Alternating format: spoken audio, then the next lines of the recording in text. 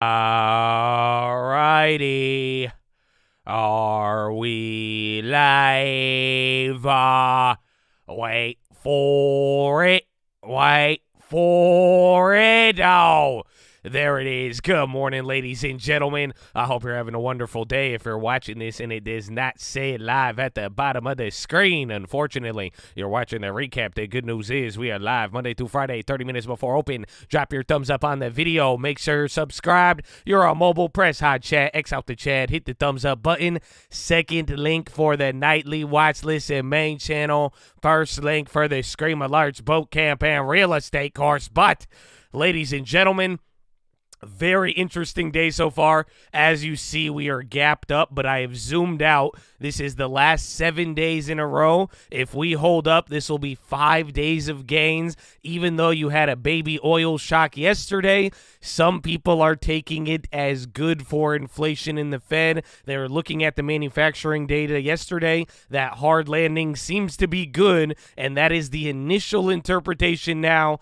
However, we have a lot of data coming out at 10, and depending on how that plays out, it's either going to support this kind of lulling bullish attitude or it might flip some things. So still got big data at the end of the week, but right now we are brushing off any of the volatility from yesterday. Bonds are down and things seem calm. And then even on the geopolitical landscape, Finland has now officially joined NATO. So that was another update right there. But Chad, going to be an interesting one. We're going to be taking a look at the volume, seeing if any of the trends from yesterday, any of those defensives and all of that, if they hold up, and then going from there, baby. So I hope you're ready. But Chad,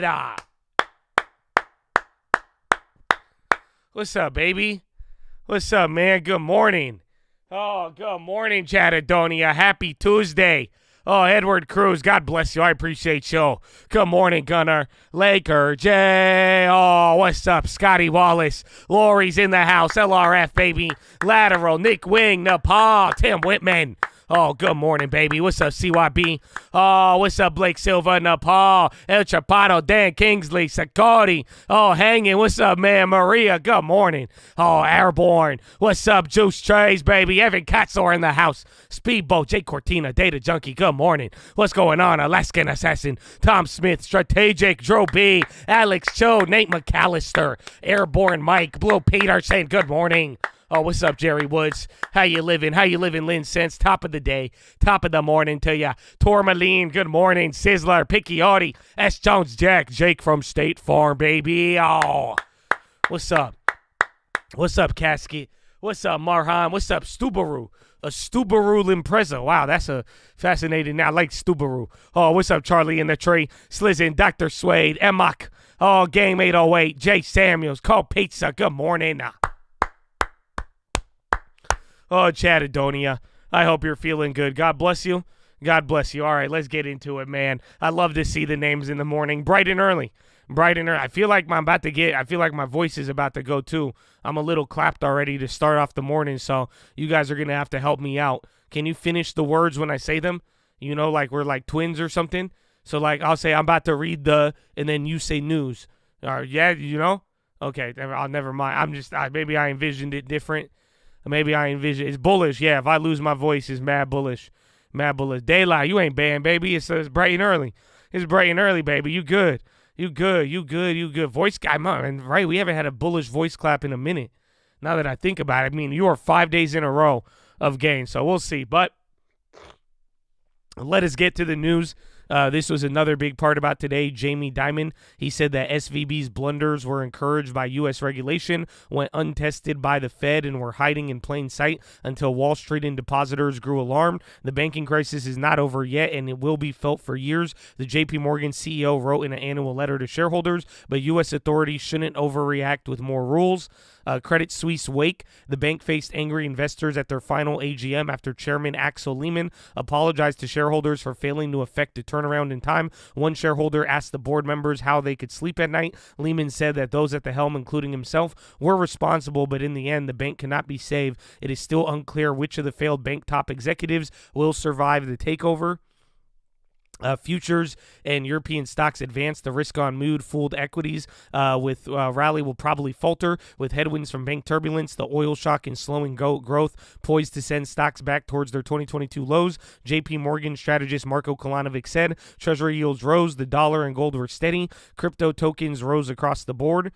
Oil extended gains as markets further digested the OPEC shocker. President Biden downplayed the production cuts, saying it's not going to be as bad as you think. RBC, meanwhile, said it was forced to revise their crude outlook for the second time in many weeks as an unprecedented move underscores the volatile market dynamics. They actually see curbs of 600,000 barrels a day. Donald Trump will surrender to law enforcement officers in Lower Manhattan this afternoon to be booked and then appear in state court over charges of hush money payments. The judge presiding over the case barred the use of broadcast recording equipment during the hearing. KKR, they closed their largest ever European buyout fund with $8 billion in fresh commitments. Ex-Goldman trader Matt Edgar launched a new investment bank. Banking catering to middle market clients and targeting deals of $500 million. Jeff Talpin's Element Capital hired UBS head of equity strategy Keith Parker. Rathbones will buy UK wealth management business Investec in an all-share deal valued at 839 million euros. How will recent turmoil in the financial sector affect corporate earnings? Will tech earnings be strong enough to support the rally? What will be the biggest positive and negative drivers? Share your views anonymously on the survey today. Today's JOLTS data may show U.S. job openings fell in February, but there will still be about 1.8 million or 1.82 openings per unemployed worker, underscoring the tightness in the market. Bloomberg said that plus the war in Ukraine and China's reopening may keep price pressures up. The Fed, Lisa Cook, said that the disinflationary process is underway, but we're not there yet. She speaks again today, as well as colleagues Susan Collins and Loretta Mester. Australia's central bank paused its almost year-long tightening cycle, heightening policy lags and a substantial slowdown in household spending while keeping the door open to further rate increases. Chile also looks to hold their benchmark steady at 11.2. An unusual oil market signal suggests OPEC may already be having some success in wetting out speculative short sellers. Implied volatility barely budged yesterday, even as Brent soared. Traders said less dynamic swings may also be a sign that players such as hedge funds and algo-driven trading firms had to take up more measured trading decisions after a recent rout. So speculators are leaving oil. 10 a.m. February JOLTS jobs data, factory orders and durable goods. 1:30 Fed Cook, 1:45 Fed Collins. 6 p.m. Chile rate decision, 6:45 Fed Mester, and then Chicago mayoral runoff election. Then Anthony Blinken attends EU-U.S. Energy Council meeting in Brussels. Walmart holds first in-person investor meeting since 2020 in Tampa. Ledger FTX crypto derivatives platform to be auctioned. Earnings include Acuity Brands. Ba-da-ba-ba-bop. Voters in Chicago are going to be picking a new mayor to replace Lori Lightfoot today in a race that has been dominated by public safety. Polls show ex-Chicago school boss Paul Vallas has a slight advantage over former teacher and union organizer Brandon Johnson. Wisconsin also holds a crucial vote today for a seat on their Supreme Court. If liberal candidate Janet Protaskowitz wins, the state may become the first to allow abortion again after outlawing Roe v. Wade was overturned. The New York Times said a victory by conservative Daniel Kelly would keep the ban in place.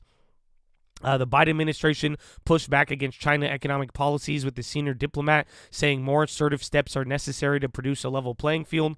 The White House denounced Florida Governor Ron DeSantis for signing a bill that allows the carrying of concealed weapons without a permit, calling the move shameful so soon after another tragic shooting.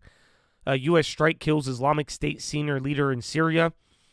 Italy plans to raise 2023 growth outlook to a range between 0.8 and 1 in the latest budget plan.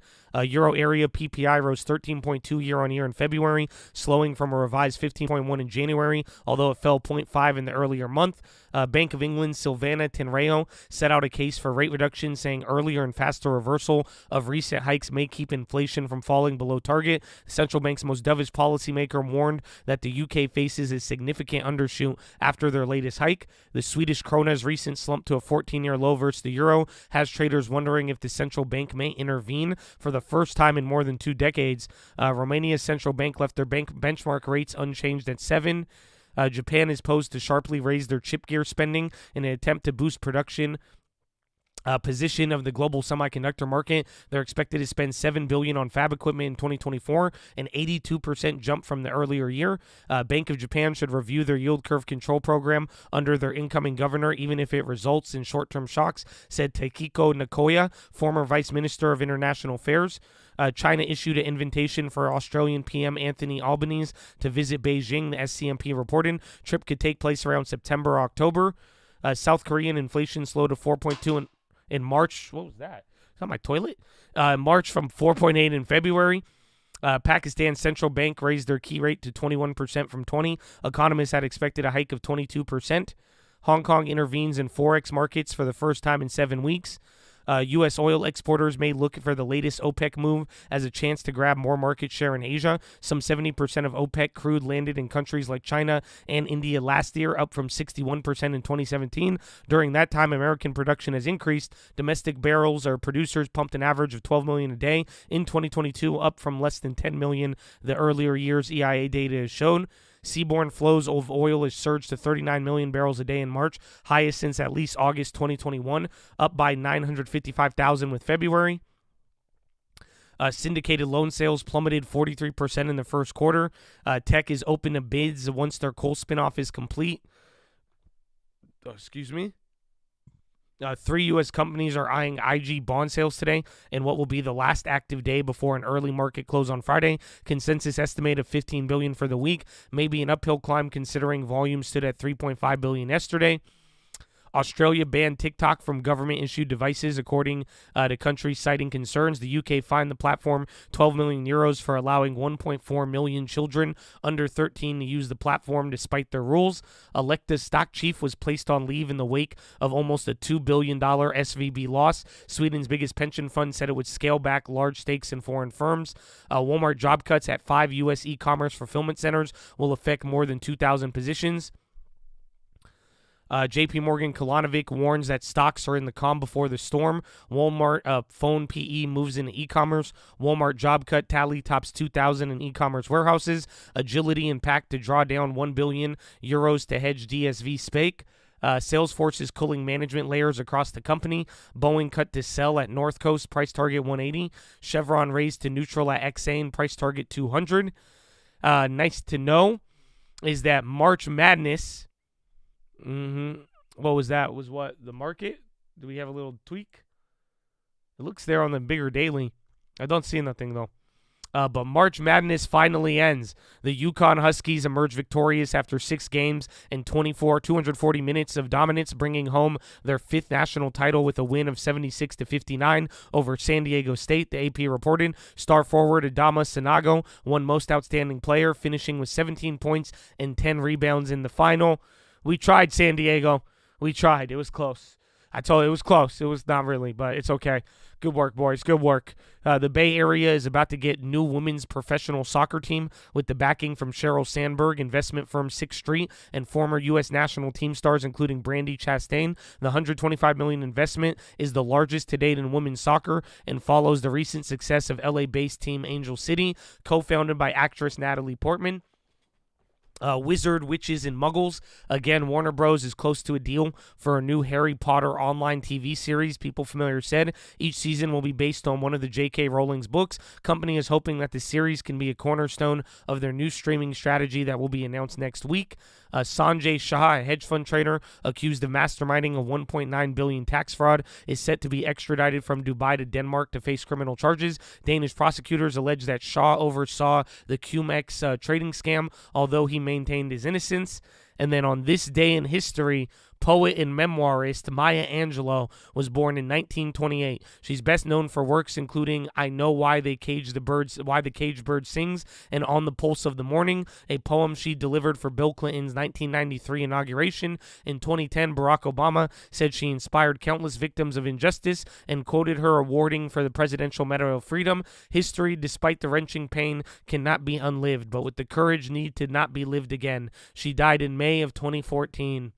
Maya Angelou, wow. Maya Angelou, Nikki Giovanni. Turn one page, and there's my mommy. Hey, mama. Ah. No? Nobody knows that one? I don't know. But Chatadonia, how you feeling? Pretty interesting move so far. Again, not too many talks about oil. It seems that things are calm for right now. We're going to watch how that plays. You got JP Morgan warning on a few things. We're going to hear from Walmart and a couple of other companies that data at 10 a.m. It will be big, and then it looks like we are just going to go from there, Chatadonia. So I hope that you are ready. But let me get you some pre-market movers. We're not done yet. Boeing shares are down 1.1 after North Coast Researches have downgraded the plane maker to sell from neutral. Butterfly Networks shares are up 23% after the medical imaging device maker received FDA clearance for a tool to aid assessment of abnormal lung conditions. Canopy Growth CGC rises 2.4 after Bernstein and Dean raised the recommendation of the cannabis company to market perform from underperform. Duckhorn portfolio Napa is down 4.2 after a stock offering. Noggin is down 62% after pricing an offering of stock and warrants. On Citernal Therapeutics, ONCT plunges 60% after the clinical stage biopharm said it was closing 2 studies in a move that will extend its cash runway. Fathom Pharmaceuticals, FAT, PHAT, they rise 15% after they expect to submit NDA for erosive esophagitis in second quarter based on favorable feedback. STEM shares fall 4.4 after the renewable energy storage equipment maker is downgraded to underperform from neutral at Bank of America. And then Virgin Orbit falls 21% after the satellite firm tied to British billionaire Richard Branson has filed for bankruptcy. Well, there you go. Another one. Oh, we got some pre-market movers. Damn, Chad. Uh-oh, you're high up today. I could already see it.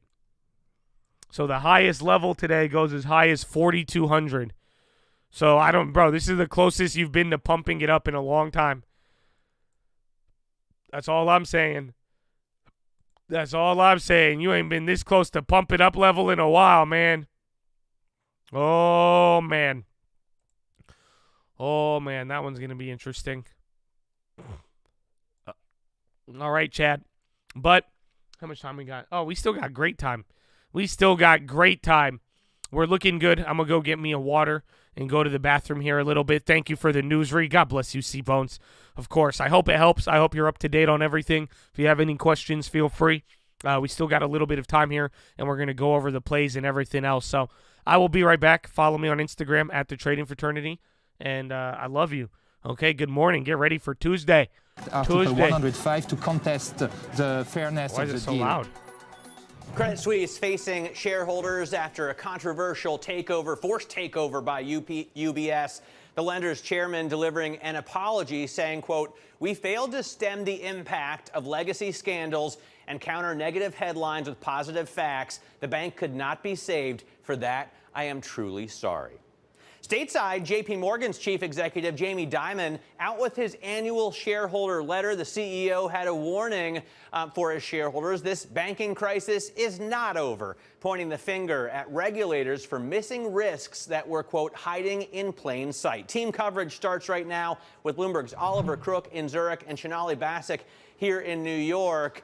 Oliver, let me start with you. I mean, I realize that there are going to be a flurry of lawsuits here and that thousands of people will lose jobs and that shareholders and especially bondholders have lost money. There's pain and there's hurt. But does any of this matter now that the acquisition is done? Well, this is a good question, Matt, and I think for a lot of people, your question is, what is the point of an AGM for a company that is basically not going to exist in a couple of months? And this is a question that I put to some shareholders, including the CEO of Ethos there, who represents Swiss pension funds, about 3 to 5% of the stake here in Credit Suisse. And he was really emphasizing that something that does matter is who is running this board in the coming months, because they're the people that are going to dictate in some way what information gets transferred to UBS, gets transferred to investigators, gets transferred and put out, generally speaking. And if there is going to be any clawback, if there's going to be any proof of mismanagement in the the past. It's going to be down to getting all of that information accurately. And we got the headlines just now that all of the sort of 7 members of the board that stood for re-election have passed only very narrowly. 4 of them did not stand for re-election. So these are sort of the latest lines. But as you say, it's been a very emotional day. Some investors were almost in tears, anger, frustration, some shame, and also some concern about what the lasting damage to Swiss banking sort of reputation. Anger, shame, lasting damage. Oh my goodness. So Chattadonia, we got a little bit of time here. I do have the morning thread. We forgot it over the weekend yesterday, but now we got it. So let's go over a couple of plays here. John De La Cruz going long 2 MES today. Shout out to the cult. Let's see how it goes. Watching DWAC, Soxel weekly calls, Husa 421 calls on Key and Zion. Also watching the spread in currencies. Keeping my eye on BNB coins, CZ's Twitter. That's a good one. Keeping watch of healthcare, XLV. I like the upside. Defensive sectors was getting beat up for the last 3 months. Maybe we see people rotate into defensives. Not sure if they will get out of tech, so I don't know if a rotation or buy anything. I like J&J, UNH. Healthcare leaders that have moved lower from their highs and have room to run. MRK, Dow Jones Biotech as continued momentum. Keep watching the oil trade if this leg in and CLS strength. Inflation numbers next weekends or Wednesday will be key, but I have my eyes on the next reading in April. Watching pre-earnings run up for Amazon. 427 not confirmed. That's a solid one. Jesus does it again. Caesar Ray, Tesla 200 calls weekly. The record is not broken. I'm going to keep it simple. Main focus, short NVIDIA.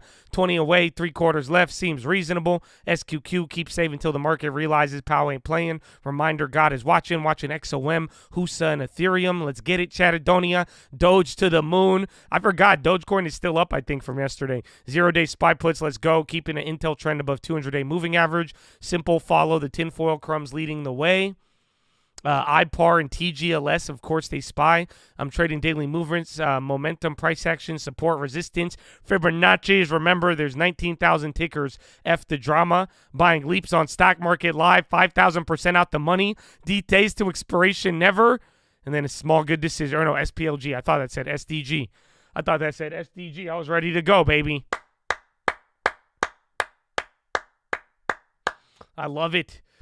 Couple calls. Seems like mix between chips, energy, Tesla, then what we had yesterday with oil, and then again the defensives. I really liked Jesus' comment. I'm really all about watching to see if we get that rotation or not. So we will see. Yes, Finland has joined NATO today. I'd watch some of the defensive names like the Pew Pews. We'll see if that leads to any escalation. But Chattadonia, let me know. Let me know. Send in the Jets. Save your voice. I know, maybe today. But either way, we got a little bit of time. What's your play, Chad? Let's go. You've heard the people on TV. You've heard it from the morning thread. You've got to hear from the Chad members. What else you got? Come on. For everybody who didn't post it, what's your first play of the day? What do you got for me? Let's go. Boyle and June calls. DNA announces new strategic collaboration. SQQ, Tesla calls. Trump ticker. OXY calls. Oxy, Neo, Tesla long. Ford calls. Woke up in beast mode. Let me eat. 413, NVIDIA short. Long SPY calls. Sup with Google. CLSK calls. Ford calls. Tesla call. Disney. Ford calls. Long on NQ. Credit spreads on TLT. No place today. Puts on SPX. AI calls. FNGU. Just watching. MMAT. ES. NQ short. Etsy call. BFRG. I already got $50 on NASDAQ short. Play for the jolts. Then play the SPY. Dash calls. MCRB. PDUFA. April 26. QQQ, ND long, Tesla pop, XOM calls, Etsy calls, Tesla long, Etsy calls, Tesla calls, NAS calls, morning, let the boil go, SQQ, UVXY, watching XOM, DWAC puts, I'm out of the stock market for a little bit, Boyle June calls, SPY puts, SPY 420 on 420, SQQ, Neil calls, TTD, Microsoft put, calls on Jesus and salvation, Snow off of now upgrade, Tesla long, Amazon, Unity, soft, still holding SPY puts, 400 put, 519, Axon long, ChargePoint calls, free Trump, Lyft call, Nature calls, Micron calls, SPY Habibi, Soxel, poop, too much Tesla, SPY 405, just watching the SQQs, BA calls, Finland, short it all, TMF, MMAC calls, Amazon, short everything, and Cisco calls. We'll leave it there, baby. Let's go. Good morning, Chattadonia. Not bad. I think all over the place. A lot of calls. I saw a couple in NVIDIA puts. But I saw a lot of calls. Definitely saw a lot of calls over there. Not too many energy plays either, so I think that'll be interesting. Yeah, LMT, Industrials, Caterpillars, again, any of the defensive names, Healthcare, J&J, UNH, Cigna. We're definitely going to be wanting to watch those here to just see what sort of a setup that we have here in the morning. So we will find out. We got a little bit of time, Chad, so hopefully you've liked the video, but is there any pressing questions? Oh, good morning, Caressa. I hope you're feeling good. I hope you're feeling good. Did you have the surgery yet? Or I know they delayed it, but I hope you're doing good. If not, I hope you're getting ready for it. Any pressing questions? You got like 1 minute, Chad. You got like 1 minute, then it's game time. ETH is deflationary? Maybe. I mean, if you get lower rates, good morning from Arkansas. Good morning. 8K, baby. I'm on my way now. Wow, all right. Prayer warriors, you better send that prayer. Hope you're good. You're going to show up, and then you're just going to pass out, and then you wake up, and then everything's done. It's a trip. It's a trip. It is a trip. You want me to like now or at the end of the stream? I mean, it's up to you, I guess. I never really thought about that, but it's up to you. But you know what I did think about every morning? My love and appreciation for the people who have sacrificed so much for me to have the life that I have and the people around me have. And I'm talking about the veterans of the United States of America, ladies and gentlemen. Here at the Cult, before we do anything, before we try to chase a dollar, we must pay homage and give a huge special thank you to all of the active servicemen, past servicemen, and anybody who has served this country. For real, God bless you. Thank you for your service. Even big shout out to the families. They have also made their sacrifice as well. I hope you know you are all appreciated, and I encourage you all to show that love and appreciation every single day, baby. And don't forget about everybody else in the local communities giving back, all the doctors, nurses, teachers, firefighters, the garbage men, the janitors, anybody helping out with the nonprofit, helping out the old lady, again, just being a light and helping hand to your local community. I hope you know you're appreciated as well, and we want to give y'all a big special shout out. But ladies and gentlemen, please rise. Place your right hand over your heart. Say it with me. I pledge allegiance to the flag of the United States of America and to the republic for which it stands, one nation, under God, indivisible, with liberty and justice for all, baby. Senator Jets!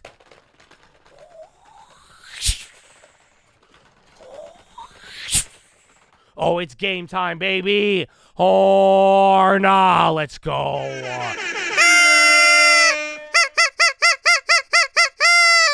Oh, good morning, Chattadonia. Good morning. Let's go.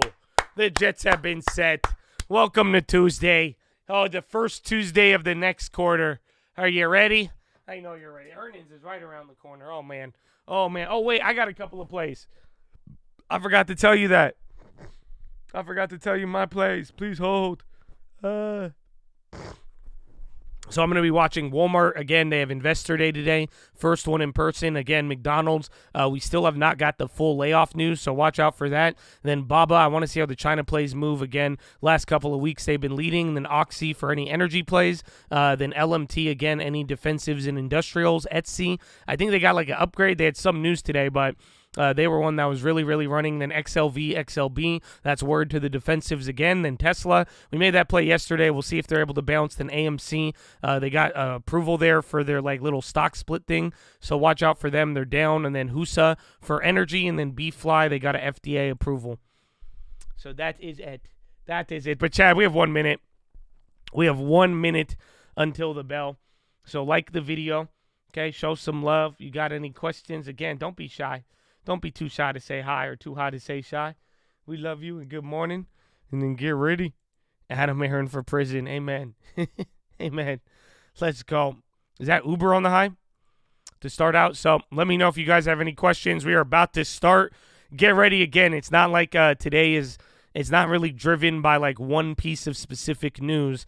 It's just kind of a borderline sentiment calming down and getting a little better here. So let's see what happens, Chattadonia. But 30 seconds. God bless you all for showing up, and let's get it. Are you ready?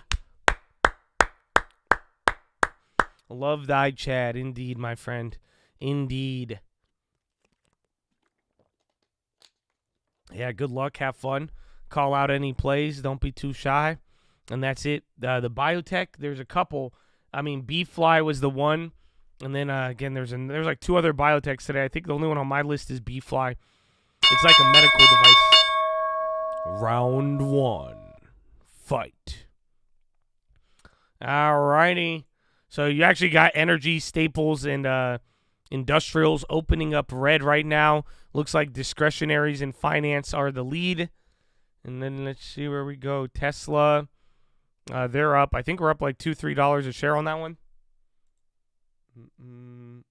There's Tesla.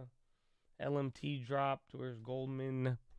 Roblo, Zim going down 5. Good morning, Chatadonia. What's up, Benson?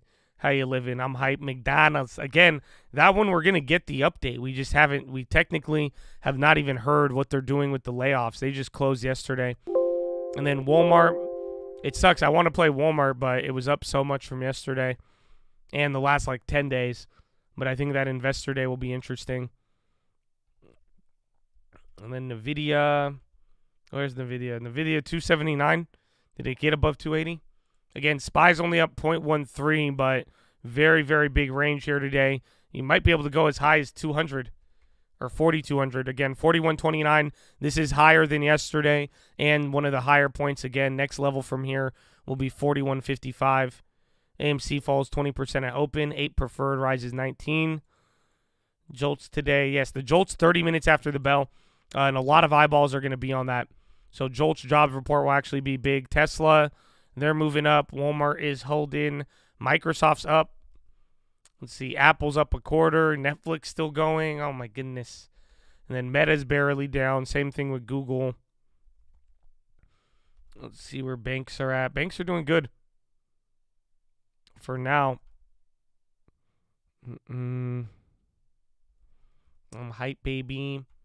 Regional banks are red. So that one's interesting.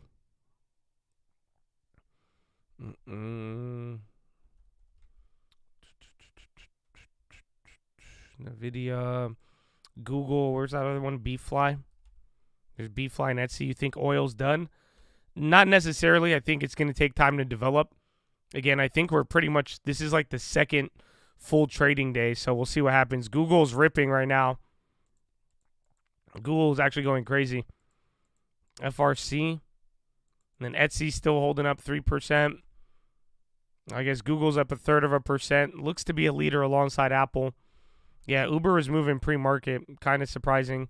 Again, DoorDash was on fire yesterday. I actually think we have those shares coming back.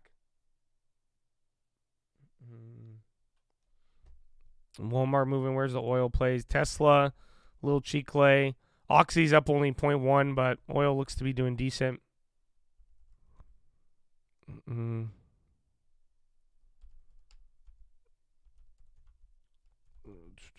MRK up 0.3. Johnson & Johnson a quarter. Let's see. Staples. XLV's up 0.15. The leader on the day is discretionaries and staples. Discretionaries are number 1. They were one of the worst yesterday. It's actually a pretty mixed day. So, again, half of the industries are red. The other half is green. Like tech is break even right now. Utilities are barely red. Energy's red. Real estate red. Industrials red and materials. And then financials are barely green. Healthcare green. Communication, staples, and discretionaries. Apple.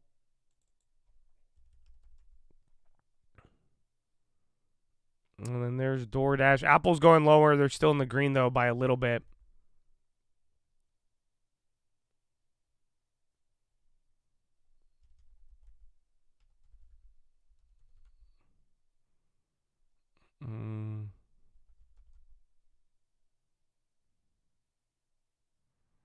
UAL, Bank of America, and Boeing. Boeing's down 1.3. Oh, they got the downgrade. And then LMT's popping up again. BRBG Halt. Well, let's see. I mean, remember yesterday we had a lot of those small runners. I wonder when those are going to start emerging right now. You had a couple of like random biotechs and like Etsy. So like BFly's still going up. Again, Etsy was holding up 4, but those are the only ones I've seen so far. Damn, Procter Gamble 151. So again, more defensives are kind of picking up here. Again, healthcare is still leading. I think healthcare might go number 1. Healthcare is number 2 on the day right now. but it's still moving up there. Boeing got a downgrade. That's about it. Tesla's moving up, back potentially to 200 here, 198.50. Apple, watch healthcare though. Again, I think you're getting some of the trends of yesterday. It's like tech is kind of in the middle. Materials are selling off pretty hard, but then it's again healthcare is kind of leading throughout the day, and then tech kind of just doing its thing in the middle there. Apple, there's Tessie.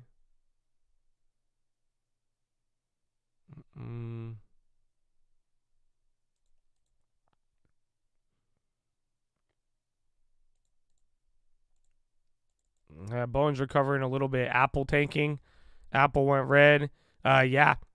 And Apple was up 0.3. They were doing good. Baba's moving up. They were down a little bit earlier.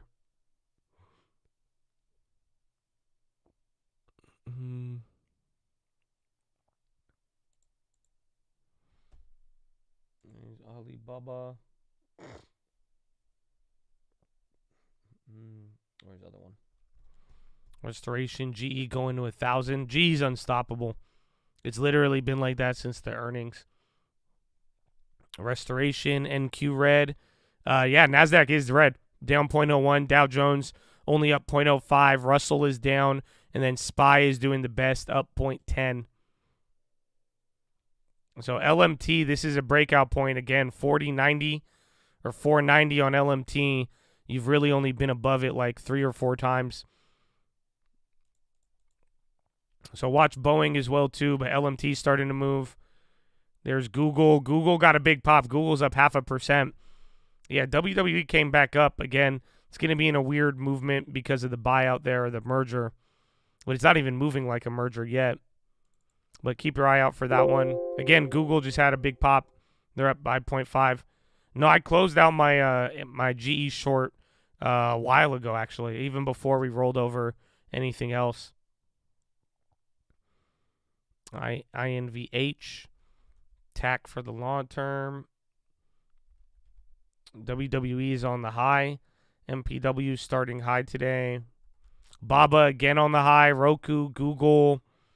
And a lot of things are still moving, but then again, the low tickers like getting dominated by like a couple of oil plays, couple of transports, then of course young Nvidia.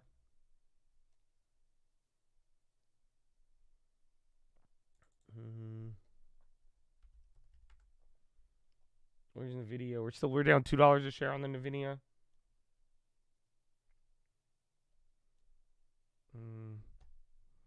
Enphase, Baba. Watch Nvidia. They're selling off. Google's going straight up. So is Meta. But it looks like Nvidia and chip makers aren't doing too hot. But then you had a couple of other names going up. Yeah, Baba's doing great. Baba was catching green candles and we were catching red. If anything, I think China names are leading the best. Meta, Facebook. Yeah, bro, 215. Again, watch out for 220, 225. But you are still above that 207, and that has been holding. Yeah, Walmart's Investor Day is today. It's their first in-person one since 2020.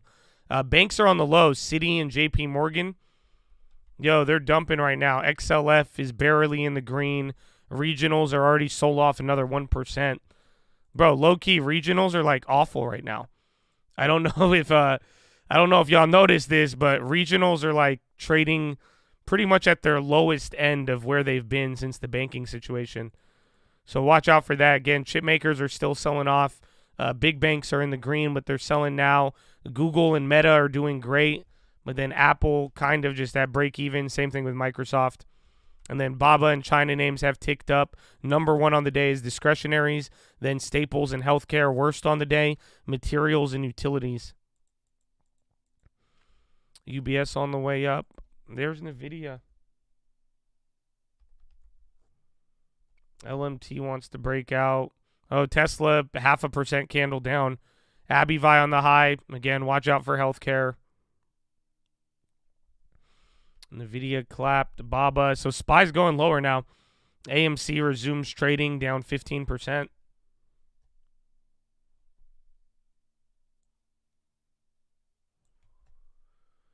So what, 41.25. All right, you're about to fill the gap, 41.24. you fill this little baby gap up. Let me see where it takes us. Again, it's 41.24, 41.19, and then 41.11, and then 4100, and then 40.80. So a lot of ways on the way down. There's only like 2 other spots to the way up. Red Book hot data. Well, we got 20 more minutes. Again, that JOLTS jobs opening is going to move some shit. Even factory orders, too. You know, we reacted very heavily to factory orders yesterday, and you did watch people, you know, make a, what was it? It was the factory orders kept the bonds up, and then it got people kind of trying to digest the inflation sentiment for this morning. Tesla flushing, Nvidia's flushing. Again, BABA was showing greens. Low ticker is slowly drying up. Tesla's about to go negative. So that was up for a little bit. ON was up yesterday. Damn, they're up 4%. Cigna Healthcare still on the high ticker. But a couple of things are flipping again. A couple of decent-sized candles on the SPY. Apple is on the low. I believe you have now filled the gap from yesterday. Yeah, 41.24. So now you are below it. Again, this is the highs of yesterday you've been at. So shouldn't it be too crazy? Tesla flip. Even Nvidia. The Qs are on the high. Success. I forgot. We grabbed that one yesterday too.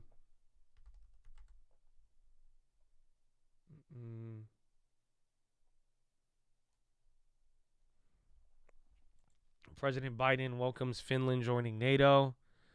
Movement on the news. Right now, I mean, on the NATO stuff, we're going to see. I'd watch the defensives. But right now, I mean, the biggest news today is going to be 10 a.m. Not to mention any other random headlines we get related to oil, but it seems like 10 a.m. data, JOLTS jobs openings, then factory orders in that order. They all come out at 10, but those will be the 2 most important things to watch. NNDM offered CIS $20 per share for buyout. SSYS. Banks still making lows. Good call on that. Yeah, XLF went negative. Great call on that. Again, KRE, they're down. Again, regional banks are about to hit a new low. Just let that simmer for a second. Stellantis and BMW in talks with Panasonic over new EV batteries. Stellantis and BMW in talks with Panasonic. Qs, I meant SQQQ. SQQQ and then SOXS. But Amazon taking a candle. Again, bonds are doing what they did yesterday. So watch out. Watch for bonds to do what they did yesterday. Start low. Data comes out. Data will determine direction. And I think that'll set a good majority of the attitude for the day. JP Morgan low. Yeah, big banks selling off pretty heavy now. As a whole, it's not too much, but it's starting to add up there.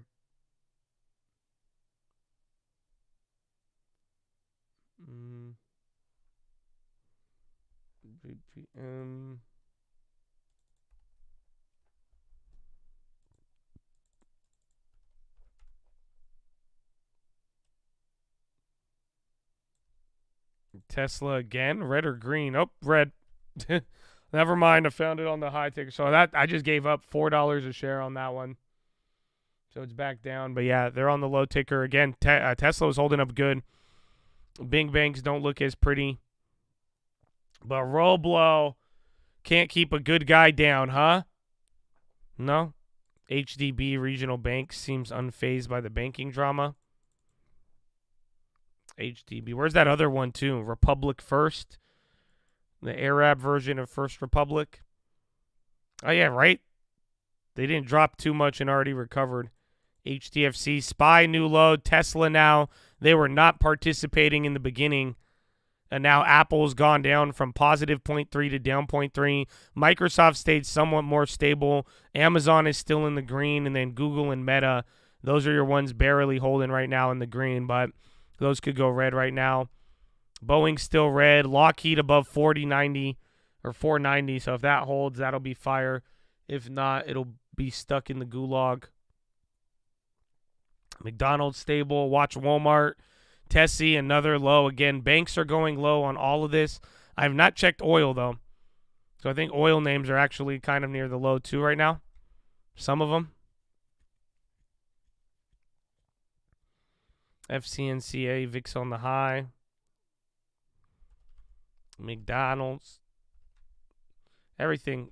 Again, only thing green right now is healthcare number 1, staples number 2, then real estate. But everything else is now red on the day. So a little bit of a shift from what we got. Again, watch the bonds here. You got data in about 5 minutes or 15 minutes. So still some time.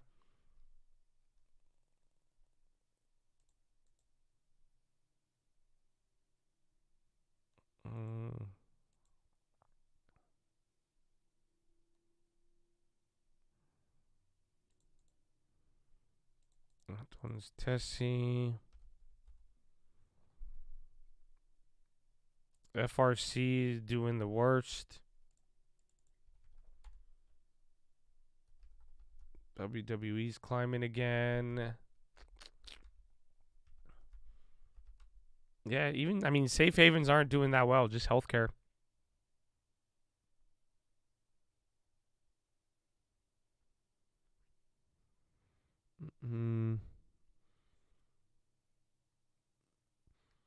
What's the yen? I think the yen's chilling. Let's see. I don't know why it keeps disappearing.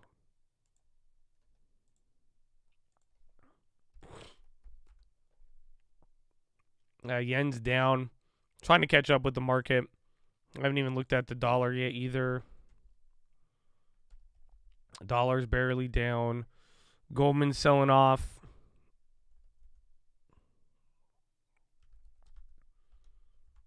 Success. Nvidia 275. NQ off 15-minute. Microsoft pop. Green. Yeah. Microsoft just woke up. Baba flipped. So Baba's negative now. A couple of China names on the low. J&J and B-Fly on the high right now. But Microsoft, again, they were barely red. And now those two candles just wicked it green. It's time. Shorting McDonald's. Wow. You are a brave individual, my friend. Brave individual. I'm down soon. I will be there soon. I'm going to just wait till the layoff news.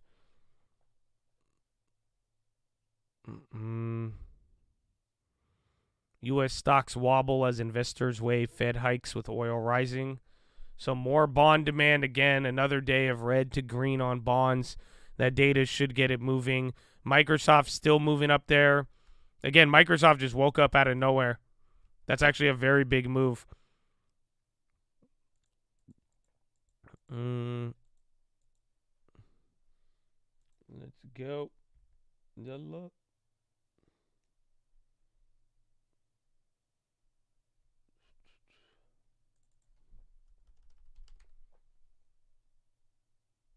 Where is LMT?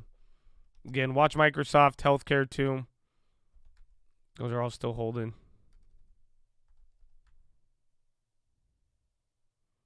Oxip. TLT's on the high. XOM starting to work up here again. Bonds are still down there. The merger should mean a higher price for WWE. I just think everybody's trying to work it all through. And then it's going to take at least, I think, 3 to 6 months before any full value is unlocked. Wells Fargo dump. AWAV. Yeah, Wells Fargo's pretty bad. And Bank of America. And JP. Big banks are hideous right now. They actually keep going lower. So watch out for that. Again, today, we haven't heard any bank news in a couple of days now. Like I was sharing in the morning, I mean, regional banks are like borderline right at their lows now. So there's only been like 1 or 2 other days where you've traded lower than here on the regional index.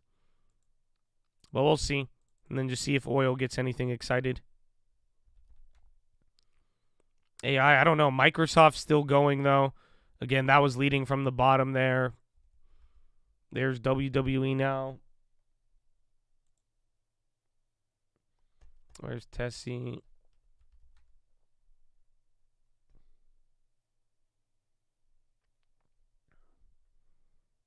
Schwab green, Meta pushing, Intel.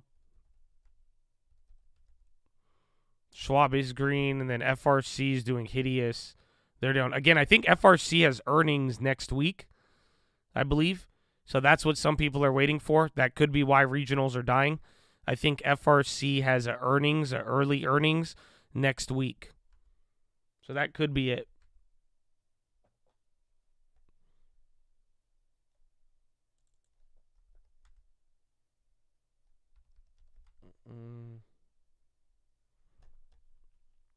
Tesla flushing through the low. SPY trying to bounce to VWAP again. I think it's all Microsoft right now. Even Apple's getting a little bit, and then bonds too right now. Wall new lows. Yeah, keep an eye on bank stocks. They're kind of getting clobbered here, both big banks and regionals. But I think it's getting ready for FRC earnings, which will be right around the corner. Again, bank earnings are the first one. So honestly, I think in the next week or two, week and a half, even before the big tech, you will start to get all the big banks reporting. Boom, Microsoft again. What the hell is this? AI on the low. I think Qualcomm was on the low. AI's dumping. And then J&J running 158. J&J is just going straight up. Even 3M off the bottom. MPW off the bottom. Amazon's held green all day. Apple was barely green, went negative. And then Meta and Google, they are actually holding. So big tech's still holding. So watch out here because tech is now actually in the green. Tech is break even. Discretionary is break even. And now real estate. Still number one on the day is healthcare. AI accounting news, short attack? What do you mean accounting news?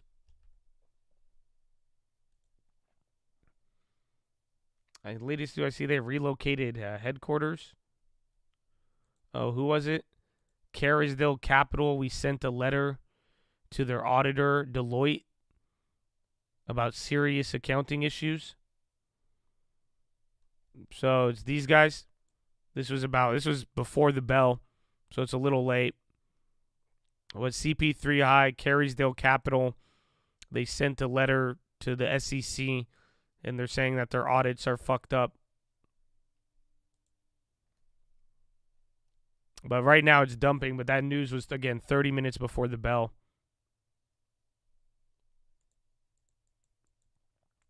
Banks had amazing earnings last round and then failed right after the pump. I think so, yeah.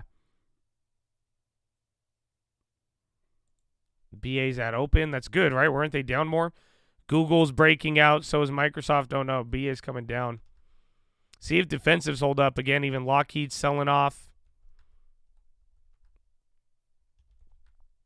Googly Woogly running. Tessie at the top. Bonds coming back. Good morning. I woke up late today. It's all good. I woke up a little clapped, but it happens. I think it's the weather. Daylight savings, Still 2 weeks. Now we're moving seasons. It happens. Microsoft is just terrorizing. I'm telling you, that came out of nowhere. And then Roblo now. And then Google. I think we're about to go positive on our Roblo shares, believe it or not, after all the average downs. Yeah, this is the money shot for them. If they could get above 50, that opens up the door. Yeah, FRC and regionals are getting murdered.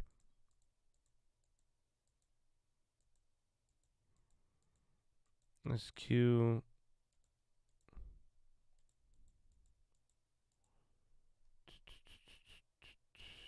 What am I buying? I don't know what I'm gonna buy.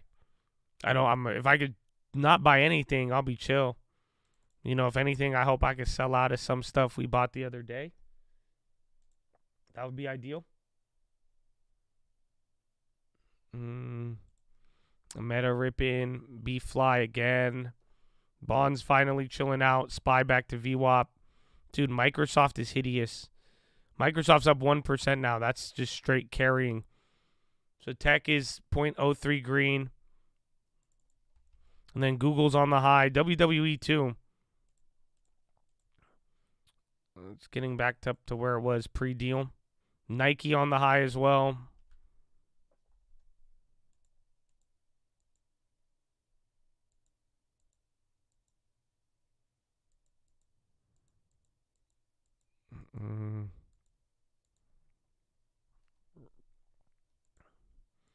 Hotel, airlines, cruises, all selling. Yeah, they're not doing good. And get ready, 5 minutes. That's going to be it. I'll hold the WWEs until the deal is finalized or the price goes up enough in between the deal where it makes sense. Like the time value. So if it goes up to like below the finalization price but higher than where it's at now, and it makes sense to just take, 10% rather than waiting 5 months, I'll do that. But for now, at this price, I wouldn't sell.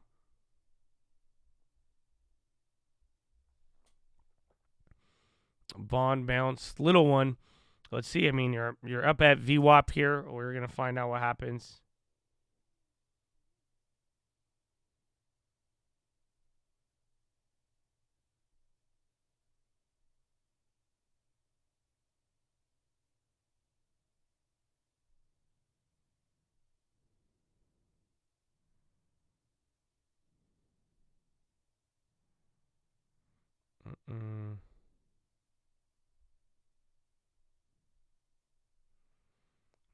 You watched? I did not watch WrestleMania. No. It seemed like an event though. It seemed like they brought Snoop Dogg. They bought the Logan brothers. What are they called? The Paul brothers, the Logan brothers.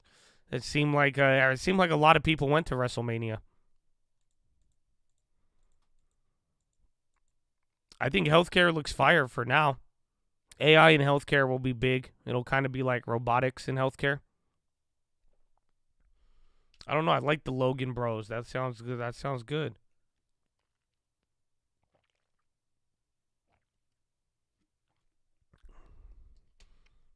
Trump made an appearance. That's crazy. What if like Trump does that in the courthouse in New York? What if they turn it into WrestleMania? He's like, "You want to arrest me? You want to arrest me?" And then somebody get like choke slammed, and then like they like tie him up, then they throw Trump against the ropes. Then he does like the little like shaky hand thing, then bounces off the ropes, and then he's like, like, dog, that'd be nuts. I mean, they should do WrestleMania in front of the courthouse. That's how we get that stock up to $200. I'd be down.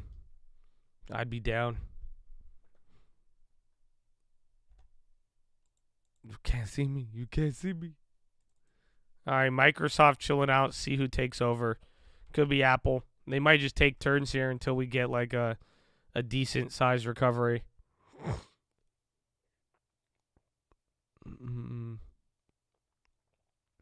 Vancouver Real Estate Board releases home sales data. Benchmark home prices down 9.5% in March. Vancouver home sales down 42% in March from a year ago. Again, 2 minutes now till data. So get ready. The estimate for job openings is 10.5 million. Last month was 10.8. So if there's more job openings, bad problem. That's negative. And then again, factory orders, in a weird way, if they're bad, I think people are going to like them. So I think for jobs, bad news is bad news, or good news is bad news. And then same thing with factory orders. Bad news will be good news. And then jobs, you want bad news.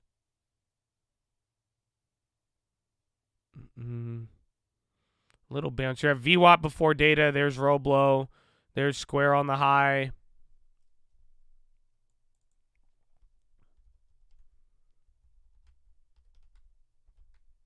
Let's see, is oil.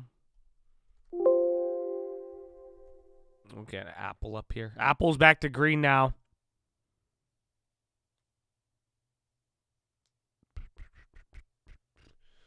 So get ready, 45 seconds. How will jobs not be worth? Well, these are job openings. So this one's going to be interesting because this is showing whether you got fired or not. I mean, how quickly could you replenish a job, or how many available jobs are out there right now? So it has an interesting way to read it. But then again, factory orders and what we saw from manufacturing yesterday, I mean, it did have some effect on what we have here today. So that'll be part 2. So 20 seconds, this data will be big. Watch the bonds. You saw what happened yesterday. Right when data came out, bonds reacted literally immediately. 10 seconds. You're going to get factory orders, durable goods, and then capital goods. Meta's still on the high. Rivian. And there it is. Factory orders were bad. Negative 0.7. So, again, just like yesterday, I don't see job openings. How come they haven't came out yet? Again, durable goods were -1. Durable goods excluding transportation were -1. Factory orders excluding transportation was -0.3. Estimate was 0. So, and then again, factory orders -0.7 versus -0.5. So like I told you, bad news will be good. Bonds are going to bounce off of it. Oh, job openings dropped to 9.9 million. So that is very good now. That will be a little bit of steam. I don't know how much it'll last on the market, but job openings fell. So now you have less jobs opening, so it's not as if you have above. That's actually a huge drop. And then they revised last month to 10.8. I don't think we've gone. This is your first time below 10 million jobs in a very, very long time. Like a very, very long time. So I think both of them ended up being bullish.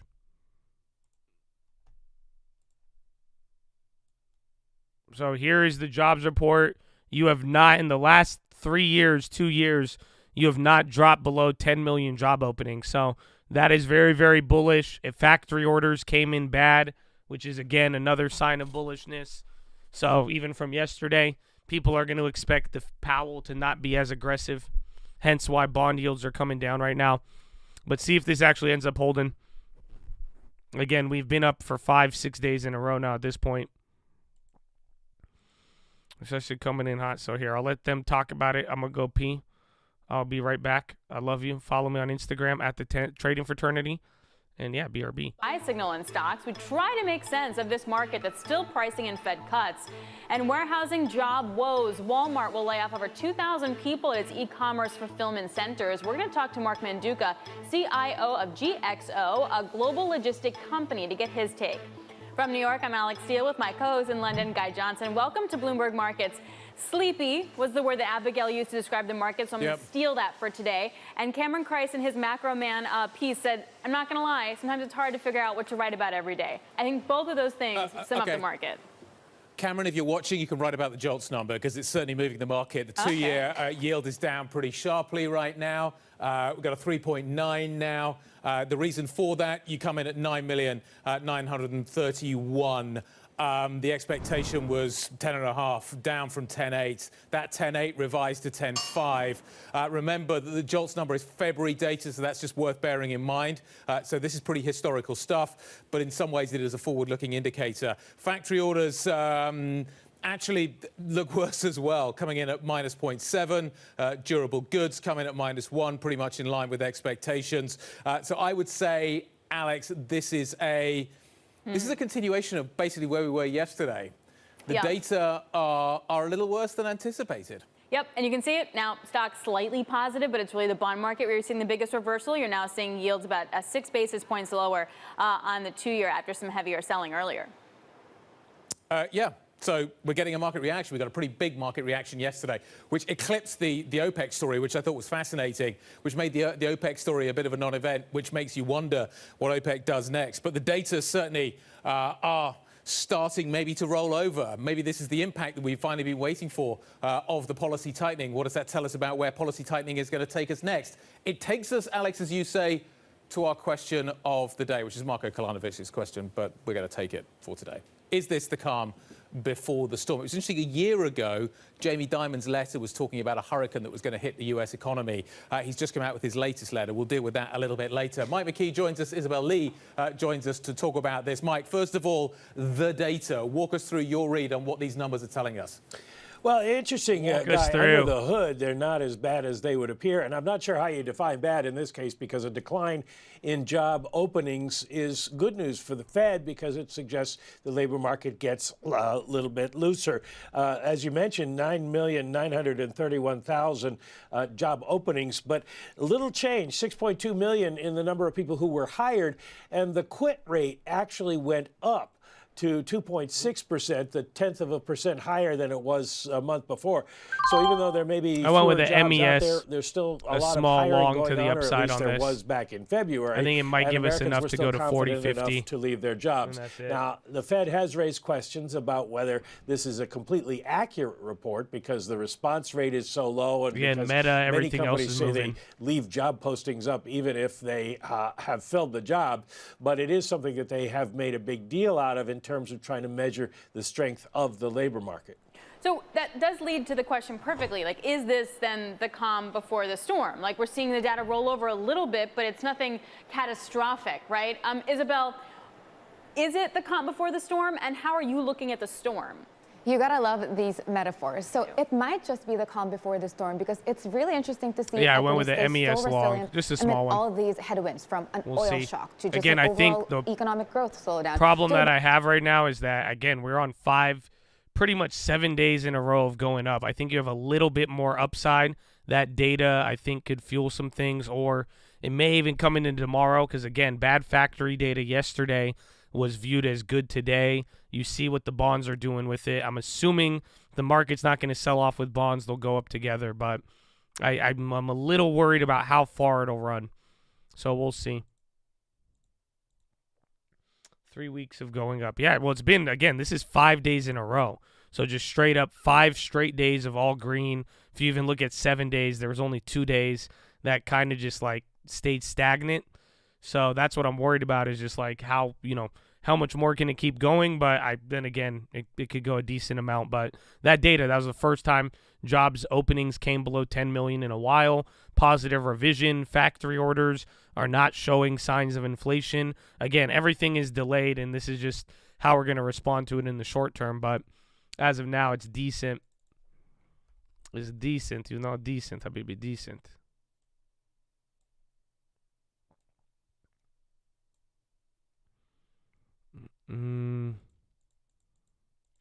Feels recessionary. Well, remember, yesterday was what's it called? Yesterday was very hard landing.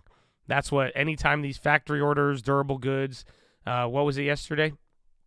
The ISM, anytime they kind of plunge like that, I mean, especially after the trend we saw in the beginning of the year, a lot of those were hard landing or it was coming down fast. But then again, that's why people were saying, well, that's good for inflation. NEM, Oxy and oil is selling off. Actually, USO is going up. Amazon is breaking out. So again, looks like tech still kind of likes it. They didn't even really move too much off of any of that. Even chip makers bounce back up. Yen, big pop. The data, I mean, hard landing data is good for inflation because that just means the economy is not pumping hot.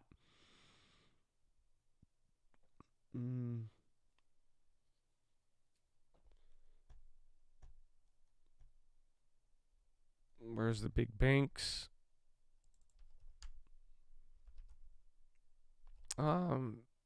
Banks, regional still bad. Again, Wells Fargo, Bank of America, they were kind of guttered. 40-50, yeah. That's like the next level. And then if it gets above 40-50, again, that was the level from yesterday. Yen is rocketing too right now. But if that gets above 40-50, then you're either going to, I think, you stop like yesterday and sell off, or if you get above 40-50, 41-55, excuse me, not 40-50, 41, then it could go a little crazy. Eli Lilly on the high. Again, more healthcare. Jeez. You can't stop these people, man. You cannot stop these people. Dollar got clapped off of that. Yeah. So there you go. Maybe that's why the yen and bonds are loving it too. Same exact move as yesterday. So this is what I was telling you. Data comes in. We kind of like start a little lower, gap down. Data comes, and then we hold it. But if it holds with the market, I mean, it's borderline. I mean, they're both going up. You're not watching. We haven't seen the inverse in bonds in a couple of days. FRC PAC W still at lows. Gold and silver. CP3I shares fall 13%, most since February 9th.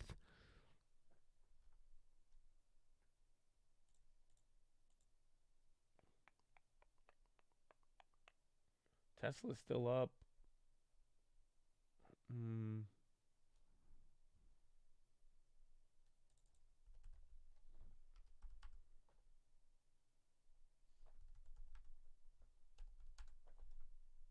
See, dollars down, bonds still climbing. Restoration went up. Where's HD? Banks are doing very bad today. It's funny how quiet it is. Or just like we're saying, your banks are near the lows of all of this stuff. And the market's kind of like, doo-doo-doo. Well, you know, they're like, no, we don't see nothing. Sorry.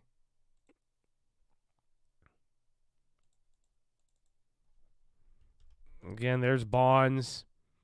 No news now, bad news. We're like holding up the middle from when this data came out. We're actually surprisingly very, very calm right now. Again, volume's only 9 million after data, and we're just shy of an hour, 20 minutes away from first hour. Actually quite interesting. Baba trying to come back. Cat straight clapped. Where's Timmy? Even Apple's holding. Watch Microsoft. Meta's still at 215. Again, your tech names are still doing very good. Even Amazon is near the high. It looks like Apple's not moving too much. Tesla kind of near the bottom, but there's still a lot of movers here. Baba, it's waiting. Baba looks like Apple, but lower. Macy's on the low. Even the SPY. So first red candle on the bonds.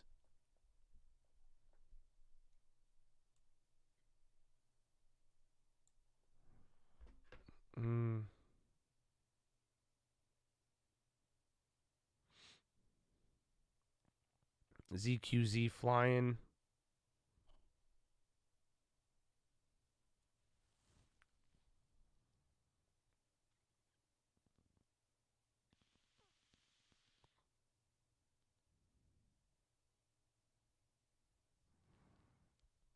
All right, see what the bonds do. When was the last time you touched Tesla? I don't know, man. You were here yesterday, right? I remember you were asking me some crazy shit. You ain't got that one figured out yet? Come on, man. You were here yesterday. What are you doing? ETH was going crazy, I think. What's the bill play? Oh, no. Starting bill is cash management. AMD. Oh, yeah, where's NVIDIA? AMD's running right there, actually. Good call on that. You just got a candle. SDSU made me sad, bro. As I told you, we don't win in San Diego. So I'm kind of used to it, but I hope it worked. There's Apple, Microsoft. Again, AMD just took a fat candle to the high. Let's see where are all of these. I think oil's still staying chill, though.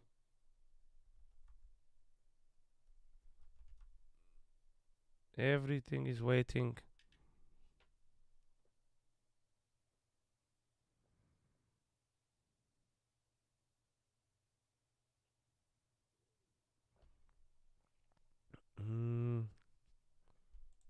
No, where are the bonds?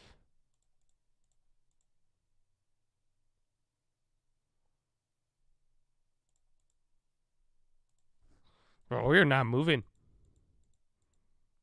Any catalyst? Yeah, the bank earnings are coming up. So that's actually going to be the biggest catalyst right now, is that legitimately bank earnings are right around the corner. So that will actually be huge. FXY. Yeah, regional banks are like disgustingly low. So I'm watching here for bonds. I want to see if bonds hold up. I mean, it looks like bonds are doing better than the S&P, and bonds are matched up with the NASDAQ. Dow Jones is red 0.1%. SPY is up 0.11.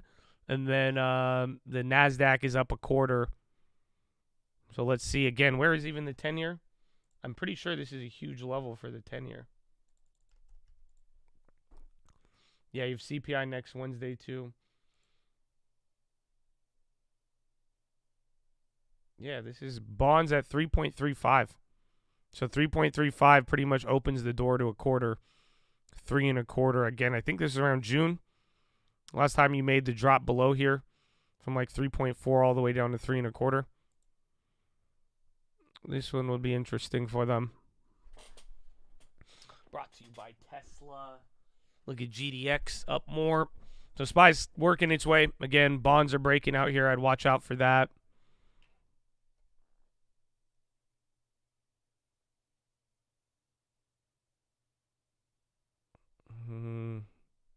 Oh, GLD 52-week high. That's running Oxy Pop. GLD's going crazy right now. So again, there's like now all the safe havens moved off the data. Market didn't do much, but bonds, yen, and now gold, all of those rocketed, and the dollar just plummeted to the lows. Let's see if the SPY goes up off of this. Very interesting move so far. Again, jobs data came in bullish. That was your first drop in a while, not to mention everything else. Again, other data was kind of showing more hard landing than not.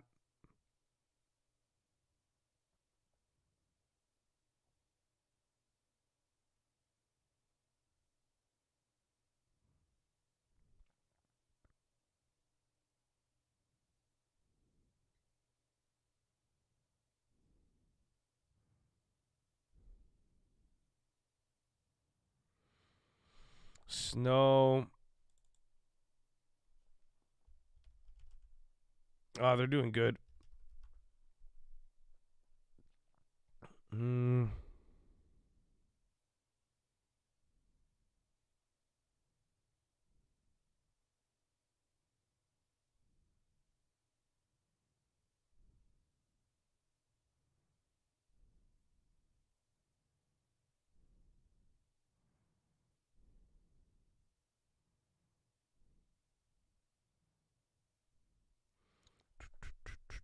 Is bill 5 per month?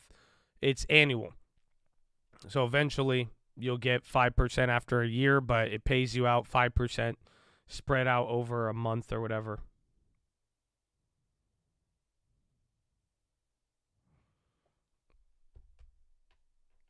Any other data today? No, that's it.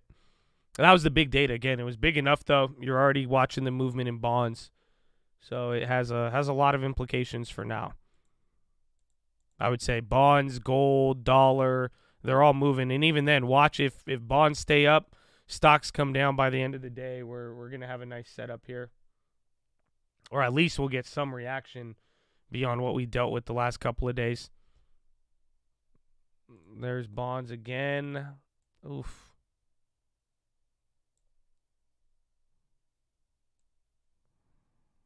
Raul has arrived. Let's see. 41.26. Again, 41.33 is the high. I mean, this is, I think, 41.24 is the other level. And then, again, 4119 from yesterday. Still early, though. It's just been about an hour. Again, bonds are still, I'm watching the bonds like a hawk right now. Because it's doing what it did yesterday. You're getting bigger reactions to the data than we are even on the equities. Even though equities are like gapping up and down, I mean, the data is causing reactions here.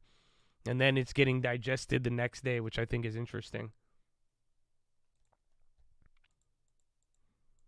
Safe haven type beat. Again, GLD.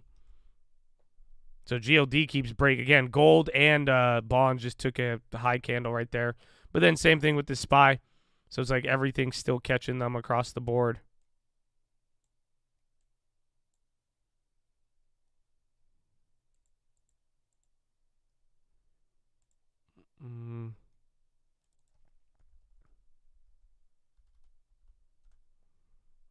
Let's see. What's the date today?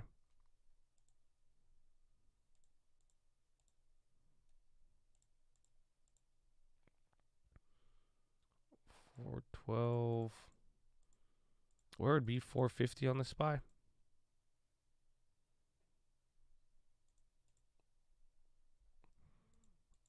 I don't like that UUP. Banks are awful today. I mean, dollar is reacting more to the data. Banks are just shitty off the morning. Defensives are still holding. Again, all safe havens are still catching a bid. Yen to dollar to bonds, or yen to gold.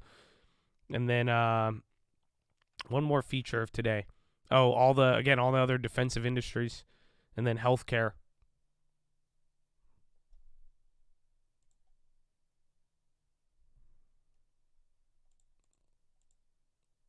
413.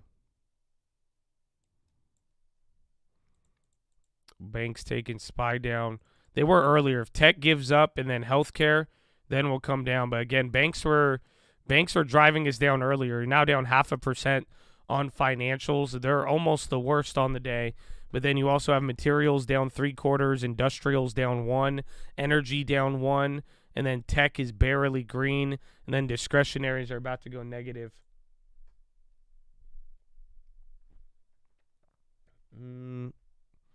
XOM, TLT panic mode.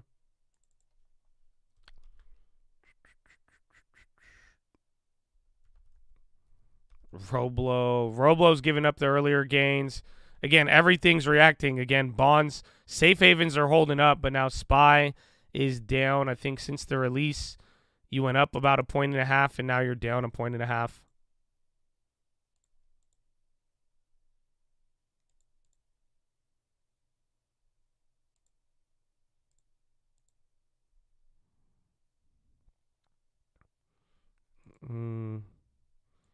Where's the peach? We have not got the peach.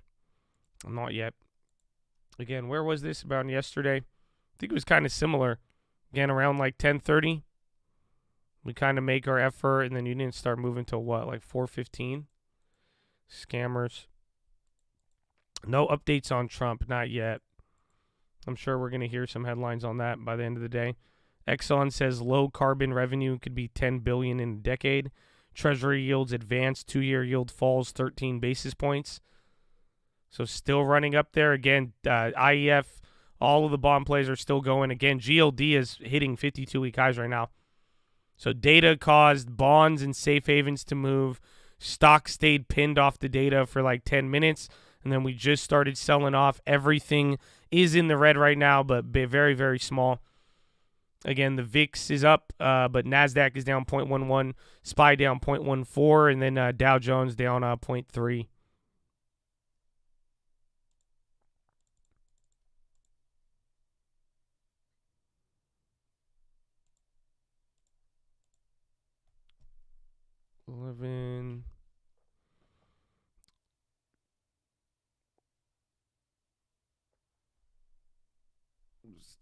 Today's the 4th. Okay, see if bonds and golds give up. KAL. That's your first little small cap mover here on the day. That one's starting to go.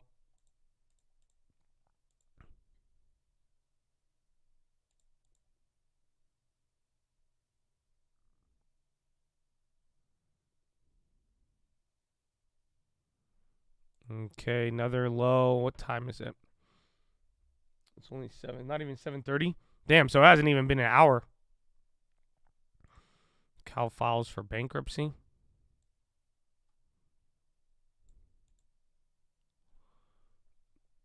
Tesla going down. Yeah, Tesla. Watch Microsoft and Apple. Again, I think those will say a lot. And then see if the bonds come down with it. Because this whole time, bonds were going up in the midst of all of those. What happened? Market fake out for now, but all we did, we had data, didn't really respond. Then Safe Havens got a bid, and then now you're taking a sour turn, but it's only been 0.25%, but now you have your tech stocks giving up. That's where I think this gets interesting.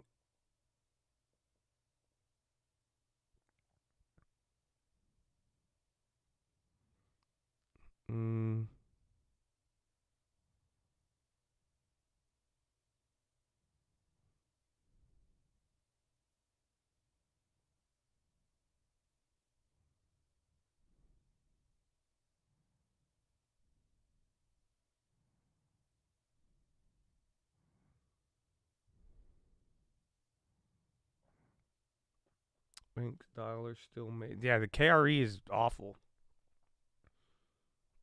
That's the one you have to watch for. These guys, these bank guys, they scam you. These bank guys will scam you, Habibi. That's what you have to watch out.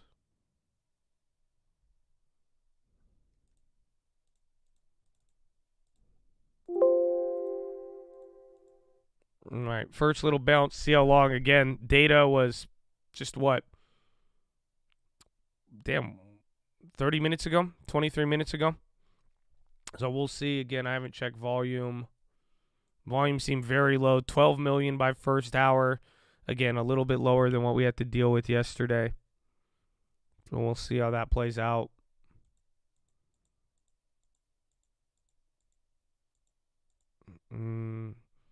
Where is it? Let me get KRE up.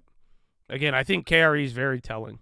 That's just, I'm like surprised, but I'm not. But you are definitely watching people ignore how low this is. Again, KRE regional banks have only traded this low on 3 different occasions. 2 days after the event started, then 2 weeks later following that, and then where we're at right now. But it's quite fascinating to see. Data was bullish, but market is down. That would be my interpretation of it. But I also think it's very early. I mean, it's been first hour yesterday.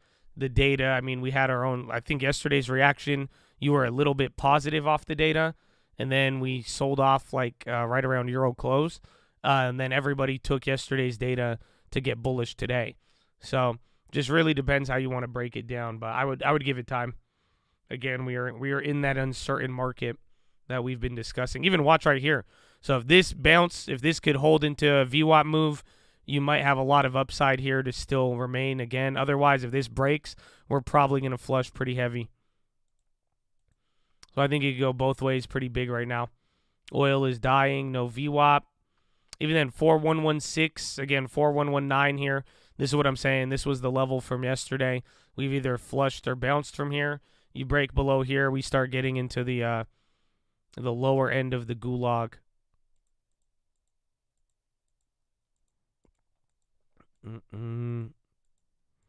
Without cash, there is no market. Amen. Indeed. Indeed. Oxy. Yeah, oil is coming down here too. Probably concerned about contracting economy. They like the economy is good for rates. That's what the economic data is, but it does put Powell in a sticky situation. You know, all of this economic data coming down is assuming the only way it's good for us is assuming that energy does not become another problem. That's the only way you could write off any data right now that shows you that the economy is not like going to get in your way. The X factor is that oil could literally change everything for the worse.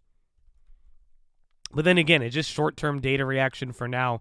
Again, market's been tweaking overall.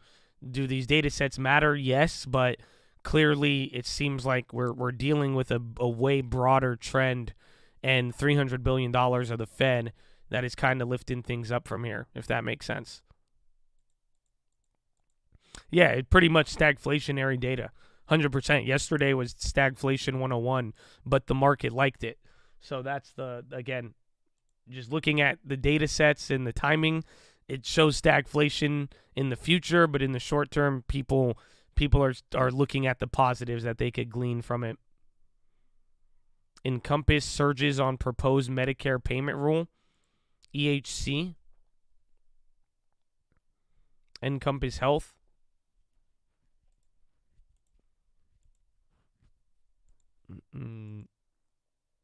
Yeah, oil gapped up 7% in the last couple days. Not concerned. There's a lot of hangover effect from oil in the markets, I would argue here. IWM clap. Yeah, they're down 1.2, and I think that could be because the banks, again, Cal, that thing's running again. It says it's on the high, but it's actually not.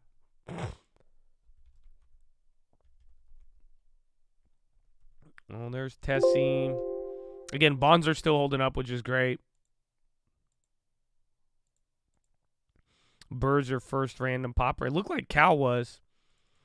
But that's what I say. Keep an eye on those. We haven't seen them. Yeah, there you go. Burford, 1.8%. Just one of these random. Again, as we start doing nothing or selling off from 10 a.m., it's like you see these random hype plays come out of nowhere. XLF about to hit new lows. Even this SPY, like I'm saying, if you can't hold a bounce from here, if we flush from here, it's probably going to do what it did the last couple of days. Again, this level 4118, 41114, 4111, that'll be big. So watch from here. I think you could get some juicy moves either direction from here.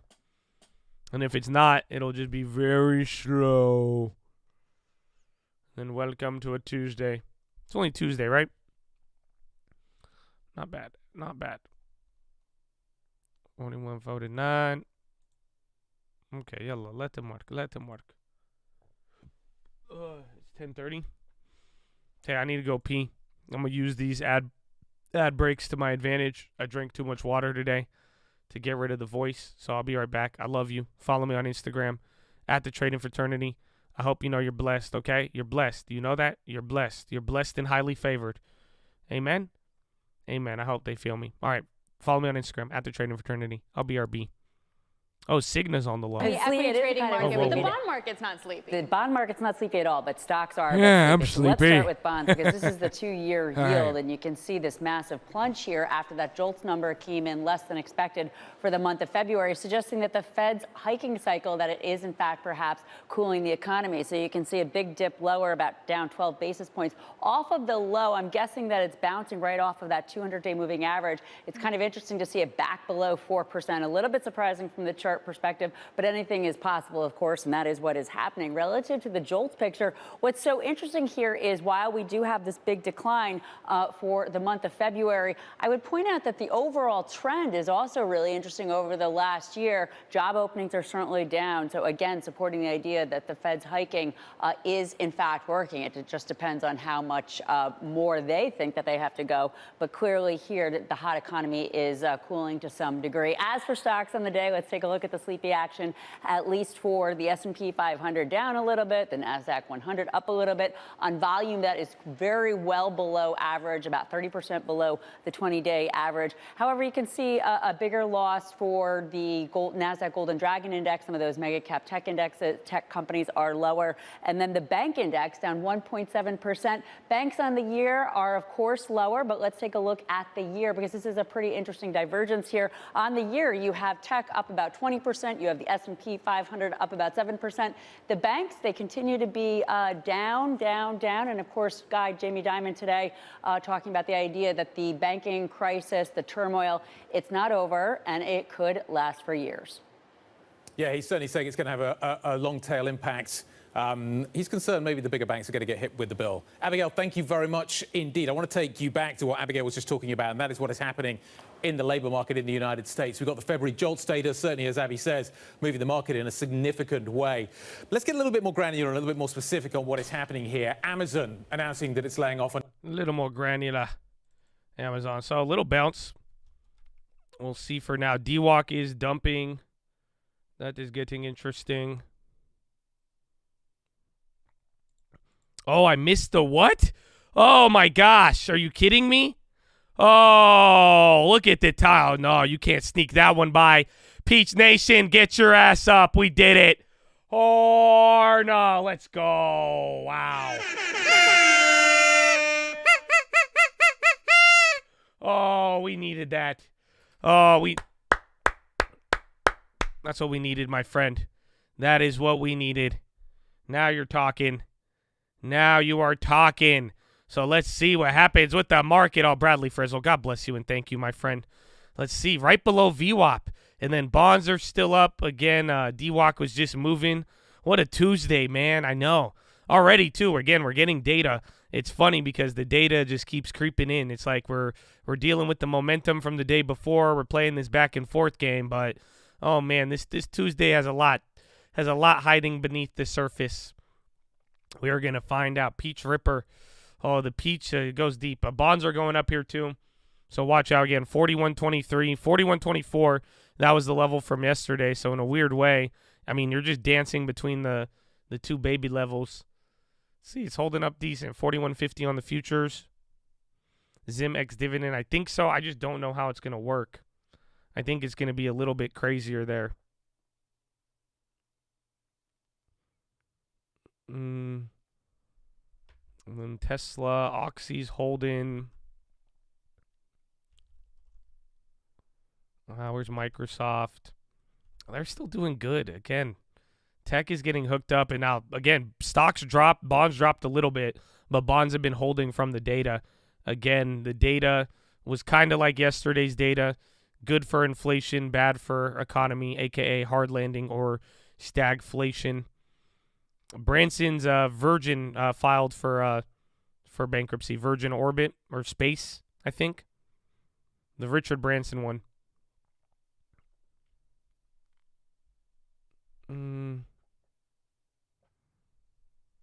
I'll be here. We're seeing them down like $20 on the ES, the MES. Where's Tessie? Tessie's still down. Again, Amazon, Microsoft look decent. Target, I think Target, Walmart. Walmart's down, but McDonald's running.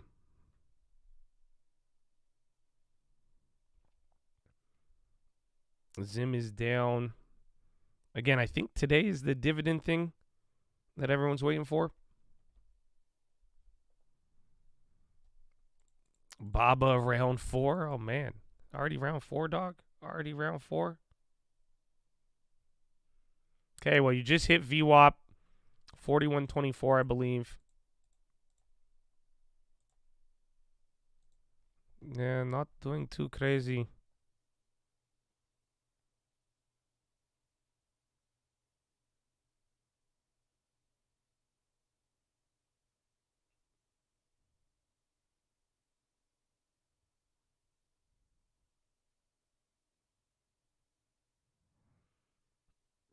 AMST, ACM. Baba came off the bottom.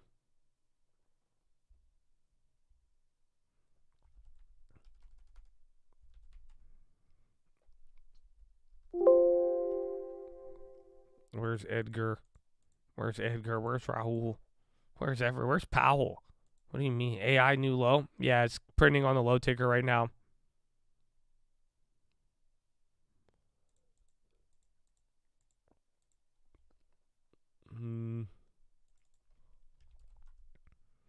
Banks new lows.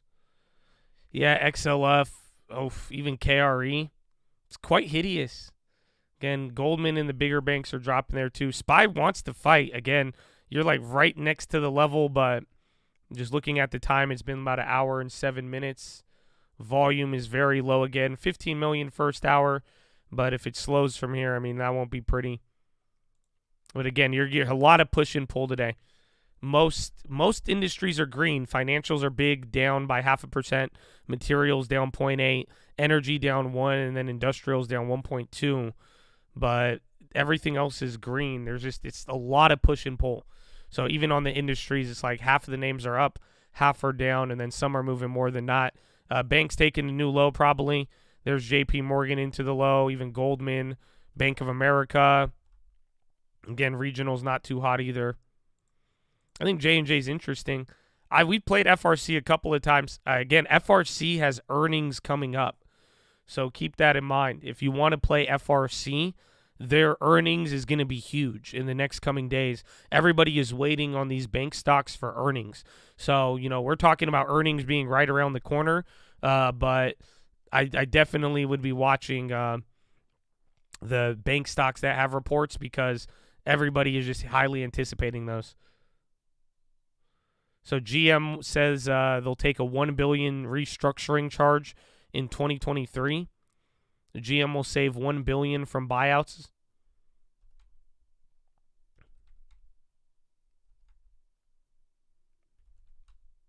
And then low ticker getting active again. Is that healthcare? Then materials still clobbered. No, where's AMC? They're still down. Otis on the low. Where is NVIDIA? NVIDIA, why you don't drop, Habibi? You see this guy? He don't drop.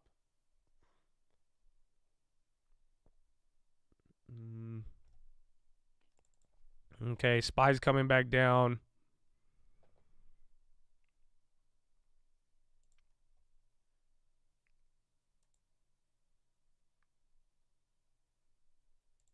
McDonald's holding. We still technically have not gotten that news. That's what we need. Silver back to 25 an ounce. What?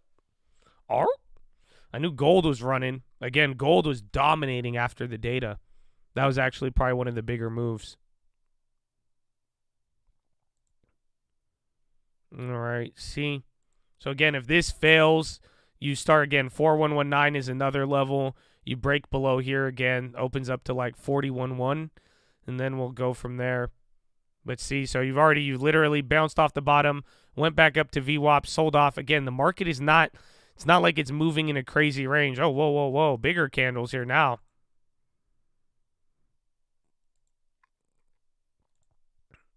Ay, ay, ay.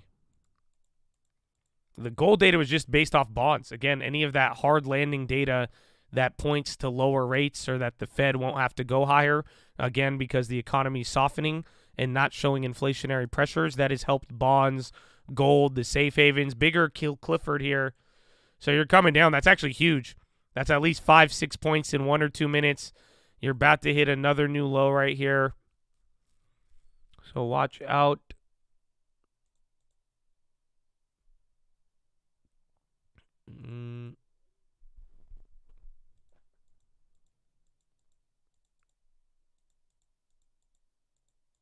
Where's Apple? Again, the video's dropping. Again, I'm keeping gold in the bonds here because they are just doing their own thing. We should watch till they break away, or even wait till oil kind of breaks out of any of this. I haven't had a 5-point candle in a minute. A Bullfrog AI BFRG paused due to volatility. All right, so bonds keep going higher. See what happens here. Where's IEF?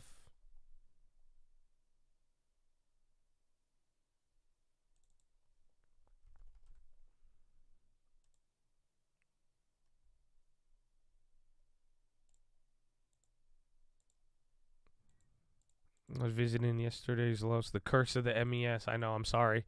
That's what I get for going on it. I'm down $68. Again, thank God it's micro. 4115. Again, I'd watch till 4111. If that flushes, then 4104 all the way down to 4100 flat. But we are breaking down a little bit from here.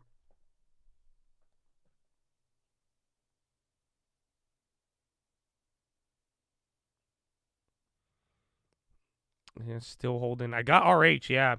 I wanted to get out of that. It was just green, and then it just flipped with everything else right there.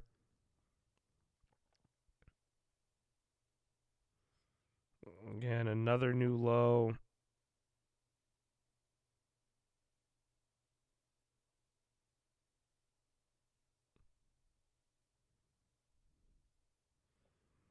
The peach was right on. The pizza, get out.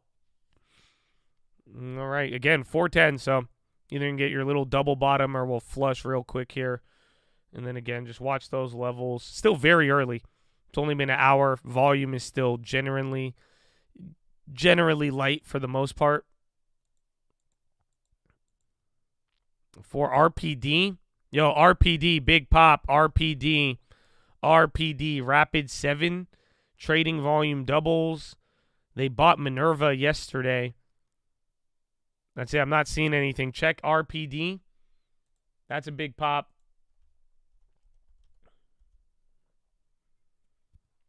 What do we got? I'm not seeing any news on it. Again, Fidelity added to them, or they exited them. And then it was 2 weeks ago they bought Minerva. That's it. It's up 5%, though. They're running.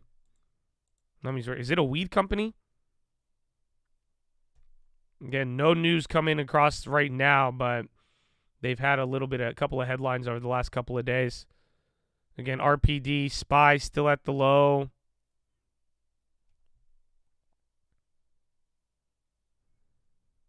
It's cybersecurity. Maybe check any of the other ones like Palo Alto. PNW. Sounds like Power Rangers.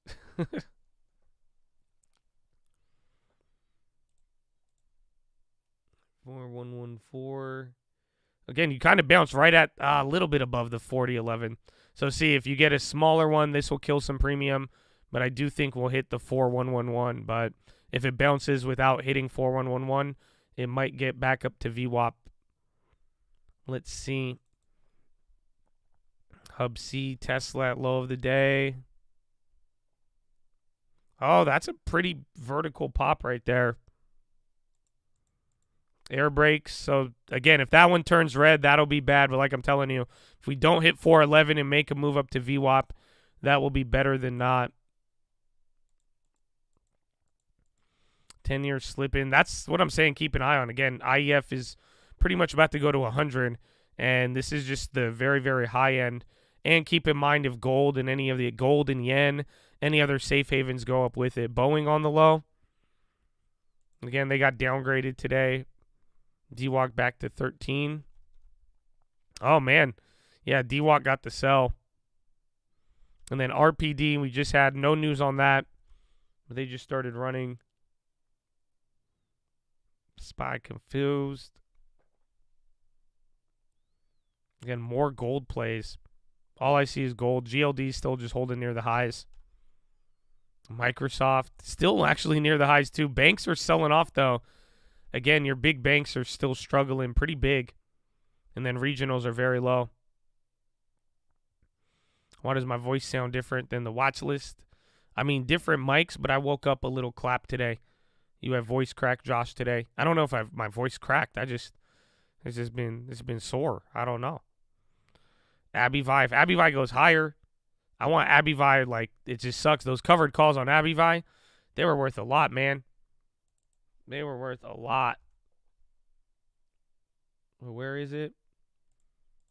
Like, it just sucks. Maybe I hope they're higher, but yeah, like these same 190s, like, dude, these were going for like $600.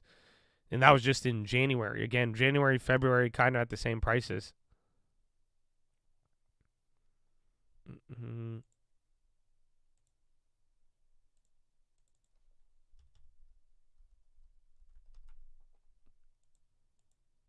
Mm-hmm. 99.87. Bonds are going nuts now. That's crazy. 0.5%. Bonds were down 0.5% too. That's like straight up a 1% move top to bottom. You're back up to the low candle here, right around the 40.11. I thought we would test it, but I mean, I guess we're going to find out here.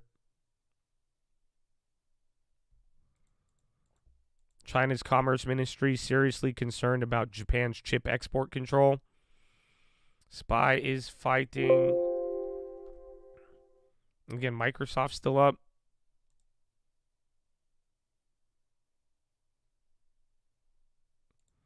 RPD hearing Betaville mentioned circulating. So it's already up 6. We called it out early. We just didn't have the news. So just keep watching it and then see what happens here with the market.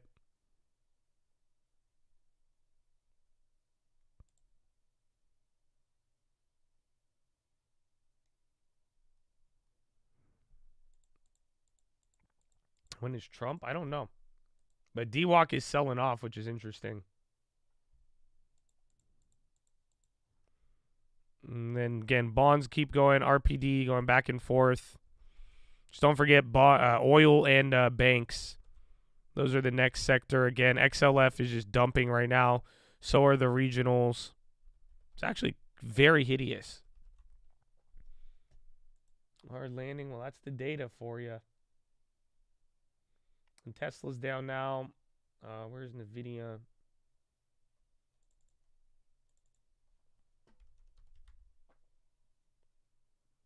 It's still holding, though. You're getting the air brakes at this level. Because this is big. Again, this is either where you really, really flush or you bounce from here. Then we don't have to worry about it. And then, like we said, it's been about a little bit more than an hour. Volume just around like 20 million, 17 right now. Boyle green.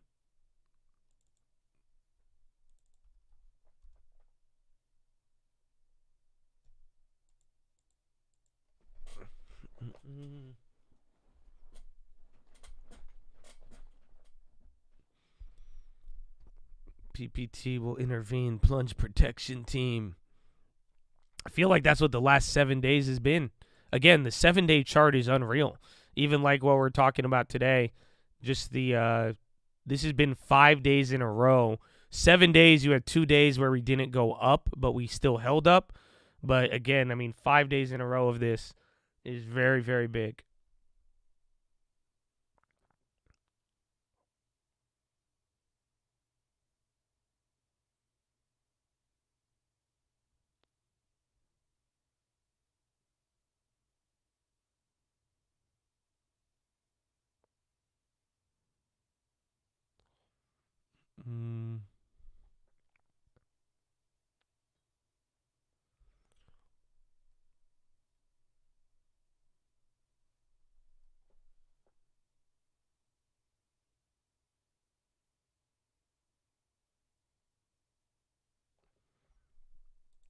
ETH may test 19 ETH. Oh, man. Again, bonds still going up. There's eventually going to be one. I mean, I think yesterday SPY caught up with bonds after it did this. At one point, our bonds just chilled out. Still very, very aggressive. Very, very aggressive. What time is it? It's only been an hour 20. Hour 20.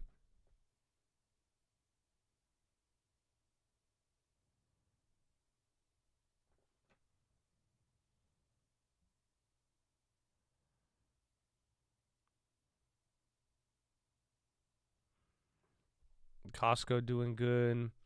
So SPY's still fighting here. Low ticker's getting pretty active, but getting greens. And again, bonds still up there. Keep an eye on the big banks. Bava's green. Bonds forcing pause. The bonds aren't really forcing anything. We're just watching how people are responding to everything going on. That's what I think the big thing is with bonds right now, is that it's just showing you, bad data, good data, market worried about banks. It's like people keep buying. And now there is an implication of where people think rates are going to be at, but it's kind of the general confusion everyone's going back and forth with of, the Fed will do this, Fed won't do this, so on and so forth.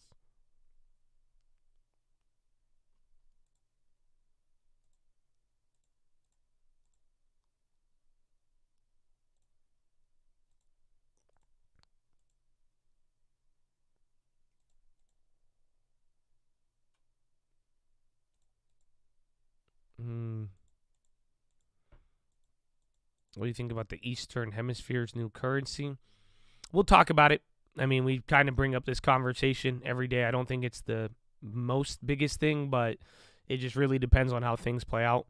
China expresses grave concerns over Japan chip gear curbs. AI still selling off. Baba's trying to go. Again, banks are still at the low here. Bonds are finally chilling out. But then see what happens again if Microsoft, Apple, and any of these else, if these start coming down. That won't be pretty.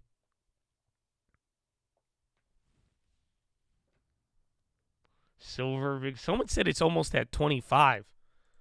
I don't know is that true? I'm gonna go to silverprice.org, sir. And then SPY right here at the low again. Oh my gosh. Bro, what?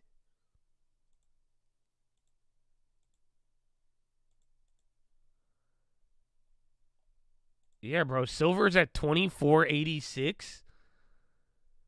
That's actually insane. This very high price, Habibi. Yeah, so silver's even higher than even where we started the year out of October. This is getting as high as last May.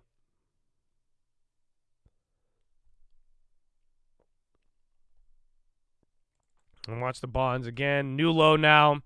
Is this the 40.11? So 40.111. We'll see how it plays from here. Again, this will be a big level. Eli Lilly, healthcare still holding up. Apple dropped. LMT's trying to catch a bid. Oh, no, you got a lot of greens off of that already. Hold on.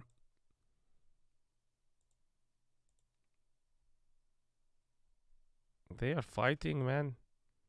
It's very big levels. About oil stocks. Oil, we're waiting for updates, but again, even oil holding up today. It doesn't feel as big, but, holding some of these moves and sticking to a gain like this is pretty big. But oil is, down a quarter right now? I think oil even looks like the SPY. A little bit.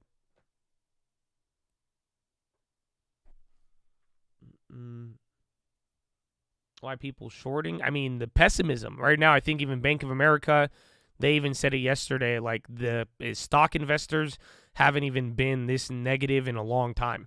So, again, with everything with the banks, the inflation, last year, the rallies up, the rallies down, I mean, there is a lot of pessimism.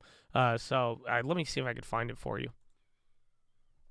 It's like a chart that shows like neutral, like overly bearish, overly bullish, but it's like right now is like one of the worst. Yeah, Bank of America says sentiment towards stocks hasn't been this bad in years. So it's based off of this. Again, just looking at I think, what is it? It's like equity sentiment based on like the buy threshold and sell. It's based on how it like moves. So right now, I think if you get above like 58% bullish or bearish, that's what defines sentiment. But like right now, we're technically neutral, but you haven't really been this bearish in years. Again, the closest we came to this was like 2017, 2015, 2013. Oh, going a little bit up from there.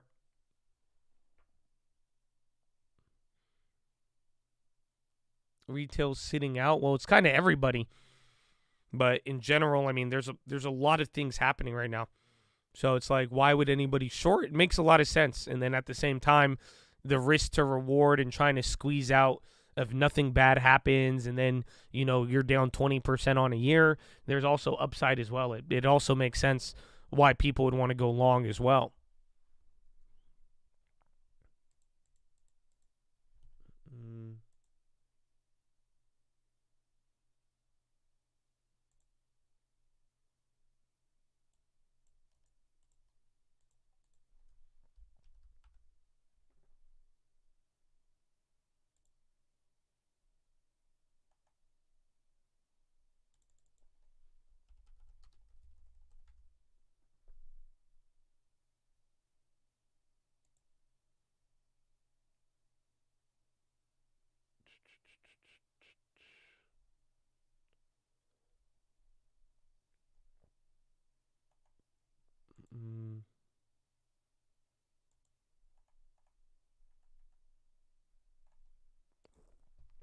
Trending down, coin new low.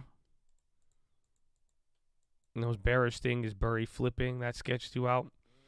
Well, we've ran up a lot since then, but I feel that was like the final capitulation of the big bear. WWE still going up. Again, big tech is still staying pinned. If anything's moved right now, it's been oil moving with the SPY, and then big banks just legitimately dumping right here.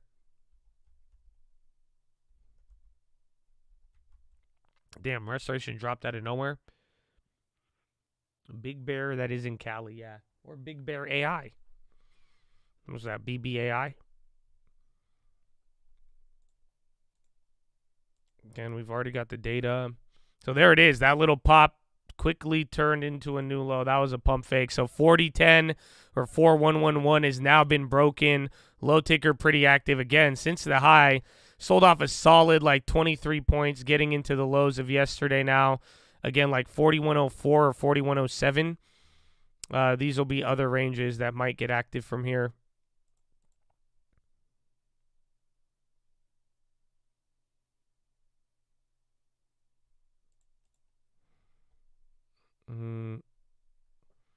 NQ strong and resilient comparatively. Let's see if this just lasts longer than 3 minutes down. 4110. Where were these the last couple of days? So that was the close of Friday. So now 41109. You're going pretty big. Again, this is like another 6 points in 3 minutes or so. So you're actually moving down pretty big. Where's the ES at? I took a MES. I'm down $100 on it. So it's like 14 points. So that's the beauty of the smaller ones for the most part.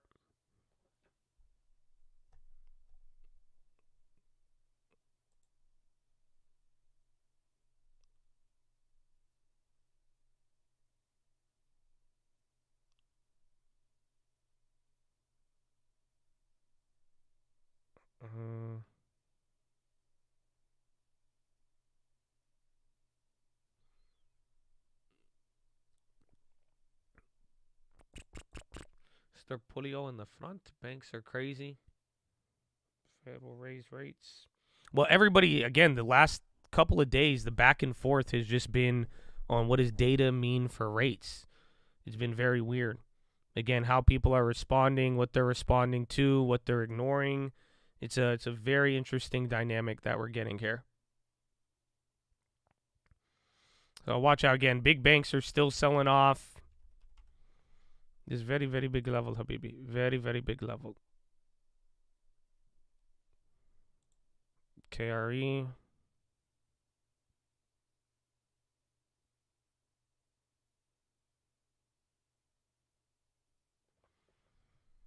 BAC about even Goldman. I'm watching Goldman, JP Morgan.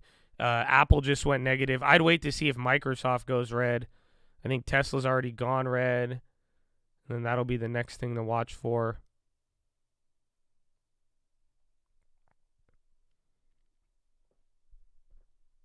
Still another low. 4110. That's it. If this breaks here, it's going to be the test of 4100, and then that's it. Let me see what happened, Habibi.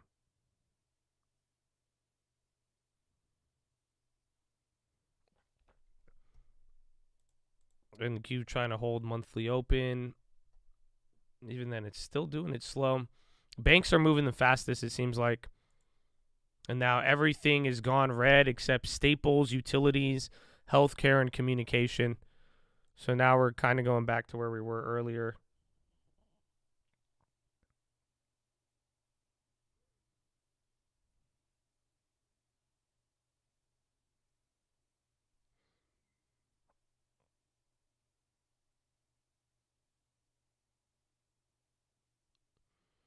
Google still looks good. All right. Another flush. What time is it? It's 11:01. 4108. Ay. Get ready for it. So again, a little bit lower here, you're near the 4100. So that's going to be the real question with whatever happens here. 852. All righty. Again, little baby flush, my chat. I thought, watch out. Again, bonds are breaking out here too, about to hit 99.15 or 99.92. That's actually going to be wild there on the 10-year. So then that could be one of those breakout points. So be on the lookout. But 409.29, if you break 4100, you open up the door to 4080. But even then, between like 4100 and 4107, 4111, those are all going to be ranges. Why are we dropping? Honestly, the data, if it was like yesterday, bad data brought us up. But as of now, you could probably blame the data and the fact that we've been up. But we'll see. We'll see how it plays towards the end of the day. So, I love you. God bless you. Again, given the voice, I've been downing waters today. So I got to BRB and go potty again. So I love you. Follow me on Instagram at The Trading Fraternity. God bless all of you. I will BRB. And yeah, give me a sec. European stocks start to roll over. US data once again painting a fairly bleak picture. The countdown to the close starts right now. The countdown is on in Europe. This is Bloomberg Markets European Close with Guy Johnson and Alex Steele.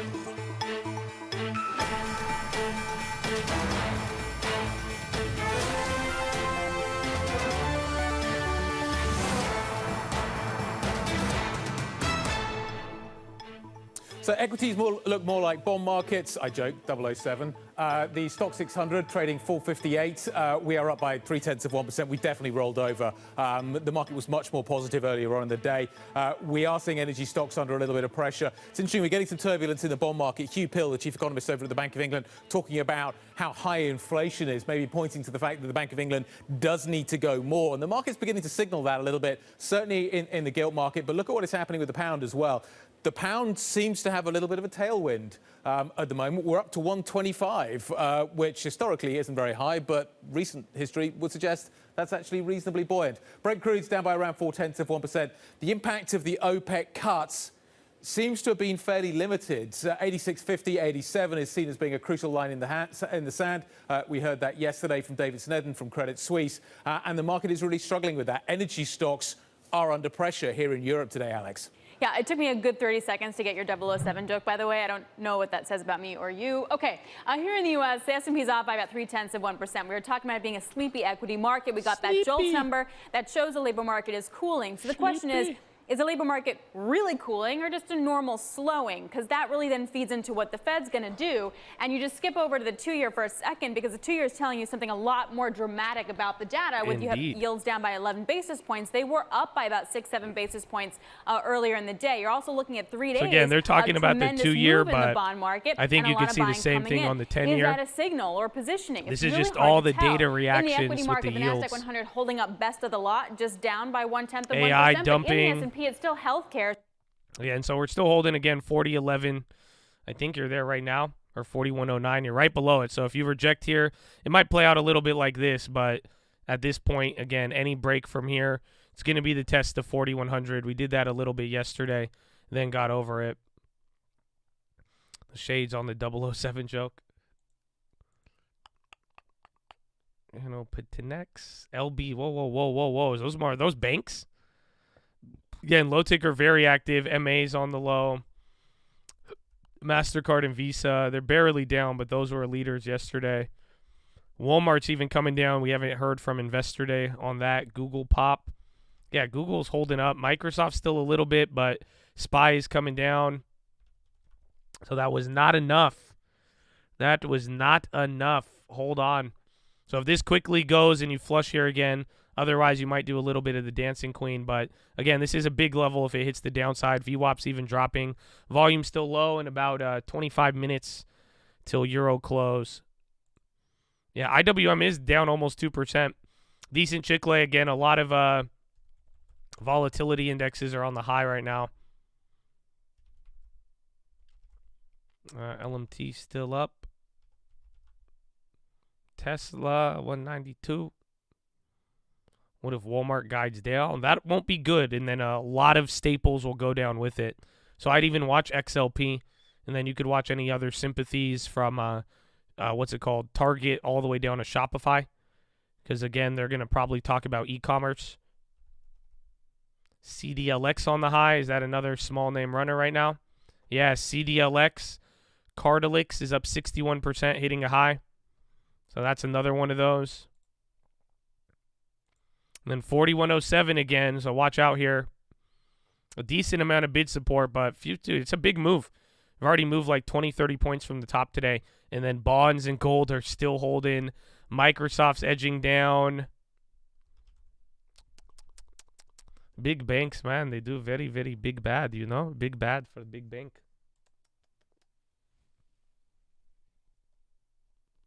Goldman.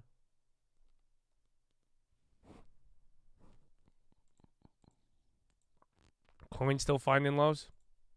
Again, CDLX, that's a runner. SPY's right into the low candle right now. Oh, coin at 61. That's actually crazy. So again, watch if it breaks 60. It hasn't gone below there since like 2 weeks ago. This oil news, it could be. I mean, oil is still holding up today. Oil was up even more, and then it sold off, and then we're kind of moving with oil. And then oil's actually even bouncing. The oil went back to green. So see if that goes. But SPY selling off now. One more time. Mid-cap tech is strong. And banks are still holding. Again, some tech names are green, like even Amazon. And I think Apple is barely red. Apple's only down 0.7. And then Microsoft is still green. Again, this could, I think, biggest way down right now is, who is it? Consumer staples are actually going negative. Utilities, and then tech is already negative. All you have is healthcare holding you up. But like real estate's down, energy, but materials and industrials are doing a little bit worse. Oh, bigger flush here. So get ready. Maybe we test 4,100 now. Be on the lookout. You're at 4,104. That's another 6 points in like 3 or 4 minutes, Chad. Then there's Goldman. Coin just dumping. Again, watch the big banks. Those are selling now. And then energy. And then I just watch to see if your tech gives up. But ironically enough, or maybe it's that safe haven effect, they're holding.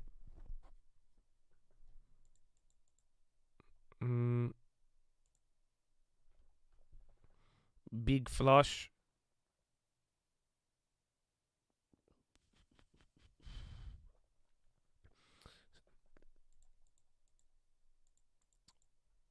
Tesla on the low. Tesla Q on the high. Again, bonds, dude. 10 years about to go. IEF's about to go above 100. How serious you get about these situations. I'm always serious, kind of. Depends. And even then, I'm saving my voice. My voice is clapped today. So, forgive me if it seems too serious. Because that's it. I can't scream too much today. Tesla's down 1.9. But again, the bonds, I mean, I have in all seriousness, though, right when the data came out, I've been telling you these bonds, this bond move is just like absolutely unreal. And the video was 280. Tesla's flushing again. The video was up, or Tesla was up in the morning. Where is it? Then Baba even dropped.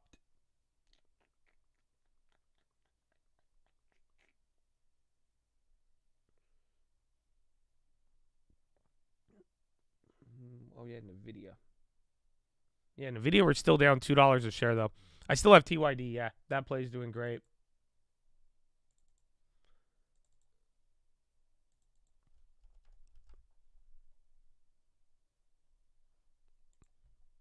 Where's the Qs and SOX S?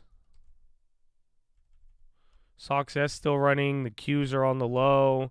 SQQ again. I think we're about to test 4100, man. You're at 4103. You just wicked in a 4102. The only problem is that you haven't had an upside candle in what, a solid 45 minutes from here. So it's either going to bounce straight up from here or that's it. Then we go and see what happens. Costco at 500. Yeah, banks came out. Even regionals. It's scary. That's it with, I mean, I know it's been quiet, but just taking a look now, regionals are at the low. So regional banks, the only time they've been this low was about 2 Fridays ago. And that's even lower than the first Friday. And then now we're dealing with the data, but you haven't really had any bad bank news. 4102, that's not holding. So watch out for 4100 if you flush there. I mean, it could either bounce back up like yesterday. Otherwise, 4088 will be the next level where you'll either get some support or another flush.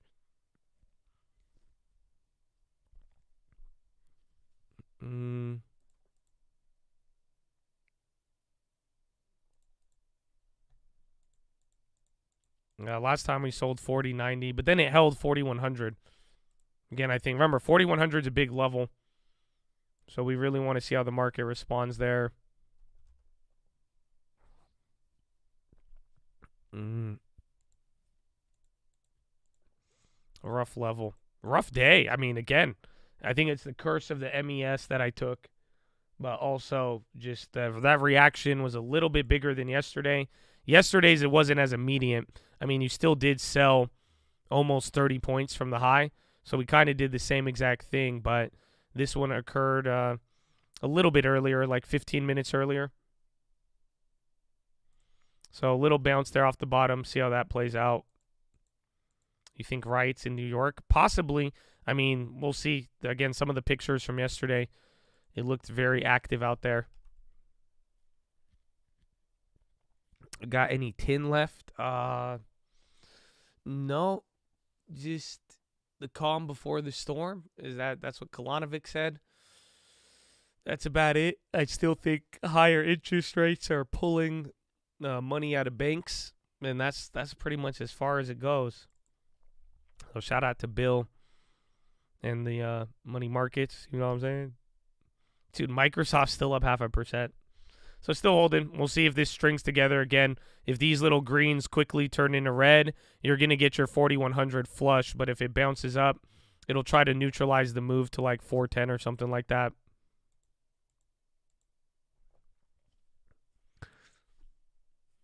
See any issue? I think Germany, they were the ones that led some of this rally in the beginning of the year. I mean, Europe is going to come back, I think, as a problem. But it really just depends on what leads the way, whether it's currency-related, dollar-related, or energy-related with oil in Russia.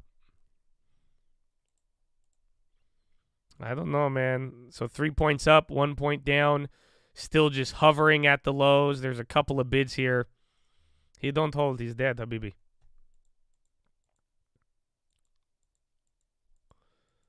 When you say storm, is it like a QAnon storm? No, I'm just using the typical phrase in, calm before the storm.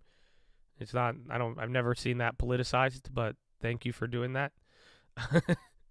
But yeah, just normal calm before the storm. I don't know if there's another one.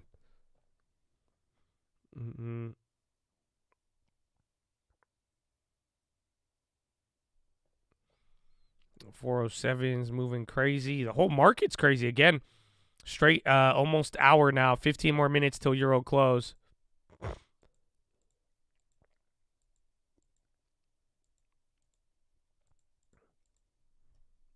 All right, about to hit a new low. So that little 2 candles did not hold.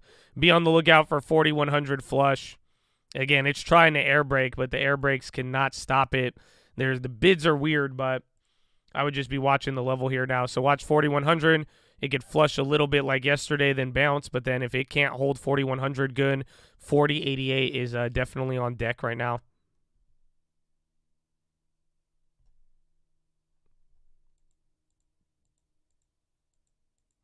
Ten-year Treasury is now less than UK counterparts, which explains the strength of the pound.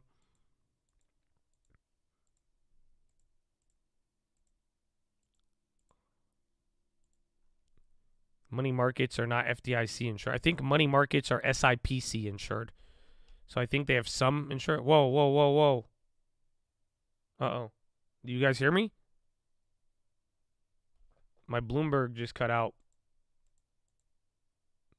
Oh, hello? All banks, you hear me? Okay, everything. I just said reconnecting. I said, someone steal my power again? It's a bullshit. This is bullshit.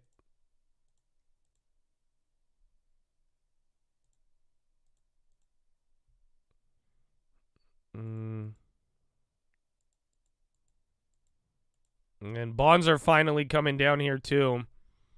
So watch out. We never left. All right, we're good. General Dynamics on the low. Gold is about to break out. LMT even came down. Low ticker is just gassing. And everything's on the low. Get ready for 4,100 flush. There it is. So, again, that was 5 points straight down. 4,100 is broken. If you go below 40.98, that's now a higher high than yesterday. But then we're about to set lower low than yesterday. Oxy flush. I think this could be oil round 2. Or oil just giving it up. Baba. GFS on the low. Dude, high ticker is gassing. Again, AMD's on the low. NVIDIA's about to hit the low. SOX-S is on the high. Again, you're right below 4,100 right now. You are about to hit the low of yesterday, 40.98. You're a tenth of a point away, and there it is, new low. You are now lower than yesterday after hitting a higher high from yesterday. So wait for 40.87.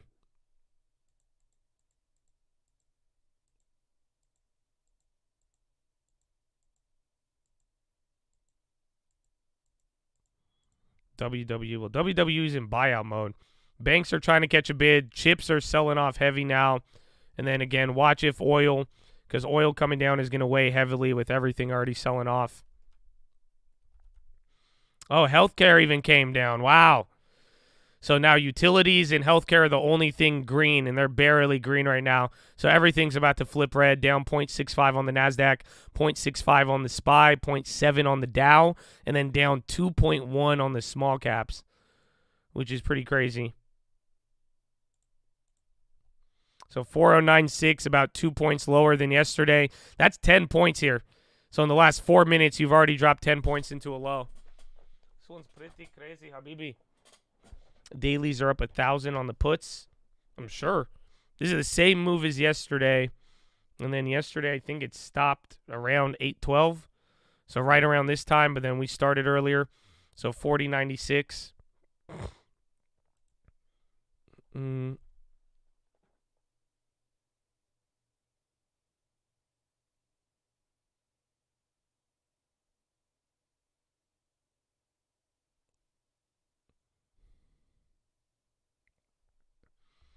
Bonds stay neutral.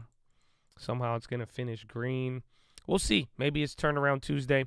I mean, tech is still doing decent as far as big tech. However, tech as a whole is down only around 0.38.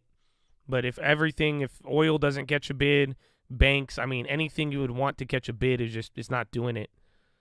So see, close on my new build house on Friday. Been waiting on it 2 years. Close with lots of equity. It's a good day. Thank you for all you do. God bless you, my friend. Congratulations. Horna. Oh, the new build game. Yeah, bro, if you ordered that 2 years ago, you're chilling. You're chilling. ACAM not doing bad. I forgot about ACAM. Goldman's catching volume. That could be worse, but hard to find some green here right now. Let me actually take a look.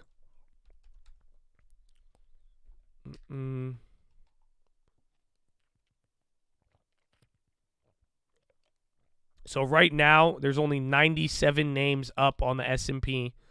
Chipotle is the leader. So 98 out of 500, 400 names down. And then for NASDAQ, you have 700 names up, 2,000 names down, 500 names unchanged.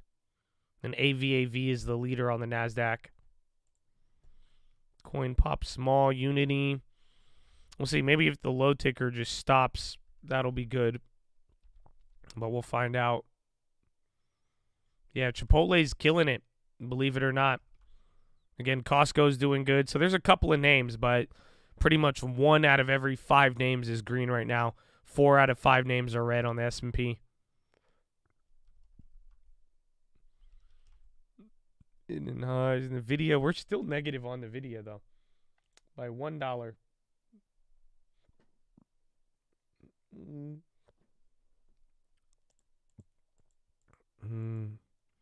MO, I like it at I like the 43 for a little bit, but I would prefer around $41, $40 there. But 43 is like the minimum price, which it just hit at. So we're waiting for that. Again, there's a couple of other ones. Even like MPW a lot lower, I'd be open towards. What other one? 3M near 100 I want. Until the meantime, we got the cash and bill, and we waiting. Husa, I think, is just moving with oil. Again, oil didn't go active today. Oil was up in the morning, then sold off with the market.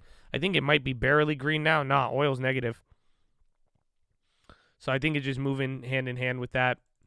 And that's part of it, too. Again, we have oil hitting above 80 and then selling off. Some of how the SPY looks today does look like the S&P. Husa.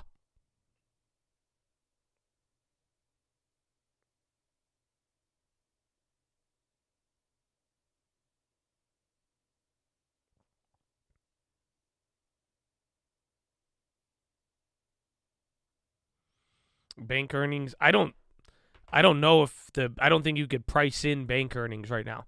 Like, we don't know. So like that's what people are talking about, is that like FRC, they're about to have their earnings coming up, but we have no idea what they're going to release. So if they go in there and they if FRC gives an update that's very good or very bad, or they announce an update that people don't know about, I mean, that can move a lot. So I think it's very hard to price it in. I think the big banks will be easier, but as far as like the regionals and anybody in between, I mean, it's hard to say what sort of update we're going to get. But then again, you may run into that better than feared, because every bank is going to give an update on how much money they have, their deposits, how things are looking, and if everybody was already, expecting pain, it might be easier for them to do good. But for the most part, there will be a element of unknown that we will not know about.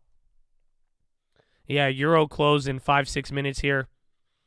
So let's see how this plays out. Euro is going to be interesting because you've been selling off the first hour. It's either going to be a repeat of yesterday or not, but we may even be able to flush more after Euro close. Let's just see.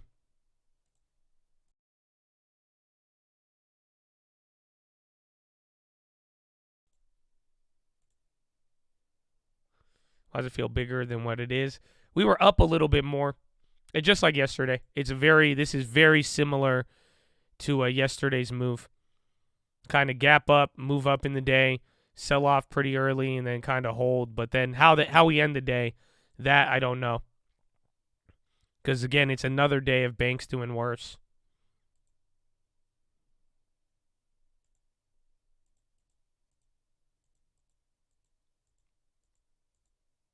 The Saudi prince not caring about the U.S. So you should watch yesterday's watch list. We go over the theories, but there's a lot of theories as to why OPEC did what they did. And if you've watched OPEC in the past, you should know it's filled with room. We'll never know the answer. We will never know why OPEC did it. So there's some people speculating, the Saudis don't like the United States and they want to add pressure on Biden and this and that. But then also there's another really strong theory, and then EA is running right now on volume towards the high. But then there's another theory that says that the Saudis don't like the stock traders. So Saudis have been known to call out speculators on oil. So it's not really about the U.S. as much as it could be speculation on oil. But we don't know. We don't know if it was to react to Biden. We don't know if it was reacting to traders. We don't know if it was reacting to China reopening. So it's kind of difficult to tell. But it's not. It can't simply just be politics. So we're gonna find out eventually. But as of now, it could be a host of reasons why the Saudis did what they did.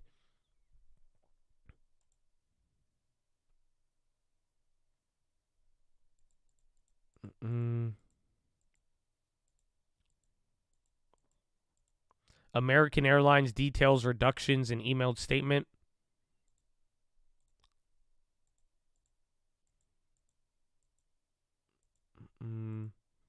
It's the beginning of the rug pull. I mean, unless they're going to pull the rug on the shorts, because right now, I mean, today, that's it. If you shorted the high, you killed it. I could only imagine.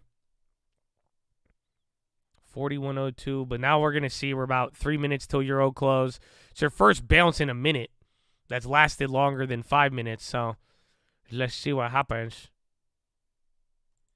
Yeah, big tech's doing great still, regardless. Tech as a whole is only down a quarter, but some names, I mean, Microsoft's in the green. Like we're saying, it's like 4 out of 5 names are down right now, but the ones that are up are kind of bigger names.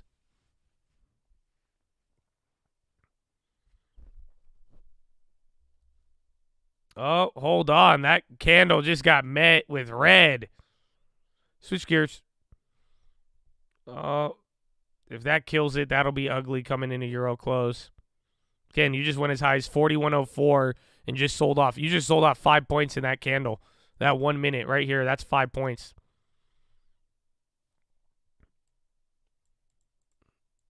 AI is still, I mean, again, in terms of how people are talking about it, it's still up there, but you have watched the temperament in terms of AI stocks. WWE still going up. Tessie, Microsoft, and again, I think even Apple's about to go green.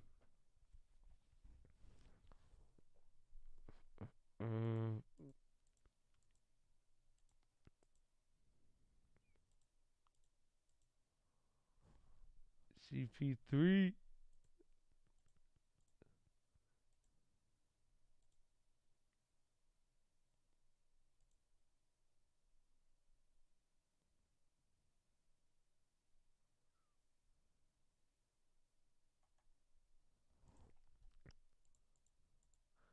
Do these heart spamming? I don't know. It kind of gives me epilepsy, but it's a cool feature. I didn't notice it. I don't even know how to do it. How do you even spam a heart? It's cool though. It gives a lot of excitement.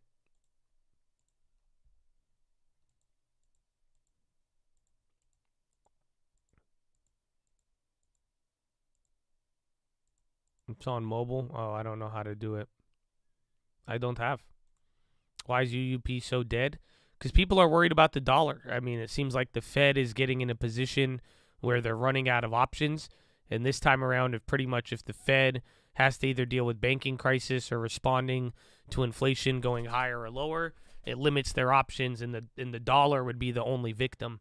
And then again, depending on how things play out in the world, I mean, it might raise the prospect for people to buy other things, aka you would probably get the yen instead of the dollar. United Bankers purchases their own shares.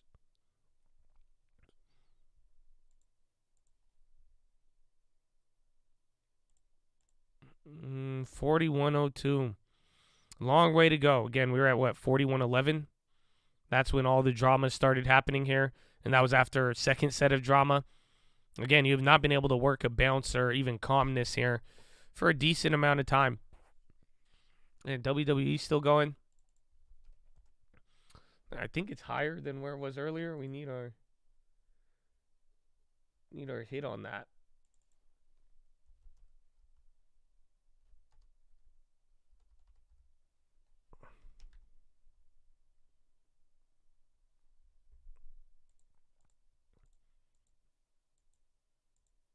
Microsoft Meta Pinduo Duo. Oh, we're China names. I forgot. Baidu 146. Baba's still in the green. So he worked his way up. And then Big Bank stopped dying. I got $9.99 for you today to not bring up Bill. Let the auction begin. That's crazy, dog. He said, I'll pay you $10 to not bring up Bill today. Wow. Well, somebody already asked earlier, and I was like, this early? I said, we're starting it off like that. Lil Chicle, hold up. Bro, every single one of these green candles, man, you're just getting hit with an unknown Raul. Raul at it. It's like baby Raul. It's like Raul's son. And then Bond just keep going up right now.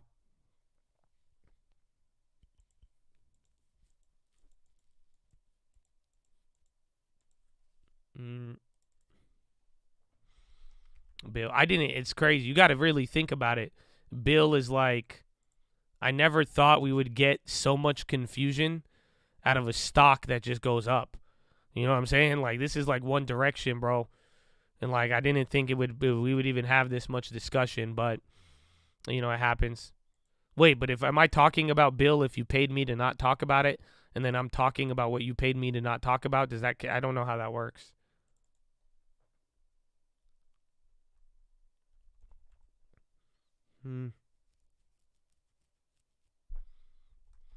So watch out if we break a new low. Again, Euro close is already here.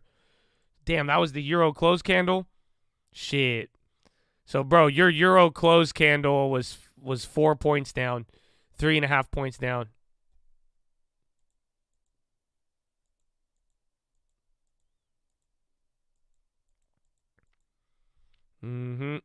So Euro close already in effect.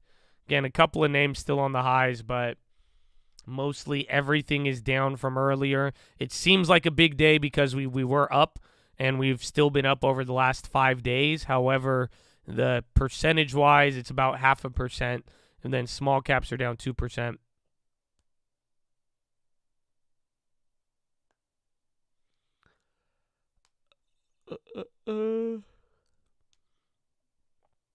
Oh, the Twitch redeemed a word ban bill. Okay, but we could talk about cash management solutions. So now let's talk about SGov today.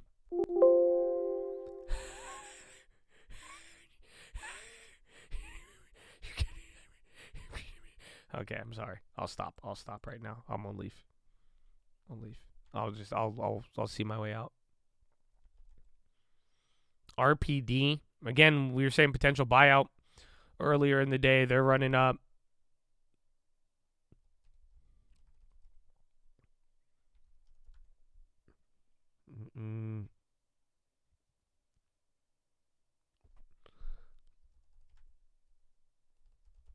Tesla. I'll pay you $10 to declare that Jesus Christ is Lord. I do that for free on the daily, my friend. Amen. Amen. Amen. I'll pay you $10 to declare that the market is bearish. Sell now. I told you. What? Well, no. That guy didn't show up yet today. I'm waiting. It'll eventually happen. $20 to talk about Bill. Oh no, Chad. Are we going to do this? Andrew, why did you start this, Andrew? Andrew, you started it last time, and you ended it with $100. At this point, Andrew, you are scamming yourself. I love you, Andrew. I appreciate your donations, but clearly the Chad likes beef, if you haven't noticed. Yeah, the Chad is not, there's always going to be one contrarian in the Chad. So at this point, man, I think I think we try to avoid the Bill conversation naturally. Okay, I'm gonna try to avoid it. If it's a very generic question that has been answered 1,000 times, we won't talk about it. But yeah, I think it's gonna. That's it now. Now we got a battle on our hands. Chat goes crazy. They do. There's always one contrarian in the chat. Always. So if you're like, don't do this, there's always going to be one chat who's like, do it. If you're like, do this, there's always going to be one chat who's like, don't do it, man. Don't do it. So we always got a contrarian. Amen. Bill better than Escov. They're about the same. So there's no real difference. They both track the bonds in the market. I'll give you $0 to do what you do every day. Let's go 10%. Let's go, baby. And hopefully the new daughter's been doing good, man. I hope you've been blessed. God bless you, my friend. Can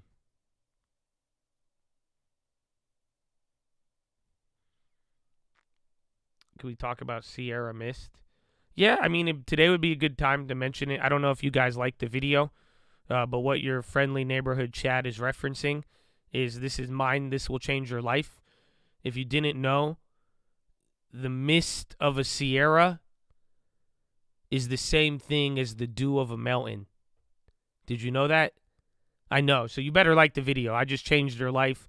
This might change how you view the natural world, but the dew of a mountain, like Mountain Dew, the dew of a mountain is the same thing as the mist of a Sierra. Isn't that crazy? Yeah, so Sierra Mist, the mist of a Sierra is equivalent to the dew of a mountain. Yeah, isn't that wild? Isn't that wild, bro? That's just stuff you got to think about, never forget. Never forget. Jonathan Williams.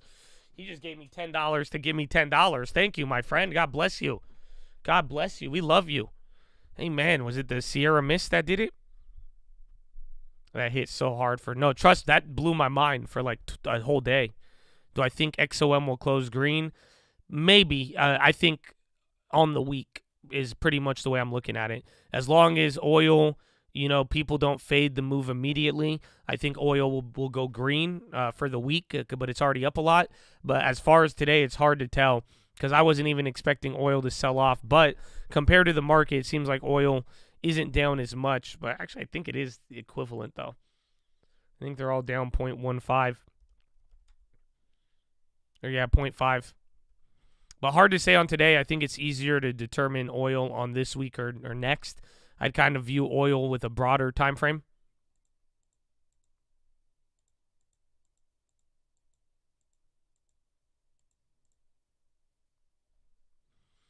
Sierra Mist is now called Starry. I think it's because we exposed what they really are. Damn, bro. IEF is about to hit 100. That's crazy.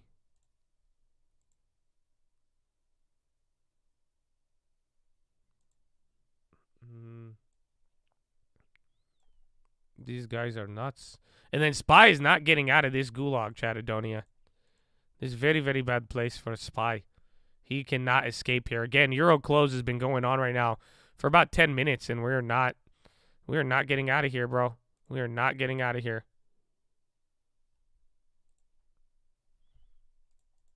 Where do we need to get to?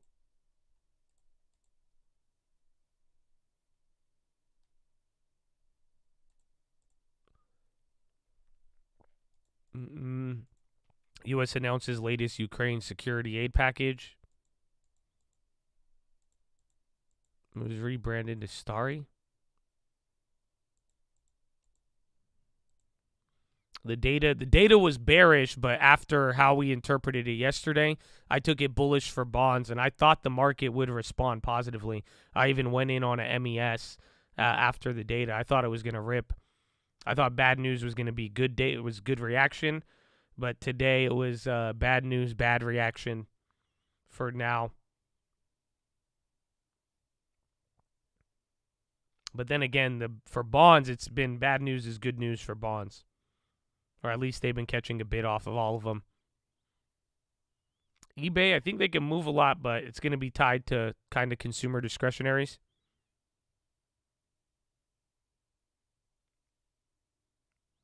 Bonds are really rallying. That's why, and they've done this. They did the same thing yesterday. We even brought up this move off of the watch list yesterday. It's just like it's down and it's dead, does nothing in the morning, then data comes out, and now bonds are really reacting to hard landing data. That's why they're going up, because they're pretty much just saying, you know, the hard landing data is pointing towards a less aggressive Fed, more or less.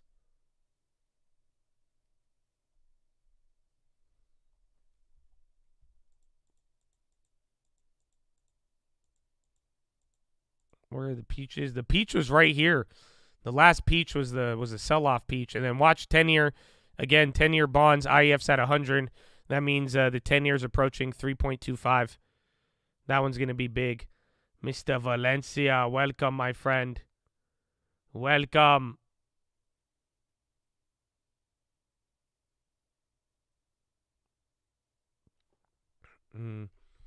A big, juicy Clifford. Okay, that sounds aggressive, sir.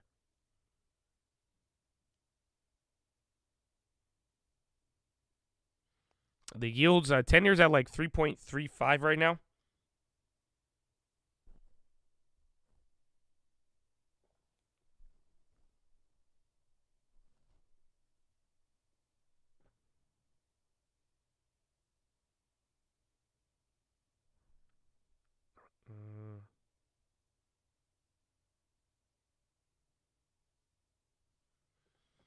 Russian court arrested suspect in explosion for 2 months. Is that the one who blew up the Crimean Bridge? All my homies love hyperinflation. It depends if they have access to money. WWE's taking a candle, so that's been holding all day. Again, Microsoft, everything's catching a candle here. Remember, we are just off of Euro close right now, so a lot of different moves can happen here. So V on the lookout, my friend. V on the lookout.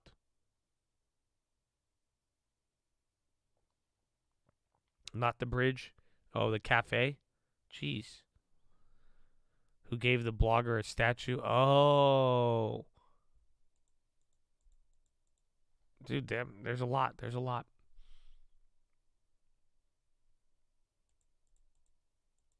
Russell down almost 3. Yeah, 2.0. It's banks, though. That's where it's really, really killing it. I love it. I love how banks are just so low, and nobody is even responding to it. Again, regionals are down 3.5% right now, so that's why your Russell's there. But this is pretty low. Again, when is FRC next week? We're gonna find out.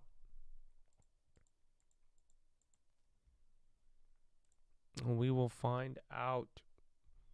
11:43. All right, you guys are gonna get mad at me. I gotta go pee again. I've just been downing waters. So I love you. Follow me on Instagram at the Trading Fraternity. Watch out for a bathroom break flush. We love you, and I'll be right back.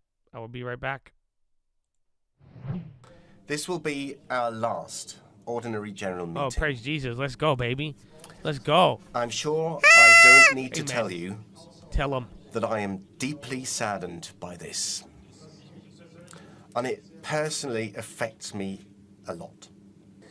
Unfortunately, we didn't succeed in the end. We ran out of time. This fills me with sorrow. Very grim look in there. Bloomberg's finance reporter Miriam Balazou joins us in Zurich. Miriam, what did we learn today from Credit Suisse? This was the very last, the final AGM at Credit Suisse. So as you can imagine, emotions were running high. So we've heard investors kind of express their sorrow, their anger as well. There were a lot of funny analogy about the lack of leadership, the disappointment, some investors feeling like they've been cheated on, and so on. But most importantly, it was good to see management really take some form of accountability. There was a lot of apologies. The chairman, expressed his deep sorrow for not being able to turn the bank around as they had hoped to. Also went through, the terrible event of March and how everything sort of escalated. We also saw a lot of the votes. Some of the items had been removed because the bank as we know it today will no longer exist in a few months' time. So they've changed some of the agenda items. But Axel Lehmann was re-elected along with 6 other board members to just help and complete their task until the merger is completed. And investors really, and they were re-elected. Complete the merger. I don't think she was crying. Could have been though. A lot of crying in the market. Trump will deliver remarks live on Rumble 8:15 from Mar-a-Lago. Rumble. Is that our Donald Trump candle? Rumble and Donald. Rumble and Donald. It just sucks they were up so much the last day. It's already moved up. That's already 4% there. Again, Rumble pop on that. I think I'm going to put out an alert. Last time I put out a Rumble alert, it failed.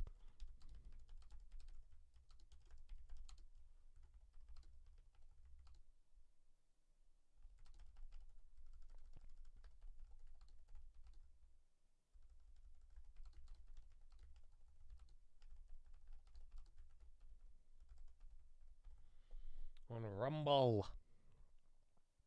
He is in New York. Yes, right now he is. Again, that was your first decent pop. I mean, if you get above here, great. Otherwise, still very much in the gulag. You got to get above 4107 or 4109. And if we can't get above there, that's, I think, 4104. That might be a level. Correct me if I'm wrong. Where is it? These are the levels for today. Again, 4109, then 4111. So we will see. We will see. How he's going to be at Mar-a-Lago, though? I don't know. Maybe he's going to just check in and dip. I don't know if he's allowed to do that.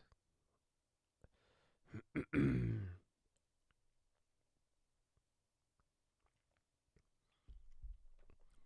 going to crash Rumble. It'll be good for them. Again, Rumble, even part of their earnings were good. And they even had, like, I think 100% more users than last year. So I think it'll be good for their metrics and in general. It might probably be their biggest live stream. That might be probably the biggest live stream ever hosted on there. Will probably be Donald Trump.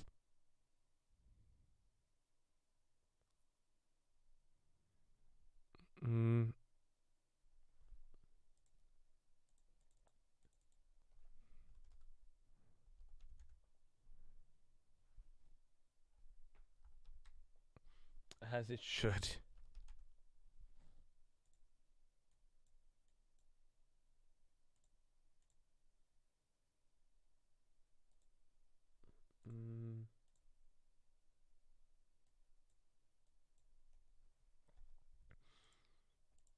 So see, it's about to break out there.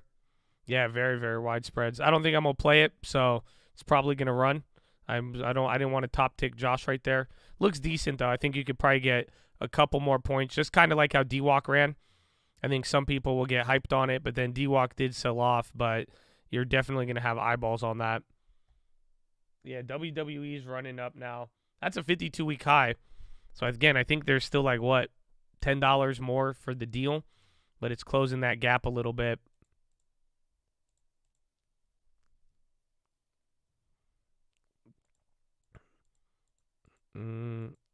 Coke Gang, strong. KO. What about Pepsi?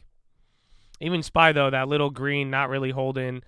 I mean, some staples off the bottoms, that was decent, but not too nuts. And then SPY's coming back down here again. Apple's in the green, barely. Rumble breaking out now, another high.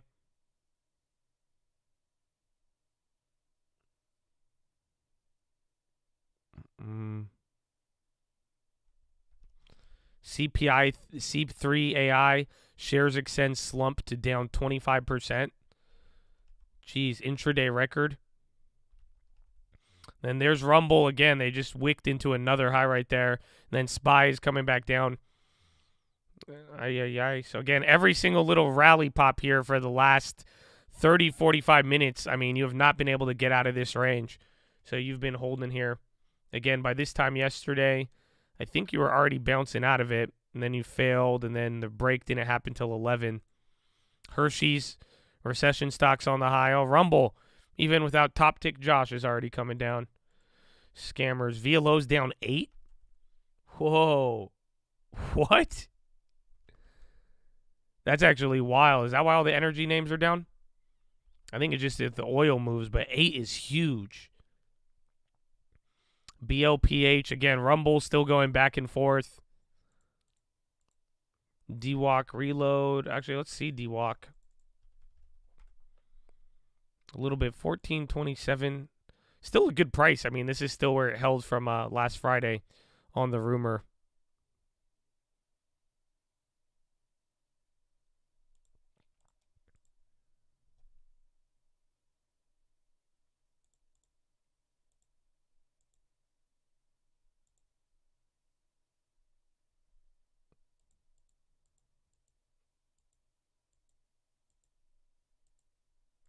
AMD mini pop. AMD's in the green. Where's the missed on the video? ROM IPO is $10. It's a decent price. Again, if it didn't just shoot up 30% on the earnings, and then it is like that post-SPAC, but I think that news is going to move it. Again, I don't know where it'll move to, and just kind of like DWAC, it'll run out of nowhere and kind of stop out of nowhere, but I mean, there's a very, very high chance that Rumble is about to have its #1 watched live stream ever. just based off of the situation.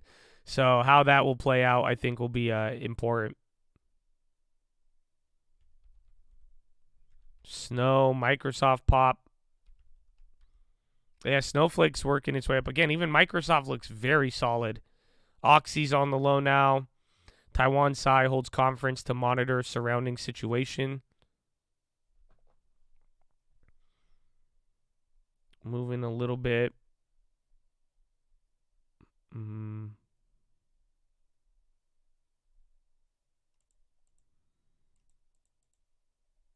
Your question above, which one was it?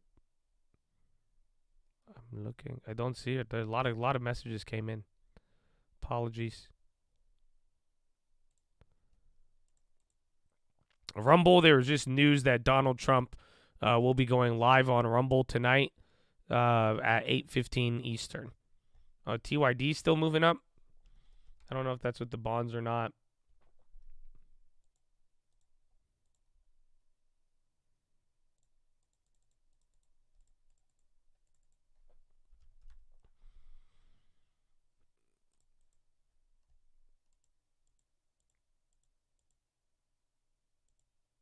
I haven't checked out. They updated it. I haven't been on Rumble in a while, but they have updated the app.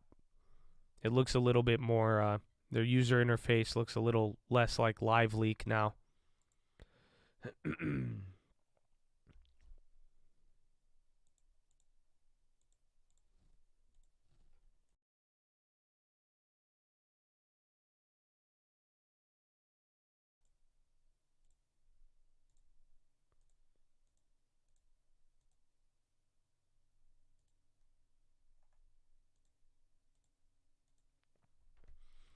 I'm having volume. Yeah, again, it was running from last week off the earnings. There's no oil news. If anything, oil sold off today. Some oil names are down like 8%. Oil is just down with the market. It seems like from like what, first opening hour, like the market fell, but then so did oil, and they're all moving the same. I mean, oil's doing a little bit better, only down a quarter, but everything else is tweaking out.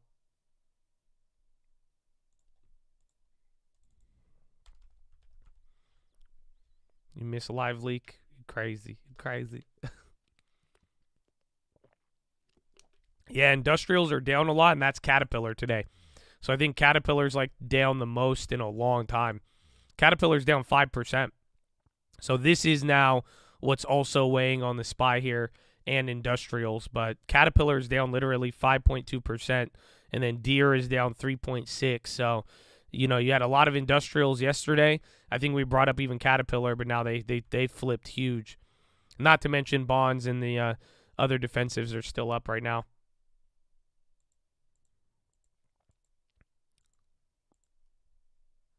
And then SPY coming down here. Watch out. This candle not looking too hot. Dude, it looks like we're just ready to die or doing the dance. When was the last time we did a dancing queen at the lows? I think it was like right here maybe. 9:45. No, we're still ahead of schedule. Kind of looks like this day. Well, you're just hanging out right now. And then again, one more point opens up the door to another 12-point flush. So if this can't hold, it gets ugly. If it bounces, probably go back up to VWAP. And then you burn the whole day doing nothing. WWE drop. Yeah, just hitting 52-week highs.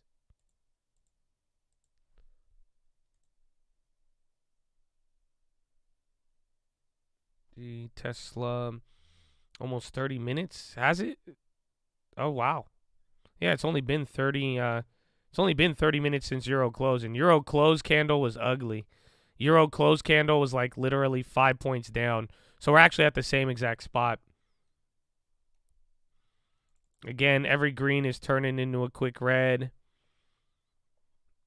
There's Rumble now. They gave back up a little bit, getting to where they were at when the news dropped. Oh, soda of choice on the Twitch, Coca-Cola or manipulation.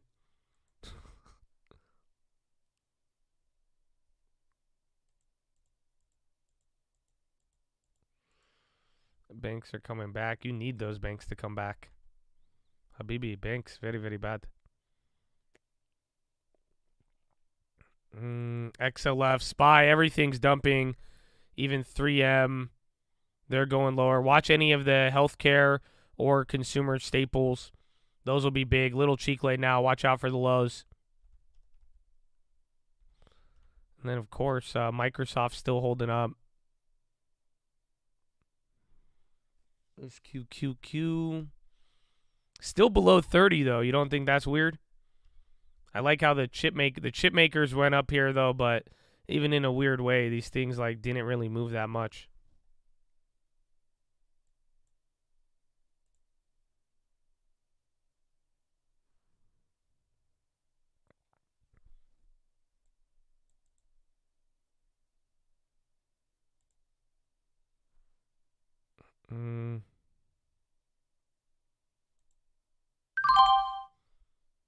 All right, I bought 500 shares of Rumble at 918. Hopefully we could try to flip out of it. If not, we swing until tonight. So now I'm bottom top tick. I don't know how I'm going to affect that here. So good luck.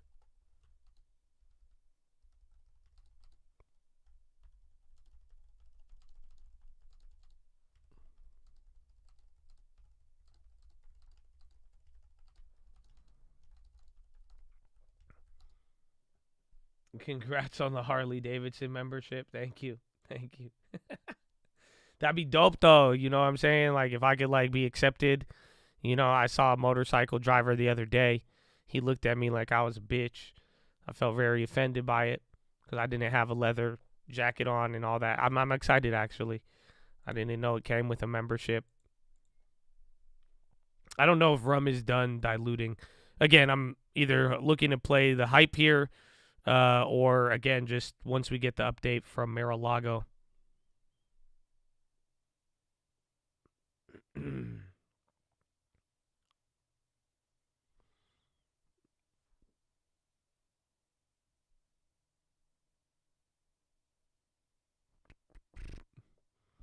AMD and NVIDIA.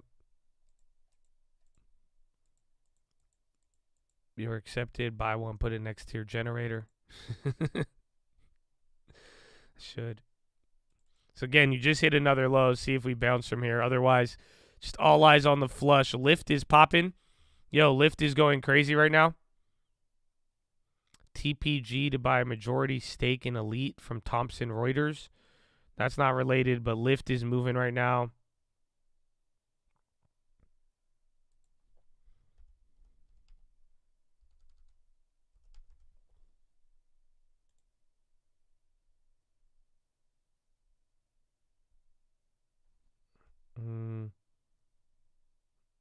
No, I'm not seeing anything on Lyft.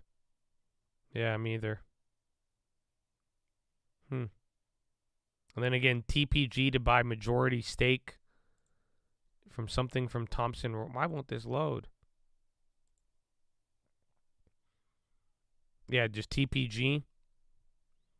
And SPY's coming down here still. Again, Lyft is getting candles. We don't know why. TPG is buying something from Thomson Reuters for $500 million. Uber had mentions. Uber was doing good in the morning, but then they slipped. I mean, they're still green.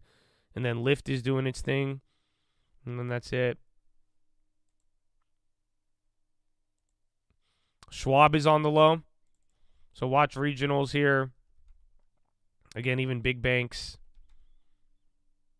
BX is falling. That's another. That's Blackstone. What am I thinking of? GD. That's another industrial.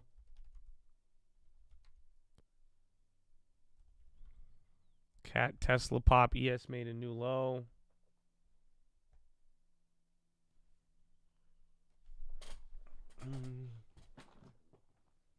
Tesla's doing good, but Tesla was up in the morning when things were a lot weaker, and then it gave up.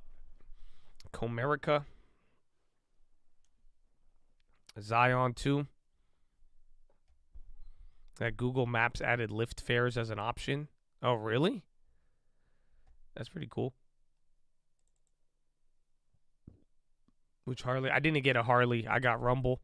I think that's equivalent to a Harley Davidson. I don't know. He's like, you got a Harley, Josh? Nothing happened in the... I mean, data. You had JOLTS jobs reports and factory orders came in, and all of the data came in weaker. So that today, in a weird way, this is why I even went long on the little... I grabbed a micro ES. I was feeling a little bit better about this in the morning simply because that was your first sign of jobs going down, or job openings fell below 10 million the first time ever since pretty much 2020, 2021. And then factory orders came in slightly lower, but it was just like yesterday, hard landing, softer economic data. We kind of had a reaction to it, but then overall, I mean, people were feeling good about it this morning, but then it just all sold off. It's either oil sold off and everything went with it, but then there was a lot of other individual names and industries like industrials that sold off. But really, a lot of the moves happened from the data.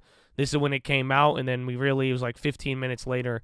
That's where the big moves of the day ended up happening.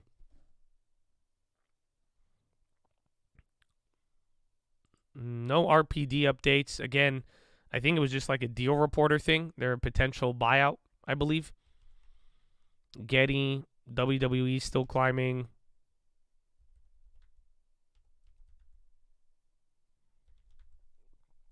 Silver over 25. That's crazy. Yeah, RPD was Betaville mentions.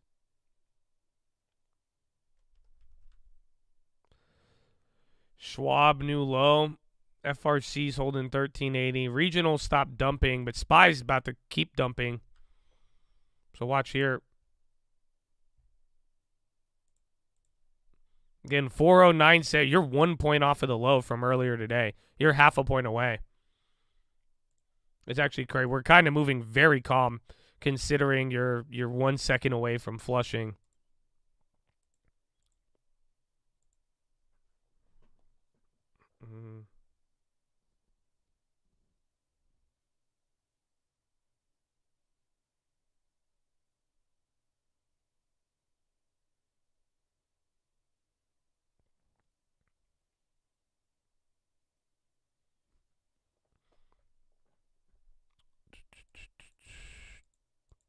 Bear trap, bull trap. Bear trap. I think every trap. Because again, you're still this is the 5th day of going green. So even if we get trapped here, it's just like It's a wicked chart to look at, even the last 14 days. So it's like we're down, and it feels way bigger, and it is big because we opened up higher, but sadly, I mean, there's still a long way to go from any of the previous levels. Today's not green at all, no. It started off green, but now we're currently not green. Everything is red. And then small caps are down over 2%. There's a couple of tech names in the green, but that's it. Again, it seems like there's 100 names up on the SPY, 400 names are down. Yeah, Fed, Cook, and Mester today. I think we should be getting somebody soon. NEM, note on the high. Fed Collins comes in at 1:20 Eastern, so in an hour. And then Cleveland Mester, she's going to be later tonight. And then Shaquille O'Neal goes on Bloomberg at 12:40. If you guys are interested in that. SPY going lower. Gold, Nuggets on the high right now. Market to 400. Yeah, Shaq in 40 minutes. Shaquille O'Neal. Gold, new high. SPY, new low. Womp, womp, womp. Bro, these are fat swings. Again, this is still another 10 points in about 15 minutes, and then you just took another 5 points in 3 minutes. So half of that move just occurred. Another new low on the day, 40.94. So get ready, 40.88 now is fully in play. This would be the next level. Google going red. Again, 40.81, 40.88. I think 40.81, 40.80, that'll be the low if 40.88 really flushes.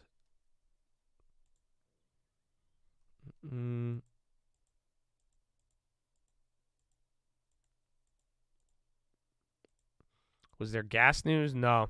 Nothing on oil. Just kind of started slipping here as there was no dramatic updates or reactions overnight. We're at 407 now.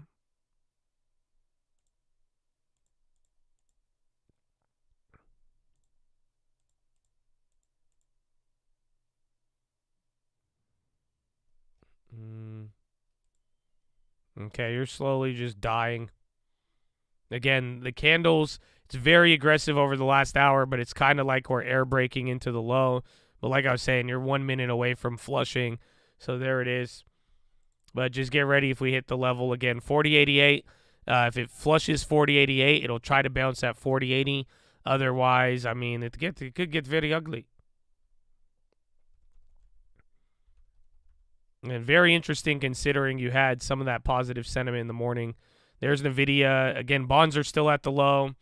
Just made a play on Rumble. And then industrials are getting murdered. Caterpillar still down 5.5.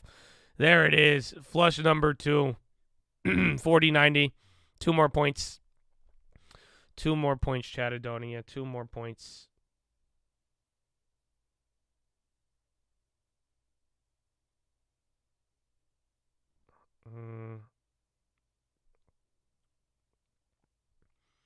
NEM 3.6.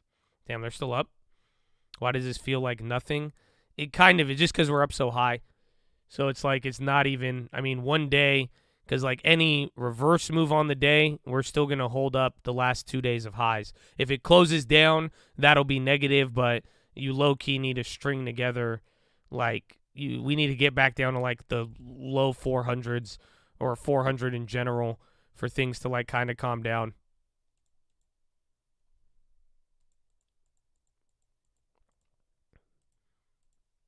Goodbye to your April rally. Even with bond volatility dropping. Oh, no. There's the BA call. The NVIDIA's dropping pretty quick. Again, Caterpillar's on the low. Boeing is going to a new low right now.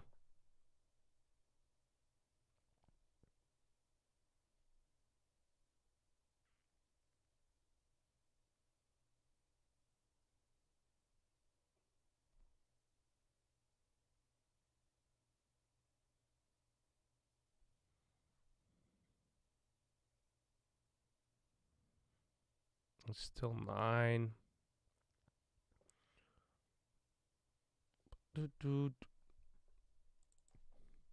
Bro, bonds are keep going up. IONM up a cool 100. I think the only play today was Rumble. I think that was the latest one I made. And then I did an MES to the long side after the data. That one's down like 120 now, 140. TLT Lazarus move. Oh, man. SPY, bro, another flushing candle.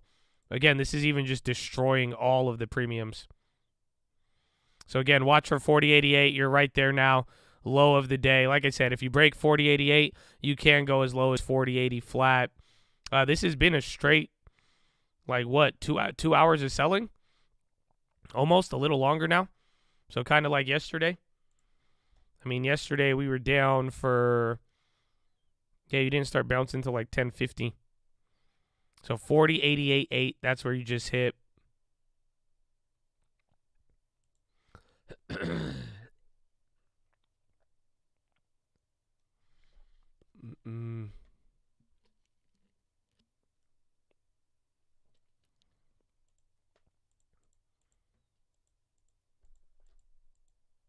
Were there any closing trades? Nah, that was it.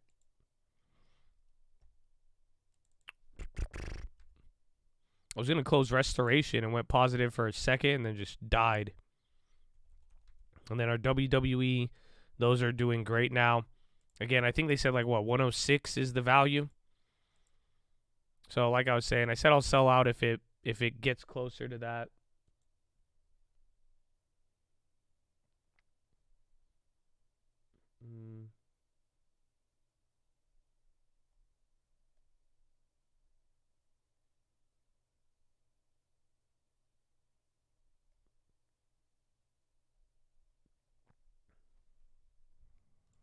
Just bought 50 shares of Bill. Let's go. Airbnb flushing.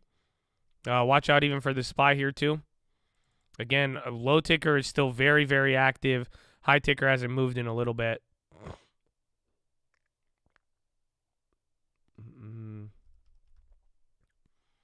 Bad news may actually. That's kind of what happened yesterday. Bad news was good news.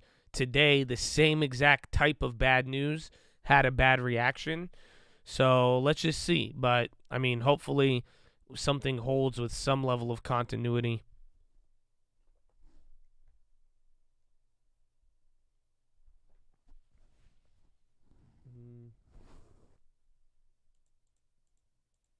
Where are the banks?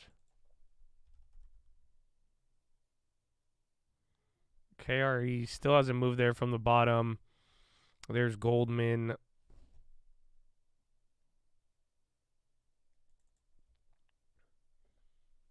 Where's the Goldman? Bad news finally for a little bit. We'll see. We'll see. We will see. Of course, Apple. Apple's holding. Microsoft's holding. They're all doing very good still. And then oil and energy, they've given up. Some oil names are worse. And then every safe haven, yen to the bonds to gold, are all holding up still.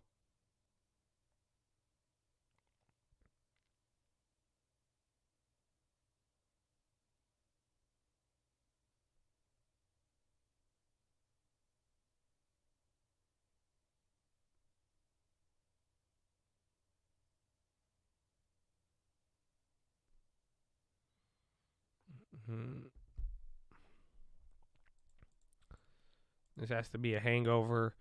Even yesterday was a pump too, but Friday you would have expected a hangover. We didn't get it, so maybe. Again, even after oil making such a wicked move, I'm sure that helped out a little bit too.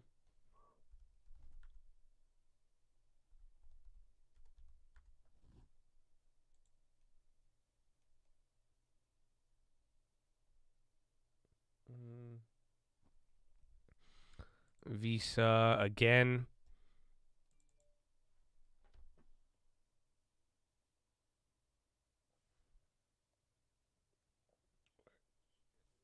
Is it Rumble or Goldman? .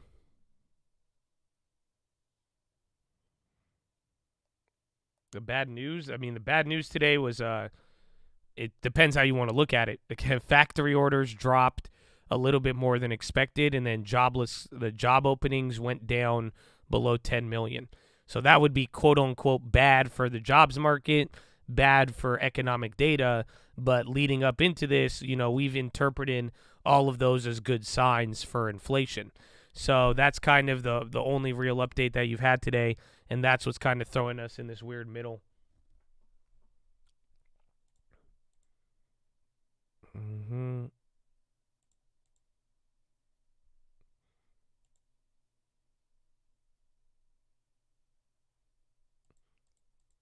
Yeah, Trump on Rumble, that's the other one. Watch Goldman there. Again, we're getting back to that price we took the short at.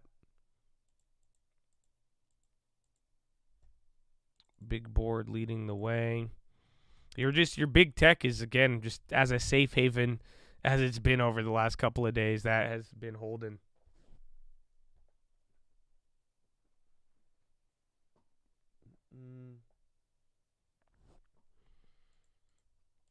AMD flush. I think Stocks S. That one did decent here today. That's up 5%. I think we're still down on the NVIDIA shares, though. They didn't do much. Appears that bad jobs data is now bad for the market. I think it'll be good for the market a little bit. I think today is just there's a lot going on. But I also think the factory orders are factoring into it. But I do think eventually if we do see jobs go down, that's something the market's been waiting for a long time. So I think today there's just a little bit going on with it. We're going off of a lot of uncertainty in general, but I wouldn't be surprised if down the road we watch bad jobs data be a little bit beneficial until we have to worry about the next problem.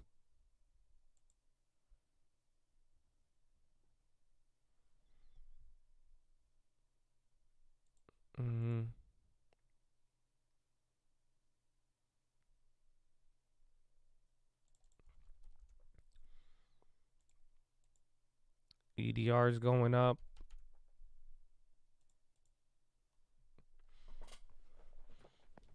Am I bullish or bearish? A mix of both. I'm just uncertain. I'm actually not really the biggest fan of this market. I think we're going to have a shit show like last year, even same time last year compared to today. But I think either or. I think it could do whatever. And I think we're going to go back and forth. I think you're going to have periods where a lot of it doesn't make sense. We're going to react one way to one set of data for one period. Then 1 week later, we're going to react completely opposite. So I'm just kind of preparing for to get more data and more certainty to really guide through to where we're going from here. NVIDIA's dropping. Rumble's staying the same. Goldman, you need to drop a little bit.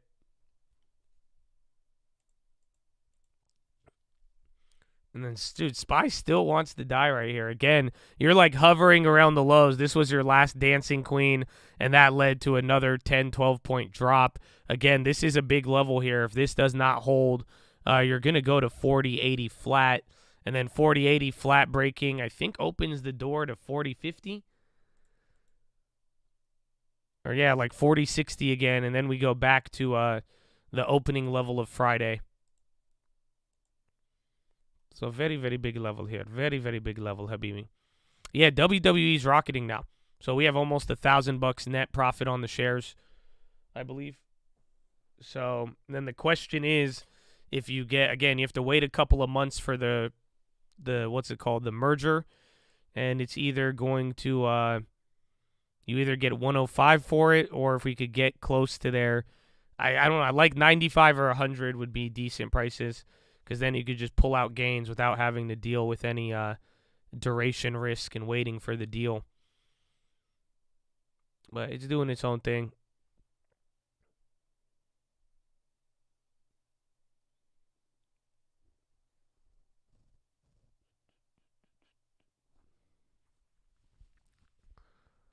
CRX, CXT, SPY's still going lower, man. None of this is hanging on.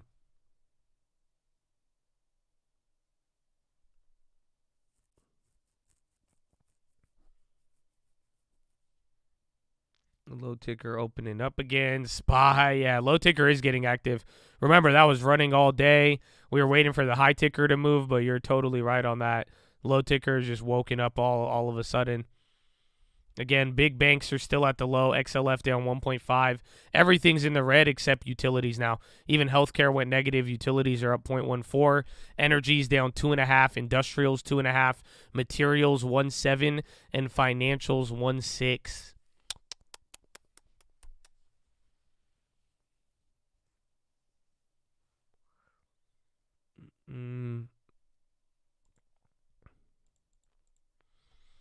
Tesla beer. Tesla bear. Even SPY, man.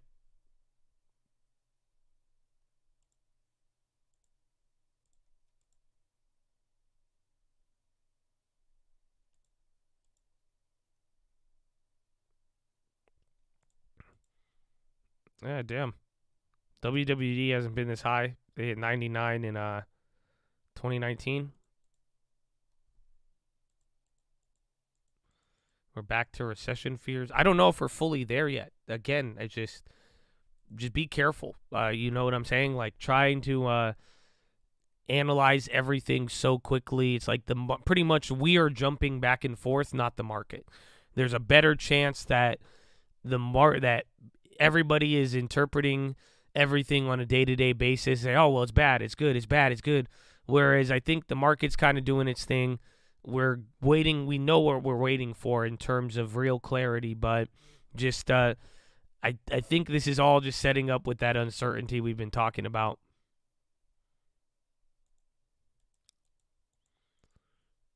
There's Tesla off the bottom. Even the SPY, decent.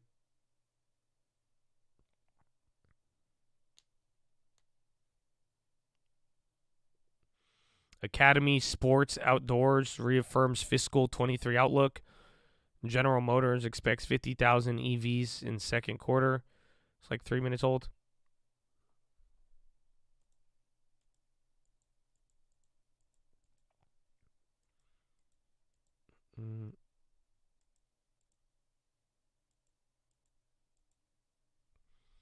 All right, little baby pop. See how that holds. Again, bonds are still up. Even gold, GLD, and bonds. And then dollar hasn't moved much. What time is it? About to be 9:30.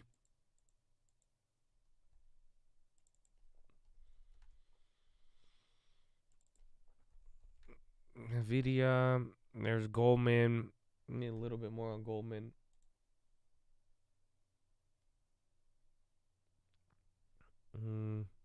Wells Fargo's down 3.4. And then what's CR and CXT? Crane Holdings.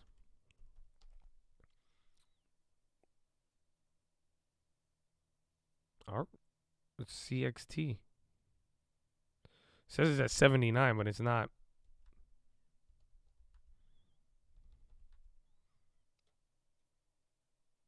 $3M 102.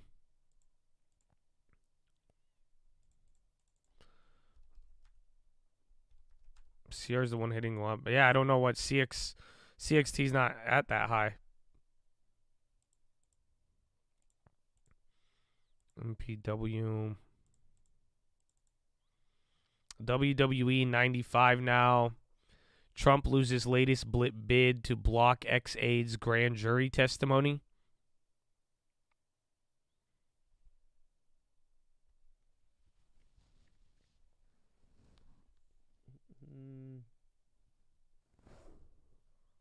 $3M's a little risky. I mean, you're close to the 100. That's what I'm waiting for. Around like 100 flat to see if it breaks or holds a support. Because if it breaks below there, then things will get a little bit more clapped. Why'd you remove the daily purchase history? I could show you anything there too, but I took it off because everybody was just asking me anyways.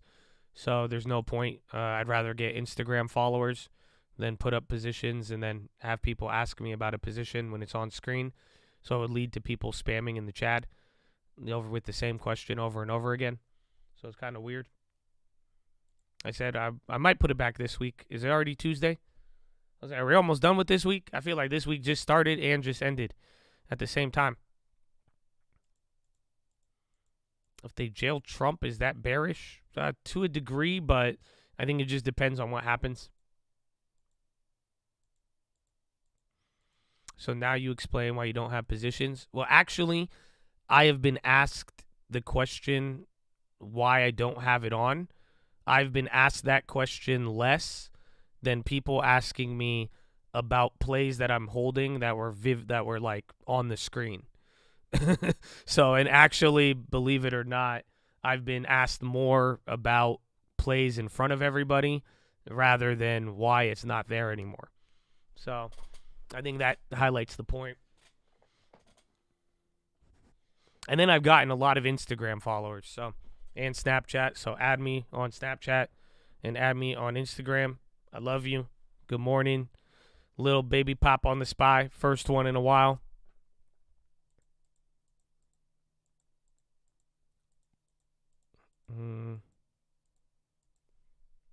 A little one.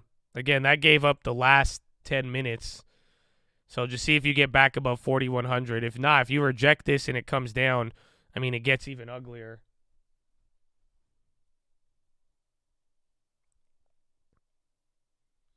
How long Facebook's been down? I don't know.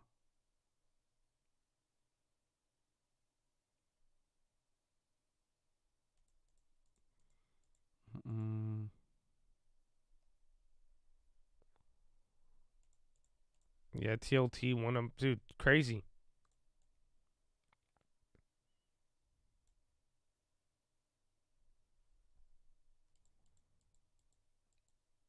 Let's just see if the bonds keep holding.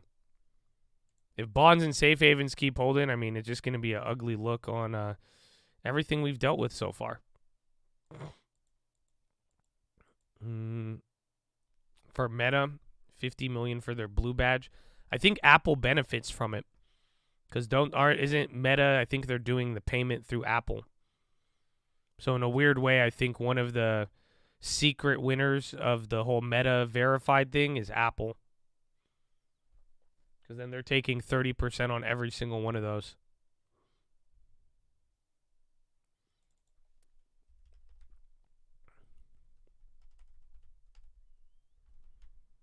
So TLT and the bonds are catching a bid off of the data. So again, slowing jobs, slowing economic data, factory orders, just like yesterday.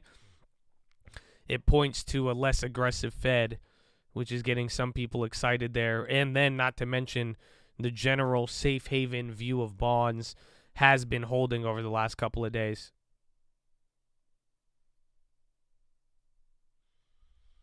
And then WWE is now ripping after the merger stuff.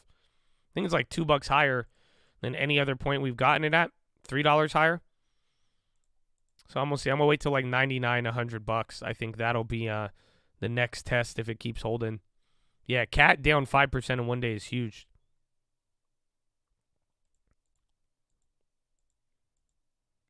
For Twitter than Meta verified, yeah. I think Twitter was more exciting.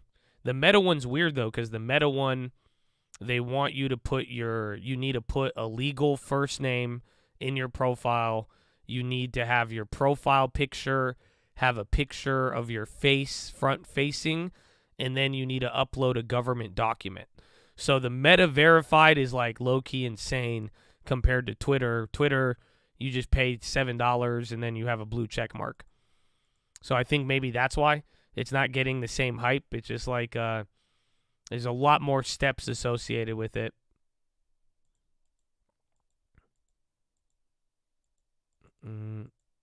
I thought you needed an ID. No, you have to. So you have to submit an ID.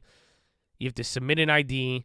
Your profile name on your Instagram, not like your but like the name in your profile. Like mine says Josh Answers. That won't qualify. You need to put a legal first and last name that matches your ID, and then your profile picture has to have a picture that's front facing of your face that matches your ID. And then you have to pay $15 a month versus the $7, and then that's through Apple Pay. So that's why I think it's not as hype, but that's all you have to do for the Meta verified.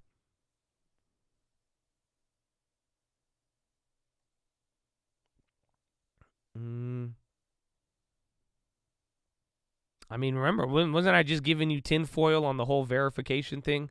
Once we get AI, then we're going to need a way to verify everybody, and then it gets crazy.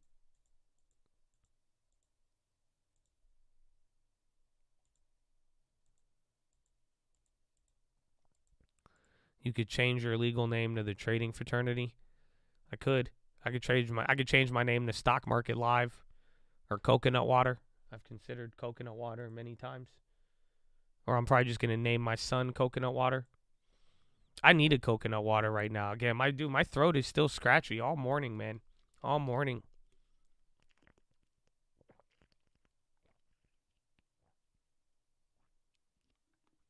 Oh, there's WWE still. Yalla. Yalla, habibi. Yalla.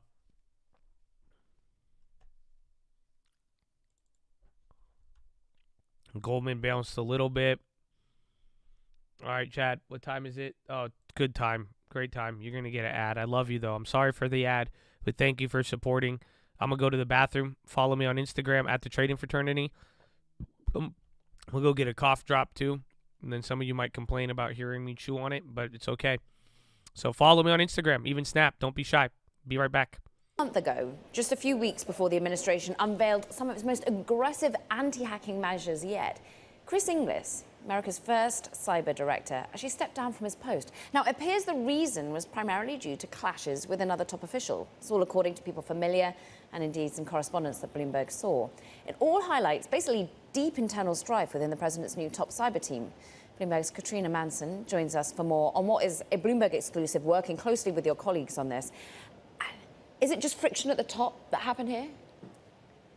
Well, if you go by what Chris Inglis said in his email, which we reviewed in this story that was led by my colleague William Turton, he feels that Ann Neuberger, the other top cyber official at the White House, withheld information from him and actually worked to undermine the very strategy that he was trying to roll out for the nation. This is the nation's first cyber strategy under his watch. And so it's a huge accusation that he's making in private to a former colleague, and certainly I think sending ripples through this Biden administration that has talked so much about creating a joined-up team to tackle some of the big cyber issues this country faces. Because it was seen as a dream team, wasn't it? These three executives, all with really deep intelligence experience, coming on at a time where we were worried. We were worried about infrastructure being impacted by hacking. Yes, and I think the US was not at the pace of the threat. I think many people would say it still isn't. So there is so much more to be done. That's what this strategy is supposed to fix. And to have had this problem at the top, these claims that Ann Neuberger also made some claims. She said that the new office that Chris Inglis was running, that they were frequently unrealistic about timelines. There has just clearly been discord between the two of them and between their offices. I think the question is, to what extent does this undermine the actual effort to face off this cyber threat? If you ask Ann Neuberger, she says in a statement to us, reports of discord have had little, if any, impact on the proceedings. But I think you've got to look to the fact that Chris Inglis has resigned. For 6 weeks, that post has gone unfilled. There's an acting, but the administration now needs to nominate someone, and they're congressionally mandated to do that. And at the moment, there's no one rolling out the plan to actually implement that cyber strategy, and that's all to be done under the oversight of the NSC, where Ann Neuberger is. So when we do speak to people, we do hear that there is an expectation that this kind of friction, maybe not on the same level, but certainly friction is expected to continue. You've got two new officers in the same White House trying to do some of the same job. So, Katrina, at the core of this is a turf war, which we love in the world of technology. But it's also early days in the Biden strategy around cyber. So what's the reaction? What does President Biden do to resolve this? Well, I think they have to appoint someone. We've heard that they are planning to appoint someone soon. Who that person is will be obviously very interesting. There are a lot of people endorsing the acting director at the moment, Kemba Walden. She'd been in there for a long time. She'd been working hand in hand with Chris Inglis. So I think Congress will be looking for, who do they actually want to give this role to in future? And to what extent is anyone, especially now with all of this out in the open, really going to try and make these teams work together? All right, Bloomberg's Katrina Manson. Bloomberg. Thank you very much. Thank you, Katrina. Thank you. Gotta watch out. I gotta chew these cough drops. Please hold.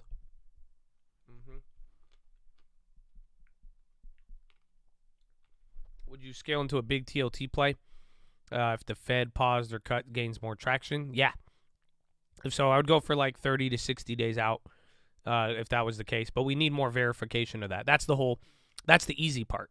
That's what we were saying yesterday. Like the plays you're supposed to go to, you're not, like, that's not a secret. Like, right? Like everybody buying bonds if the Fed pivots, that's not a secret. The problem is we need like real evidence that the Fed is actually going to do it. Last time the bond market was convinced that Powell was going to be ready to, stop rates and lower them, you had a historical shift, and then we went into no landing scenario. And then it came right back with all of the fear. So, and then Powell is keeping it very committed to saying that they do not want to lower rates this year. So let's just take it at face value. This is the problem with TLT. A TLT and a bond play right now, this is what you got to read. Like, it's just two scenarios. Either Powell is lying or Powell is truthful. That's it. If Powell is truthful, and maybe truth or lie is a weird one because maybe we don't know what will happen that will cause him, and doesn't mean he's a natural-born liar if it doesn't happen. But hopefully you see what I'm saying. It's like if Powell keeps rates and he's truthful, and rates do not get lowered this year, there's not going to be any TLT play this year because the Fed is not going to lower. So no matter what happens with the banks, no matter what happens with inflation, if Powell actually does what he says and they stick to the fact of not lowering rates by year end, then there's no TLT play. That's it. But then if something changes between now and the end of the year that forces Powell to change plans, then there will be a TLT play. That's it. You see what I'm saying? So someone said it. Yeah, maybe it's just Powell misdirecting, and we know they will do that. Have you guys not seen what's happened? And maybe this is, oh shit, I feel mad weird saying this out loud now, because then now it just hits me like a bag of bricks. You're going to have to like the video for this one. You're going to have to, oh, wow, we only have 1,300 likes? I guess it's still kind of early.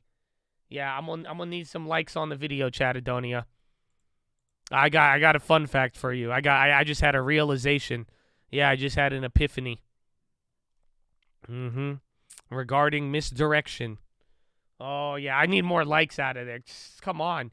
I'm like dying over here, bro. Like my throat is dying. Y'all need to support your local Egyptian boys out here with some good tin, and it's not even tin. Like, hit that like button. Why are you being so shy? Wake up. Good morning. Good morning. Hi. How are you? There you go. There you go. We waking up the likes a little bit. They always misdirect for the greater good. Yeah, they do. They do. Like the video, please and thank you. Amen. God bless you. All right. Well, I'll just tell you because I love you.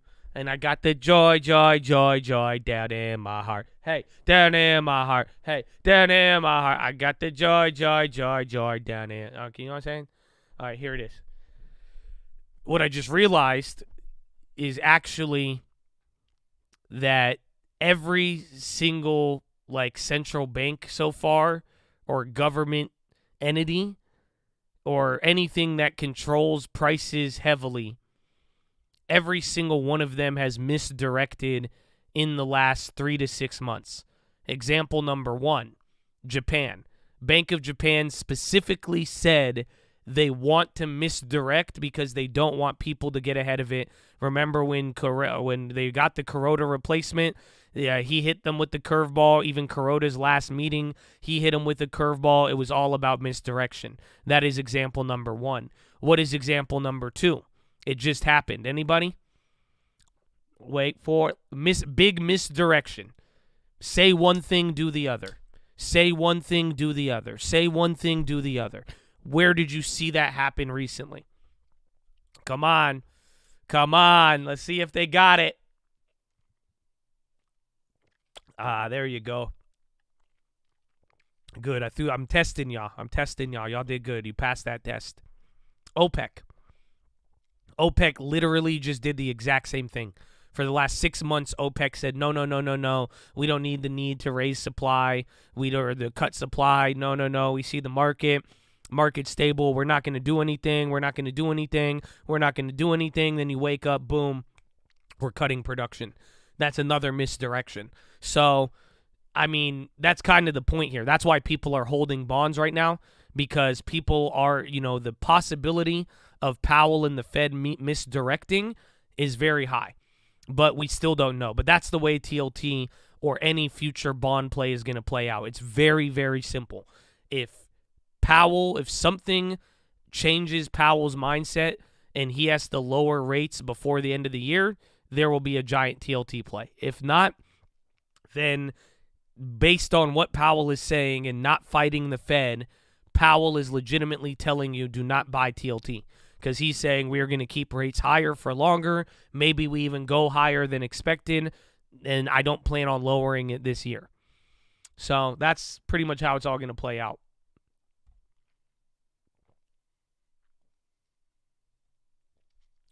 Mm-mm. 810.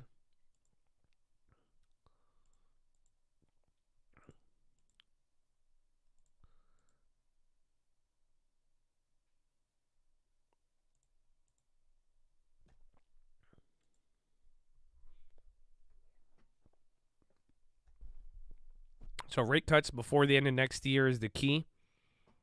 Yes and no, because it's what goes into it, right? What's going to cause that?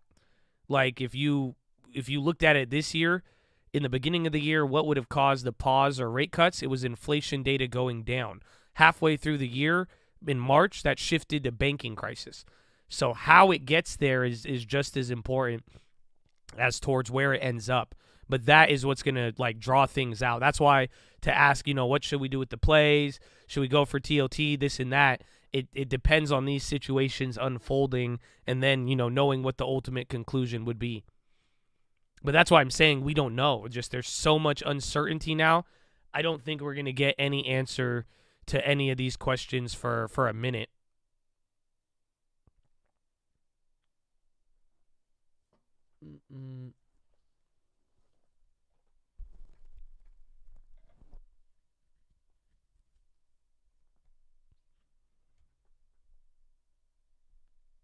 Cybers are running. Amazon to shutter book depository April 26th. TENB did Rumble pop. Not really.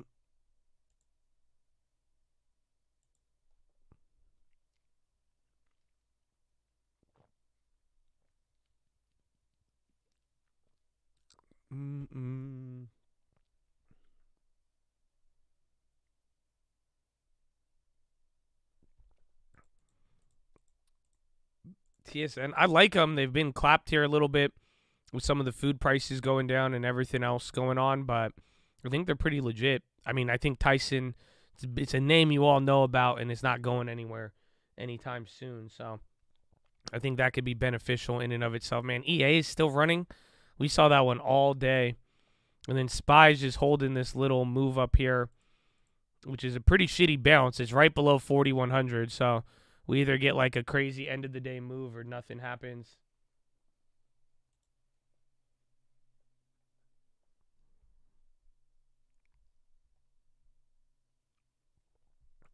Lyft is popping. It was earlier. EA still on the high. What time is it? 9:45. Thank you for sunshine. Thank you for rain.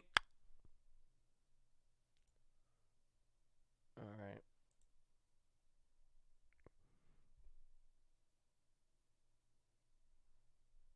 So do you guys love me? Because I love you. I'm going to help some of you out right here. I think it's time.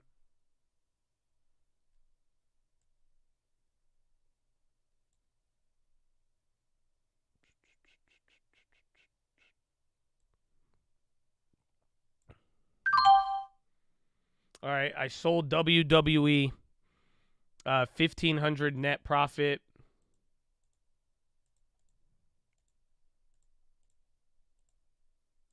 I think it could go as high as $98.99, and then other pretty much $98.99, $100. That's where I'd want to sell if the max was like 105.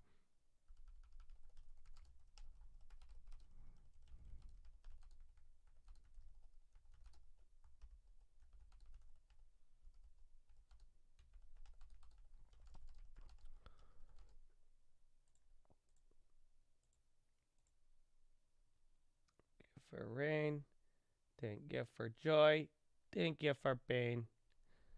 BRZ, Chicle, Breeze, yeah. Oh, wow, that one's big. Brazy, Braze Inc. or Brazy. I don't know.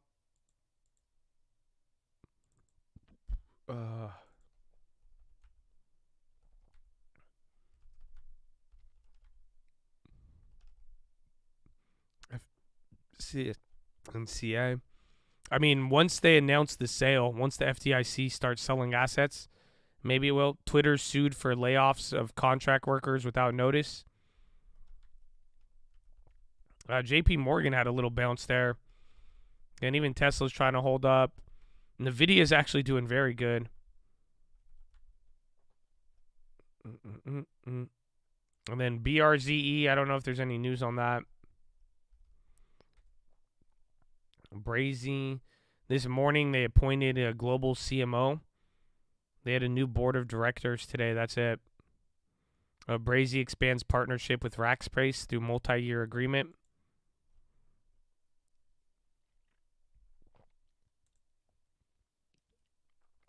Yeah, EA still, again, bonds are still holding up.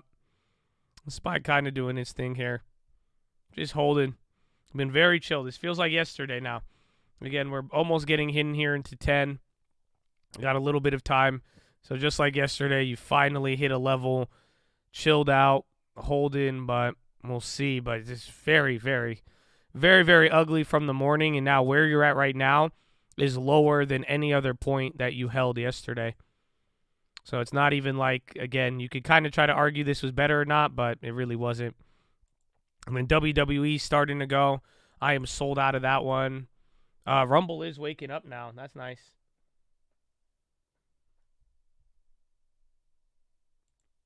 The NVIDIA Bulls, I think they're taking a break, but they're probably still in the stock. Rumble's starting to pick up now.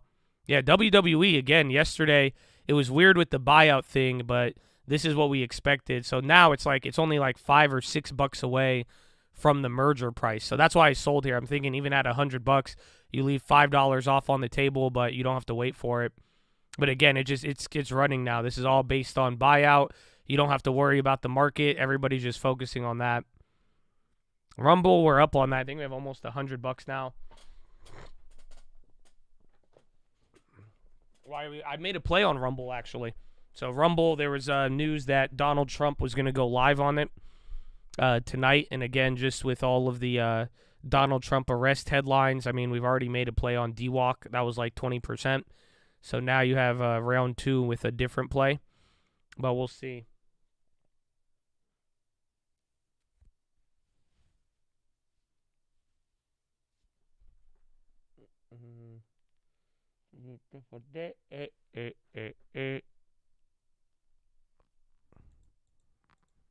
$104, yeah. 99 is where it, again, like their 2019 highs. That's where it's like $99 on WWE.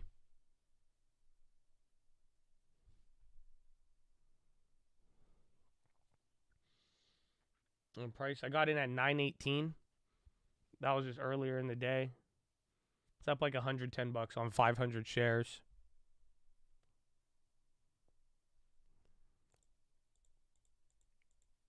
We didn't sell covered calls because I don't want to wait. WWE, we've held this and we've went down on it. We've gone up. Every time it goes up, it wicks down. If there's a merger, just like a VMware or anything else, you're going to be required to like hold on to it. You see what I'm saying? So it's like if you could get a majority of it now rather than waiting, probably going to end up being better.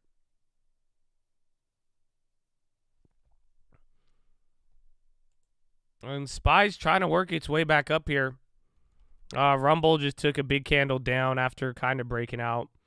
Stoltenberg developing multi-year Ukraine support. Yeah, 105 is the deal. And then even just watch 100 on WWE. Because then that'll be like 5% lower. Intel, Baba, Green. Yeah, Baba's holding up. EA. Dude, I don't know what's going on with EA, but they're going nuts. Boeing. I think Big Bank's off the bottom, too.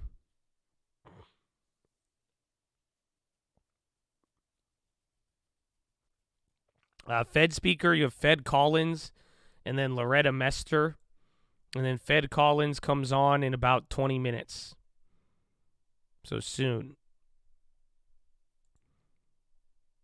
Oh, and then Shaq. Is he on Bloomberg right now? It says Shaq on Bloomberg. Oh, I don't see him. Oil production gas is good news. I don't think it's good news for the SPY. It just depends. It could be good news in the micro, bad in the midterm. All that matters is how does oil affect inflation and economic activity. And that's where what we're looking for. And the big fear is that oil markets, commodities, energy, materials, last thing you want is for them to repeat what happened last year, because then that means we're going to have a giant wave 2 of everything we've already dealt with.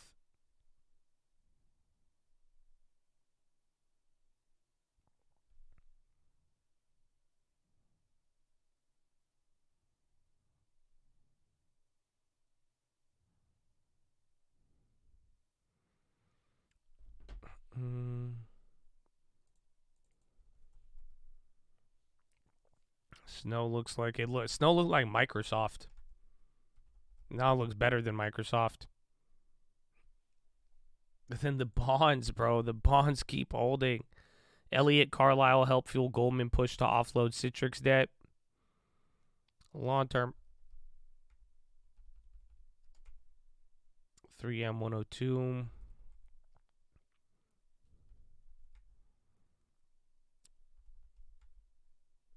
Oil's down today.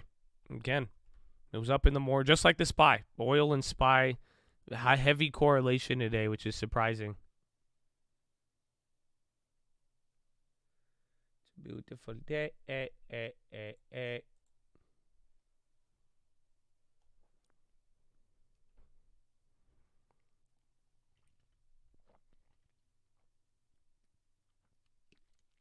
So this is the second problem after the first was solved. For energy and oil, yeah. If oil comes back to repeat what it did last year. DSP, 30-cent pop. This could be your random small runner, number 2. It's not loading up, but it's up 20 cents right there. Then SPY coming down.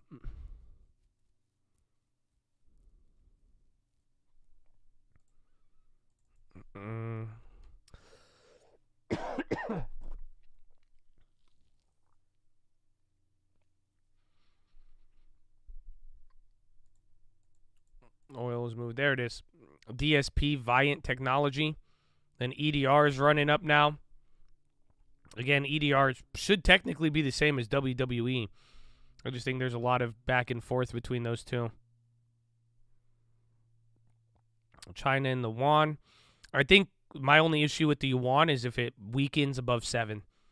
Until then, I'm not too worried about all of the stuff. I mean, I hope you guys notice it. Just the fact of the matter is that you see so many people talking about like the Chinese yuan and like these currency agreements with Russia. Like the fact that it's even talked about so much, I would argue, highlights how much of a distraction it is. In the sense that I remember the first time there was like China stuff that actually moved the market. And nobody talks about it. So, you know, I would focus on the things that most people aren't aware of. Look at the prime rate in China. Look at their lending rates, and, you know, just watch the general dynamic of what they want out of their currency or not. I think that's way more important than any of the other stuff. So to even add to that, because like I tell you guys, just don't Right now, I'm more focused with the banks, but if you want an easy way to look at the Chinese yuan right now, all that matters is if it weakens above 7 or not. So if the Chinese USD CNY goes above 7, we have a problem. If not, usually markets have stayed stable. That's what I'd be looking at, is if you actually get a massive movement in the Chinese currency and if the Chinese government allows that.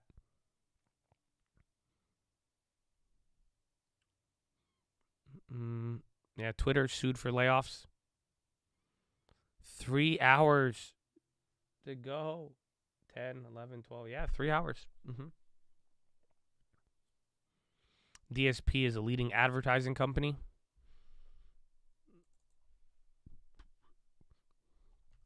What will be the problem? What do you mean? If we go above 7? Well, we don't know, but usually you know there's a problem in China if their currency weakens above 7.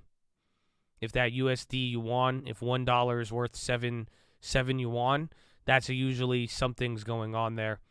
Anytime you've seen the yuan above 7, you've seen volatility in the market, and you've seen China just straight panicking. BA back to 12.12, 2.12. The yen woke up. It's been awake. The yen has been awakened since the bonds have been awoken in early March.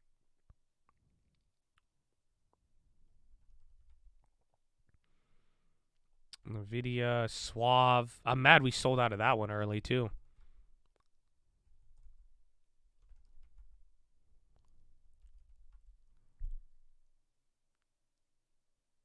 Where's Goldman?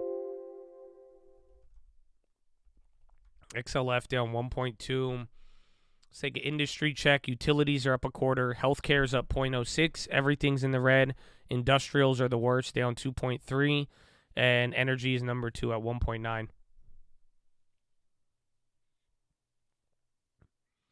Nat gas still sleeping though. Yeah, for now that's back to the demand situation and Powell, and now potentially supply depending on what happens with OPEC.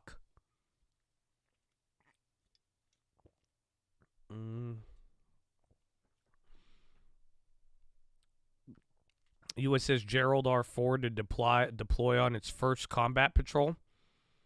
May deployment will come after 6 years of being delivered. J&J files new bankruptcy to stop cancer suits. Court filing, J&J can't be allowed to settle suits in bankruptcy, lawyer says. Check J&J. J&J bankruptcy lawsuit news coming out. They say J&J can't be allowed to settle suits in bankruptcy. They may file new bankruptcy to stop cancer suits, court filing. Sounds positive, but it also sounds negative. It's hard to say with everything, and they've already moved a ton.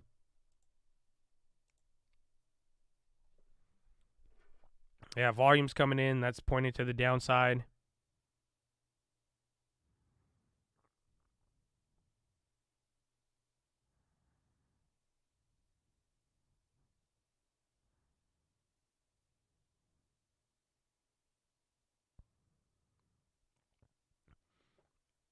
Well, they take responsibility.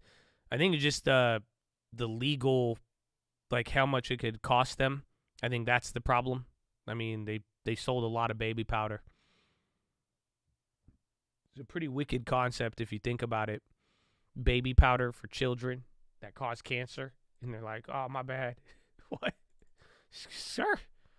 What do you mean baby powder with cancer? What are you saying?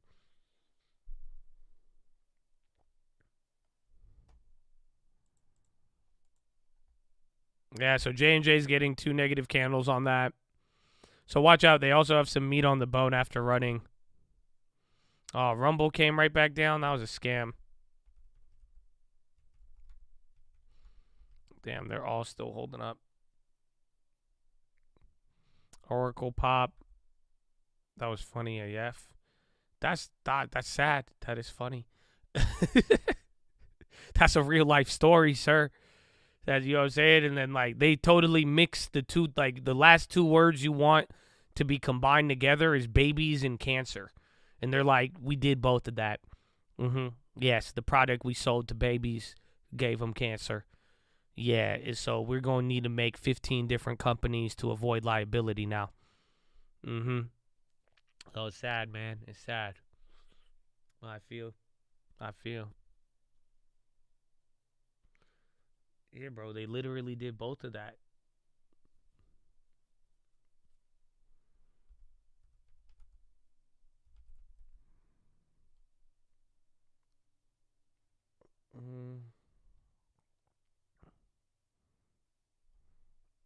Who did that? That was Johnson & Johnson. The talc baby powder formula. That was the whole issue with them as of late. Well, Roblo's flushing after leading up like 4% in the morning. Yeah, but J&J's moving a little bit. Again, it's already, that's one of 5 names that should have been down that's up. So just see how that plays out.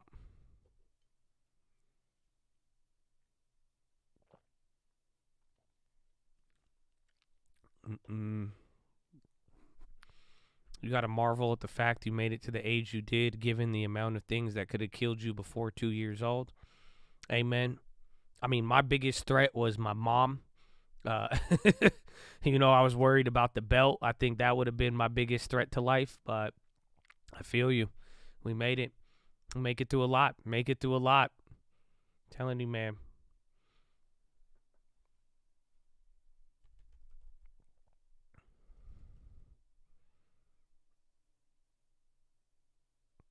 The belt was the enemy. You know what I'm talking about.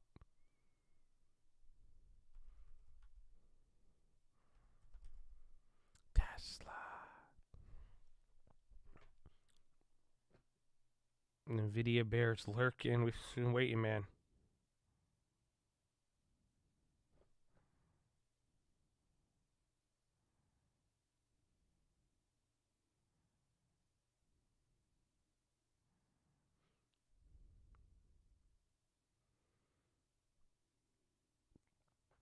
Chances we close green. I mean, it's bigger than yesterday. Yesterday, even at the low. Actually, I think the NASDAQ down 1%?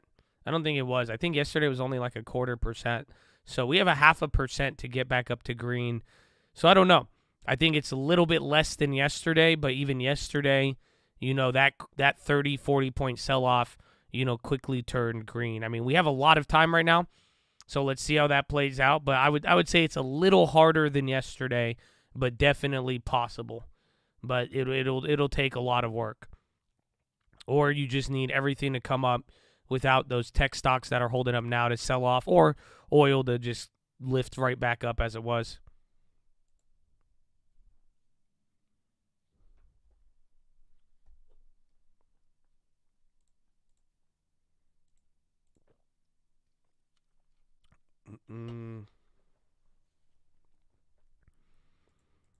If you were Biden, what would your response be to these countries saying they don't need the dollar? I would be like, cool, bro. Yeah, that's fine with me, man. Go ahead. If you could tell me how that works out. All right, if you're gonna use an alternative, use it. Why are you telling me? Huh? Because you know, Habibi, that's Arab way. Somebody come to you and say, oh, I have better deal. Oh, I have better currency. Go use it. Yalla, go ahead. Yalla, why you tell me? Why you tell me this? Go use the currency. And then why you have to tell me about what you're doing? What do you mean? What you came to tell me? You have a new petrodollar? Why you even tell me, Habibi? Yalla, come on. If you have better deal, take the better deal. Yalla, what you go buy from a China, take your yuan. What are you going to buy with it, huh? Come on, yalla, go, Habibi, go. That's so, I don't know. That's what I would say. I would just be like, go ahead, man. If y'all want to trade for rubles, be my fucking guest. Like, do y'all not realize how crazy of a concept that is? Like, when you say it out loud? If you want to trade your shit for rubles, you could be my guest.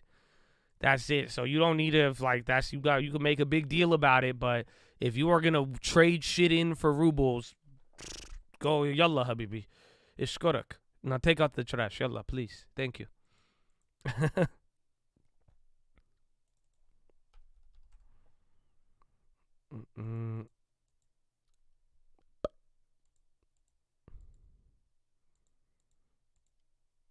Josh for Secretary of State. Yalla, habibi, yalla.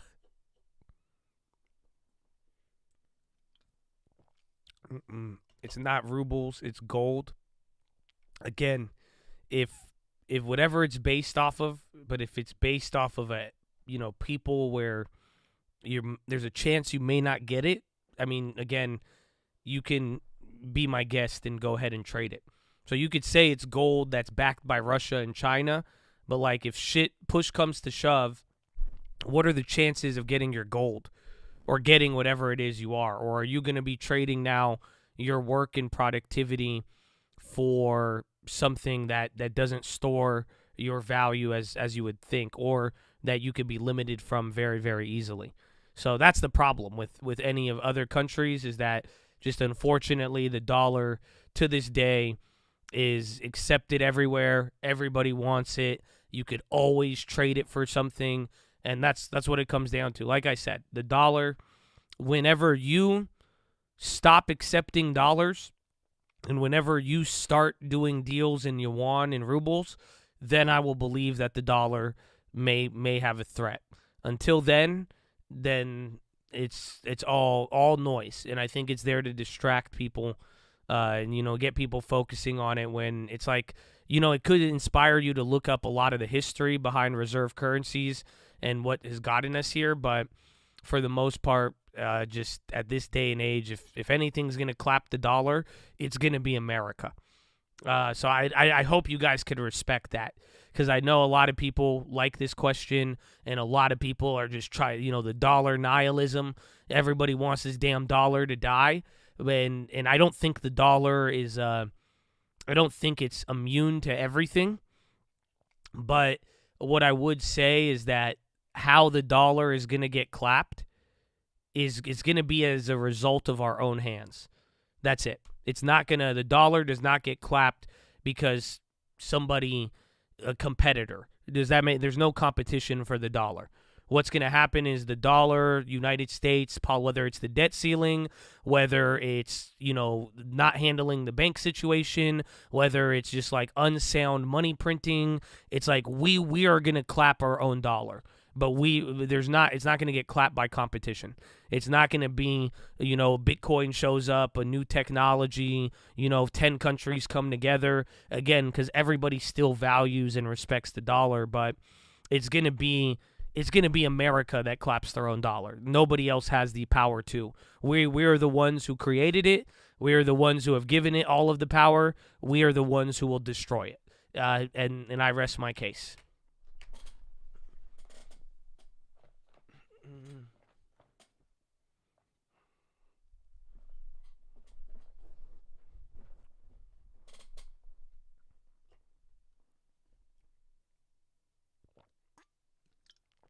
I feel that. Amen.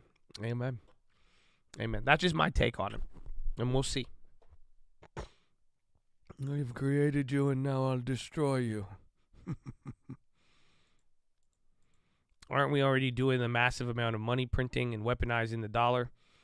A little bit, yeah. But it's just the dollar is big. You know what I'm saying? I'm trying to think of an analogy. That's what they mean, a drop in the bucket. So I wouldn't say what we've done is a drop in the bucket. It's a little bit more, but we're on the way there. But there's still a lot more that we could push it to, because that's what I was saying earlier. I said even in the midst of all of that stuff, all the printing, what happened? Every other country weakened, and we ended up getting strength off of it. So people are just mad addicted to the dollar. So it has to get really bad to throw people off of the addiction, and then we go from there.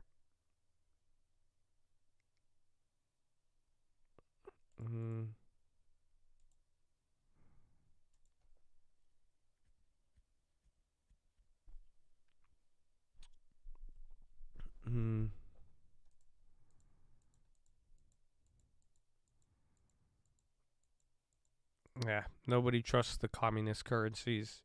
Yeah, and I mean, somebody said it right there. They said the fact that nobody wants to move to China looking to improve their life, that says a lot.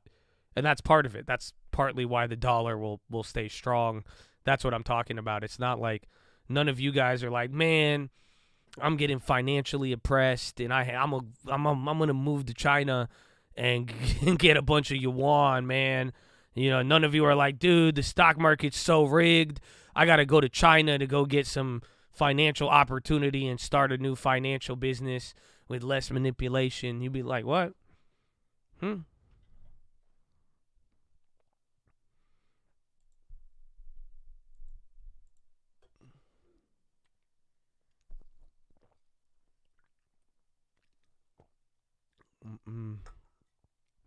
What are the top 3 countries? I mean, people go to America, Europe, and Europe. No, America, Europe, and then like Latin America maybe, but realistically, I mean, or like Japan. But there's not too many places. That's why most people come to the United States. And again, there's the level of demand for the dollar for various reasons is through the roof.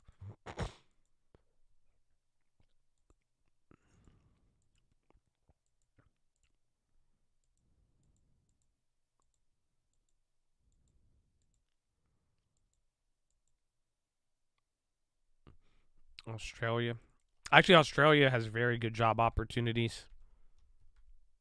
But then the toilets flush the other way.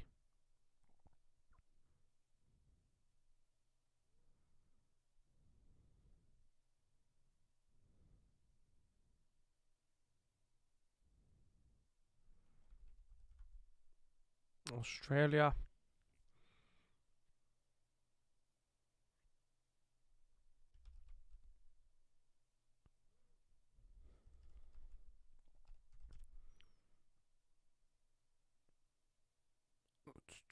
McKinsey is shutting down its restructuring business. And 10, 12.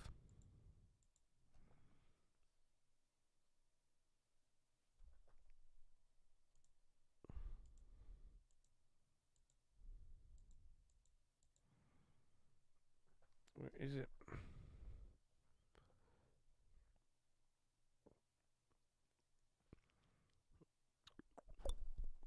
Blackstone private equity deal maker El Gabani has left firm.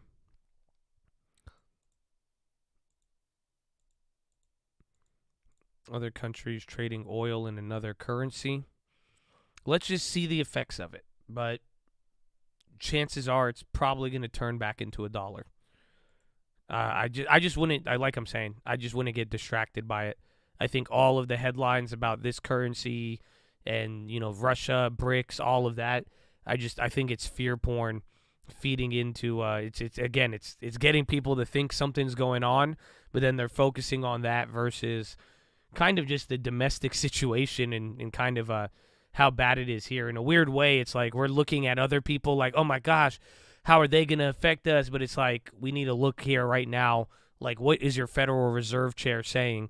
What is happening with the banks right now? Look at your dollar. Look at your domestic bond market. That alone says a lot of things. And then on top of it, let's see what other things happen. You know, before I even react to China, Russia, the BRICS, and you know, oil shit, before I react to any of that, I would react to the Japanese yen changing their policy. That, again, I believe has more importance than that.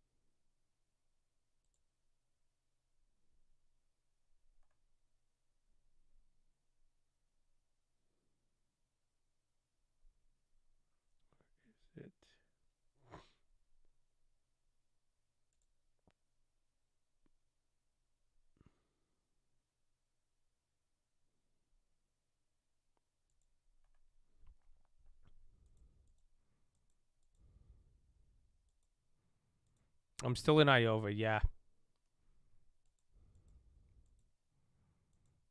Barron's note on EDR.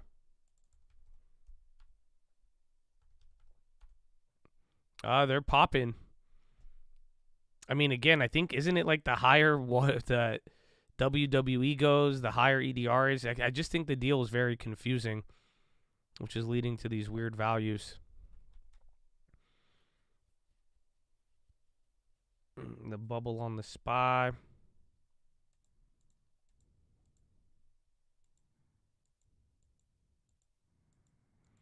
Got to disagree with the dollar brick. We've already done the deed to destroy the reserve situation. Our response to the Ukraine is a perfect example. But the whole idea of a reserve currency is that if people trade it, like if people trade with you a lot, they hold your currency so they don't have to switch back over. That's the whole idea with a reserve currency. So the question is, have people stopped holding dollars and buying things in dollars on the world? And that's where, you could go back to the trade balance and all of that stuff. But unfortunately, that's just not happening. And that's so until people stop holding dollars and say it's a better interest for me to switch over to a Chinese yuan or a ruble, until that happens, it's not really. I fail to see it. Again, the dollar, this dollar nihilism has gone around for a very long time. And it's still, it takes a lot. It takes a lot. CDLX, they just had a pop and drop.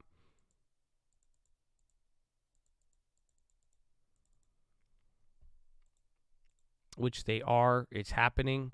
But it's not. Is what I'm like. You see what I'm trying to say? Like, I get the logic, and people are like, it's happening, and this is what's going to lead to it, and then people are doing it, but it's like, no. Otherwise, the trade balances would look so fucked up. So until the trade balance moves, or I think you could even go and get special drawing rights, SDR currencies, and you could go see, reserve currency activity. I think they have it on the Fed website. Let's see, dollar weighted basket.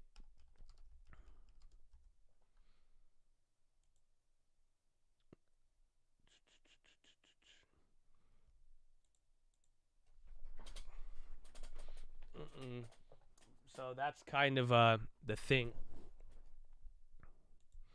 Say to yourself, it doesn't matter if we want dollars more than won. It's the government. The switchover is killing small countries, and they're clamoring to join the BRICS. Yes, but they also, pretty much what I'm trying to say is that everybody has to remove their reliance off America.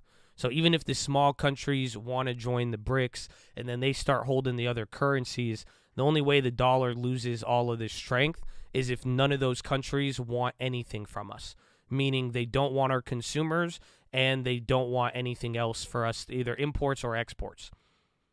So that's why it's like we're always going to keep buying it. That's or they're going to always keep using our dollar until they do not need us. So if they don't want our consumer, if they don't want any of it, then that's it. So if China and the BRIC countries can pretty much supply the demand that America would provide, maybe. But until that happens, then it's not there. Argentina, case in point, their currency inflated 100%. It did, but what did people start doing?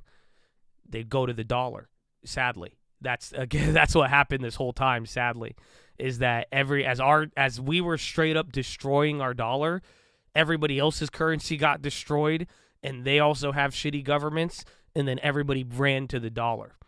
So a lot of people in Argentina, again, even like Egypt, crazy. This is my family in Egypt. They all go to the dollar. That's what every single person does. Nobody sells it. If you're in Argentina, if you're in a banana republic, and your currency is getting clobbered, whether it's a result of America or America plus your country's politics, you go and you buy the dollar. That's what I'm saying. It's not, people aren't going and buying the Chinese yuan. Even people in Hong Kong won't even buy the Chinese yuan. They go and buy the dollar. Again, and that's on one level. And even jumping back to what we said earlier, even if all of the other BRICS join up together, the only way the dollar loses status is if they stop buying or selling to us. So you have to be willing to lock out the American market to be able to say, boom, the dollar is not going to get it. Because then people are going to say, well, shit, if I'm not buying or selling anything with America, what's the point of holding a dollar?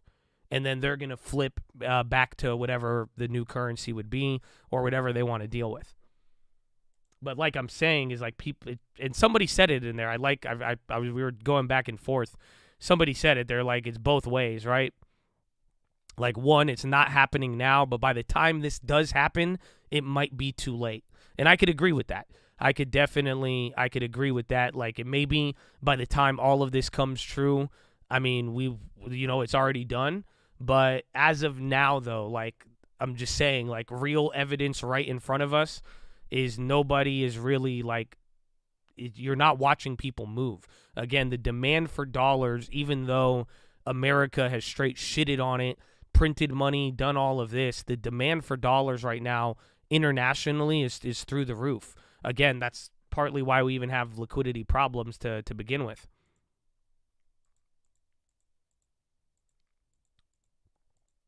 The Argentinians to go to the dollar, they get destroyed on the switch from their peso after transactions.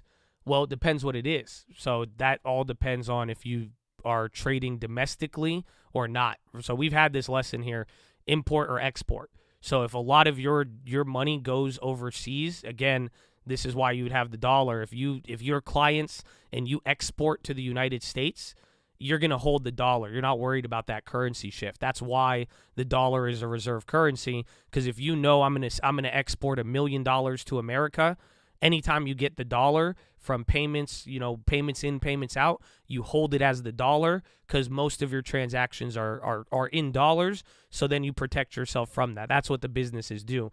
If people are domestic, they're going to keep their home currency. But again, if you are anticipating problems, other weakening or whatnot, a lot of domestic producers will literally go and they'll switch to the dollar because, again, you may have to pay a little bit of that fee, but if 3-6 months your currency keeps weakening against the dollar, most people are happy to do that. So this is something, my dad said this from back in the day. Even lately, I've noticed this with my family. It's just like Egypt has 19% interest rates, 30-40% inflation. It's a very similar thing, but what people do, whether they export or not, even in China. Again, my buddy in China, they do the exact same thing. Anytime you are worried, you go straight to the dollar, especially if you're anticipating 3, 6, 9 months out, because it's for all of this stuff. Will you have to pay fees? Yes. Can you lose value? Yes. But the whole idea is if everything's kind of going through it, you're going to have more safety and acceptance in the dollar, and that's why people make that switch and they end up holding it.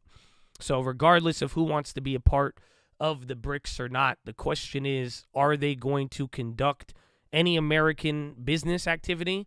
And then now, relative to their domestic currency and everything around, is there another alternative that is safer or less volatile? So let me see. This is what I want to, you guys could play with this.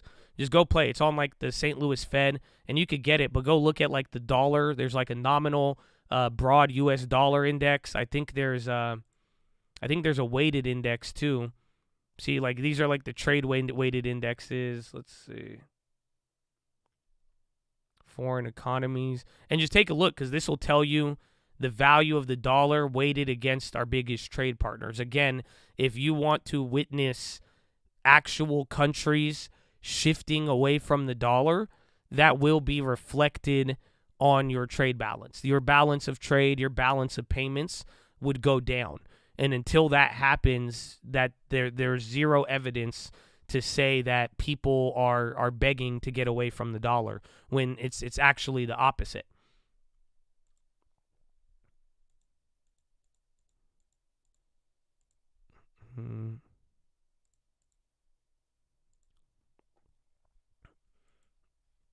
But again, in due time, though. I love the debate. Thank you for the counter arguments as well.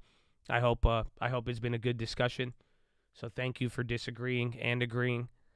I think it's a good discussion. I just want to make sure something's happening, but as of now, it's still very, very early, and it's a David and Goliath story.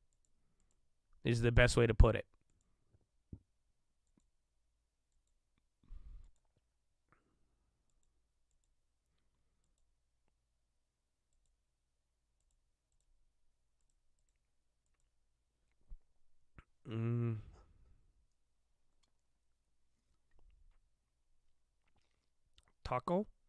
Tacos? Or?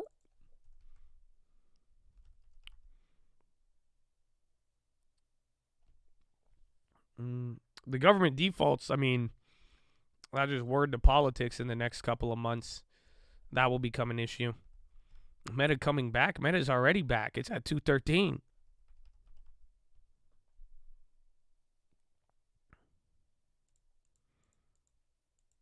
Wait till the $1 trillion coin comes out.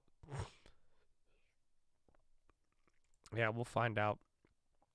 I think if we get a bank failure at this level, then you guys will watch it happen. That's it. All it takes is one more crisis of confidence leading to another round of pumping after a recent bank failure.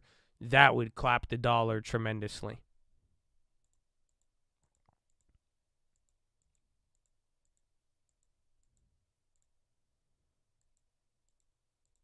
Jim Rickards has entered the chat.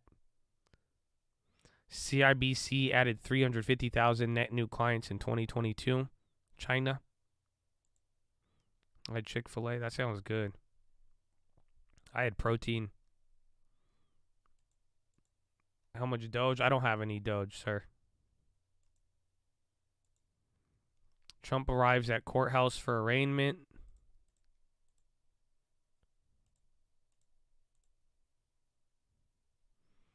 I mean, even the spy's holding up pretty decent.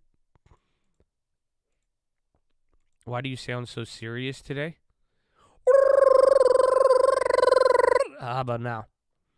No, I think I'm sick, to be honest with you. I just haven't cried like a little bitch about it as much. Sometimes I can, but I'm pretty sure I'm sick. Like, my throat is clapped. I woke up, bro. I was just pooping everywhere last night. Like, I think I'm on some, I think I got some. I haven't been sick all year. So, maybe it could be my first one. I did go to the gym yesterday, too. Oh, I had a good workout yesterday. But other than that, so we'll find out tomorrow, because usually this is like day one. So, if I'm really going to be clapped, it'll be tonight leading into tomorrow. Then I might not be able to hit you with the watch list. But that's it. I did not poop at the gym.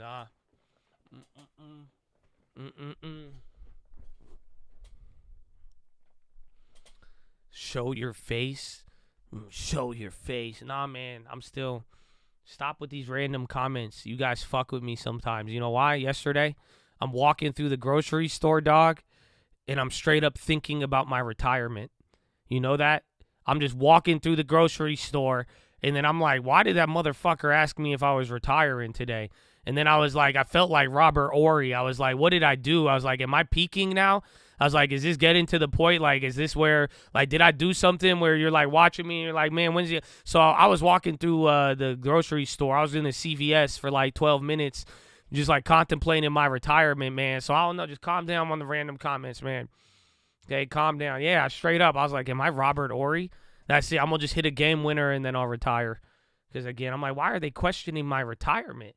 I'm like, yo, bro, LeBron James is older than me. You know that, right? You are questioning my retirement before even LeBron James. Are you kidding me? That's why I was so offended. That's why I was like, man, how did LeBron outlive me? That makes no sense. It makes no sense.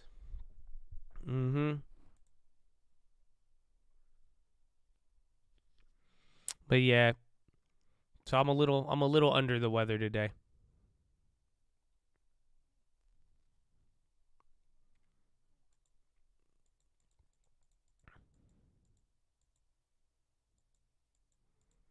Amazon lays off 100 people in their gaming.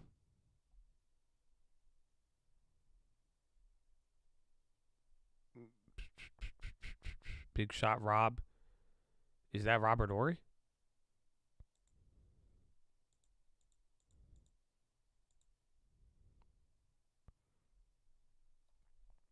Amazon, yeah, we just got that.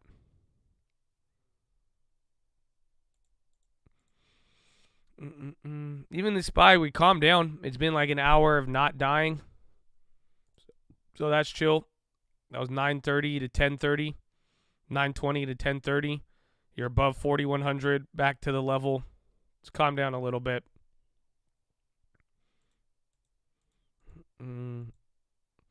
U.S. Treasury says IRS will release strategic operating plan for $80 billion in new 10-year funding. That's what they called him at the Lakers. Really? Big shot Rob? I'll never forget that. There was the Sacramento Kings, Robert Horry.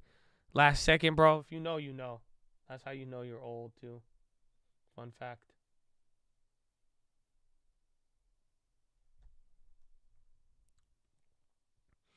The mix of exciting and boring, indeed. Indeed.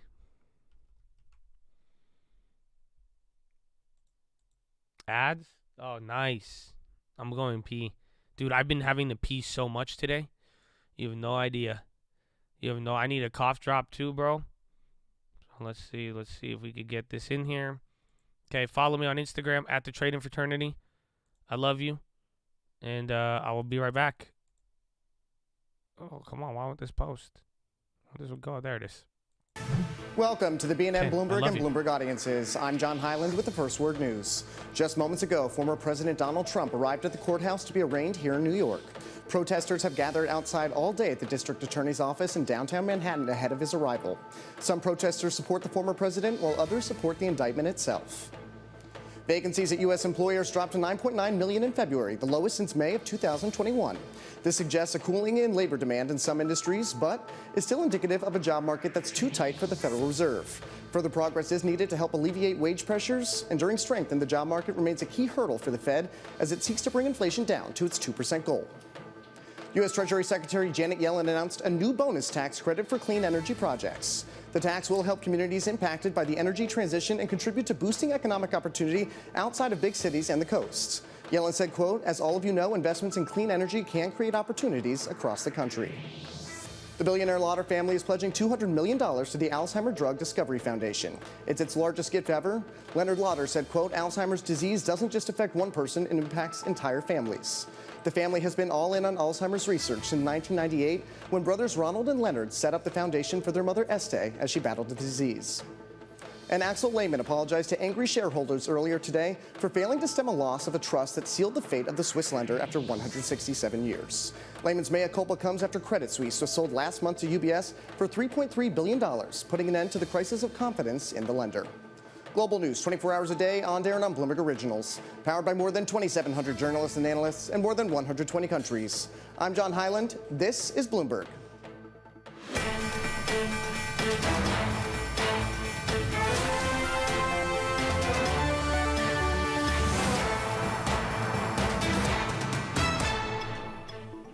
I'm John Ehrlichman. Welcome to Bloomberg Markets. And I'm Kriti Gupta. Let's dive right into the price action because it is interesting when you look at the stock market. But I got to say the bond market is where you're seeing all of the action, John. We'll hit the stock market anyway. The S&P 500 lower by about 0.5%. Look, a lot of the gains we've seen in the last couple of weeks come from only a handful of names. That tech rally, not necessarily. Okay. I got a cough drop in, so I'm going to try not to chew it. I chew my cough drops. I know you're not supposed to. NATO troops assignments to be part of defense plans. NATO Nordic defense planning hard without Sweden.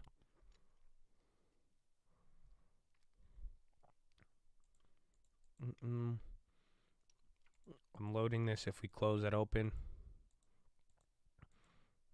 I don't know. I have all the Bloomberg audio stuff. It just gives me flashbacks from like listening to it so much. Like back in the day, like I used to just have like the Bloomberg on my TV like 24 hours a day. So it's like there's a different like one on the TV, and it's like this little sound, bro. It like low key it trips me out.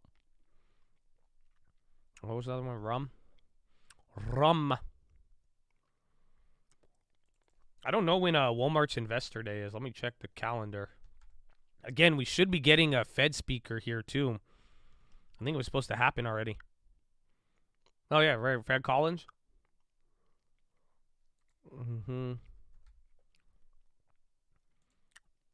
Fed Collins is not a voter. This is not Fed Collins. I was raised by academics in college town. I was raised by academics access and insight town. Did not give me the full picture even that access and insight. Oh, that's the trippiest video ever. I clicked. That's the audio for the video right now. Take you in directions you never thought constantly changing world. Hello. Which means there's always which means possible. Take questions there's always new research to undertake. Questions to be posed. Questions my own to be studies posed. allowed me to investigate everything from the impact of studies allowed me to investigate everything from the impact to the banking on the nation's. I don't know. That was really fun. But hey, I'm sure that may have made some of y'all black out. That was very confusing. That's the video, but we're waiting for it, for the audio to normalize.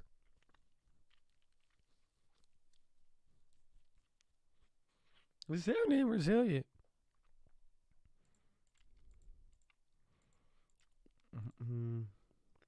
We're all 8 years old. Yeah, tell that to my hairline.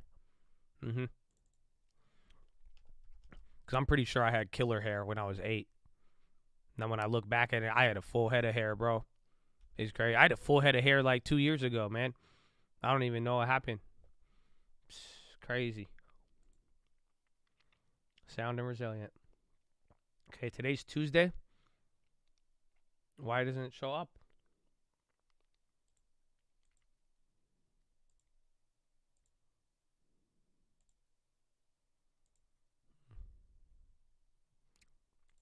You cut the fro? No, I didn't cut it. I've just got a receding hairline. It's like a long story, not really, but yeah.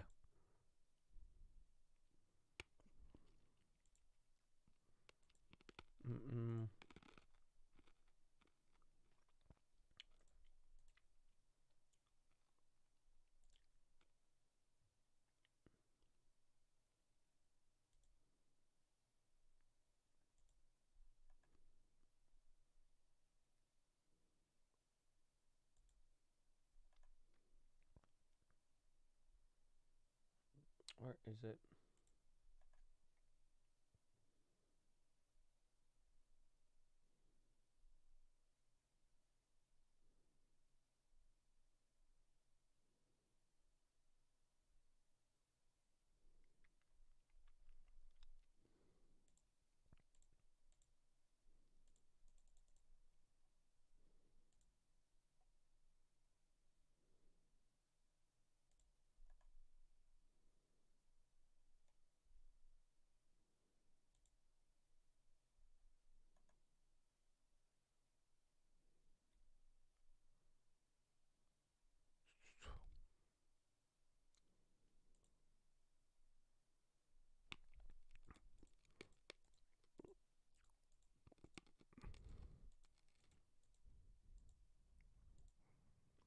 Fathom jumps on chance to resubmit drug application to FDA.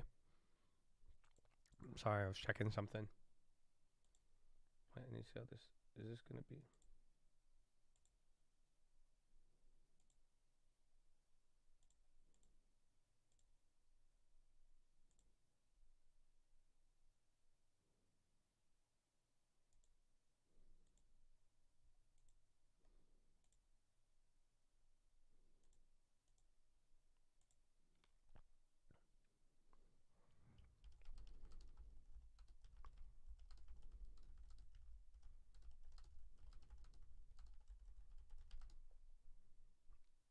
With AI, no. AI stock, it dropped the most on record today.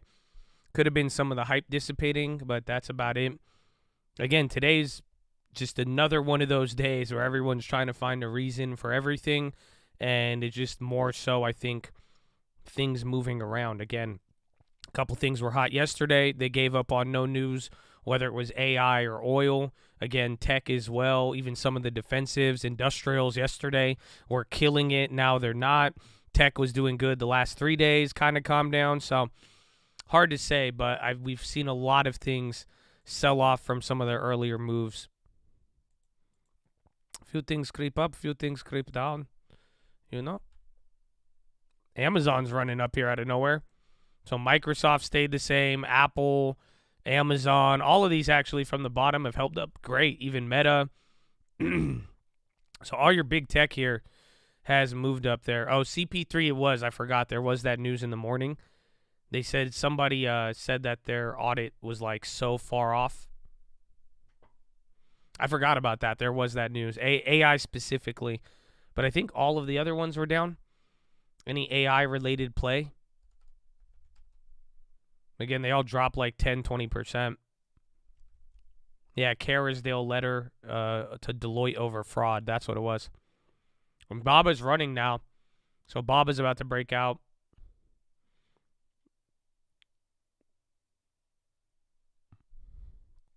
I'm not out of Iowa, no. Dynamic yield curve. Again, bonds. Bro, silver is about to go to $25. Like, do you guys realize how crazy that is? That means silver might even go higher than where it was in 2021. I'm trying to load up my silver pricing.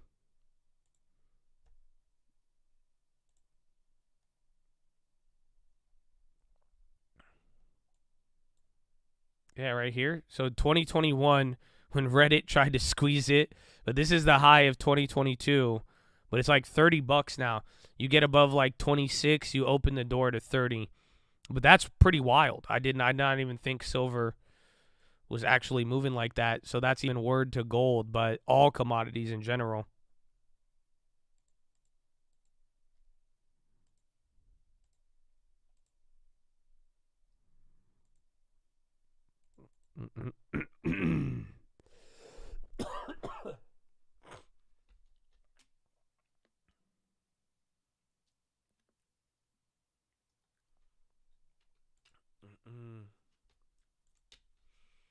That was me. Only third pre-market call in the morning that ran. Posted on the morning thread. Otherwise, don't flex on it. But posted in writing, then we got it. You know what I'm saying? Then I'll throw you a parade. Amen. Amen.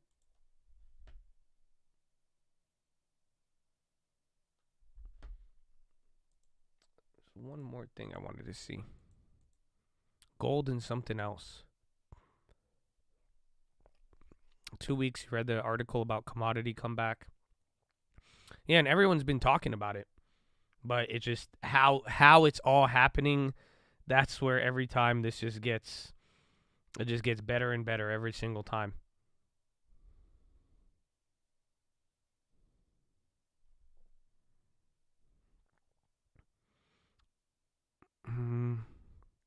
Silver is weird. Again, with gold going up and all that, I mean, it just says something.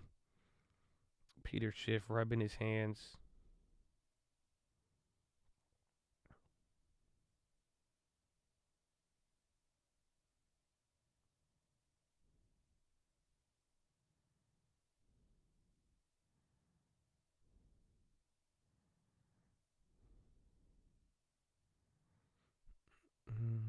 Is tech going to come back to reality?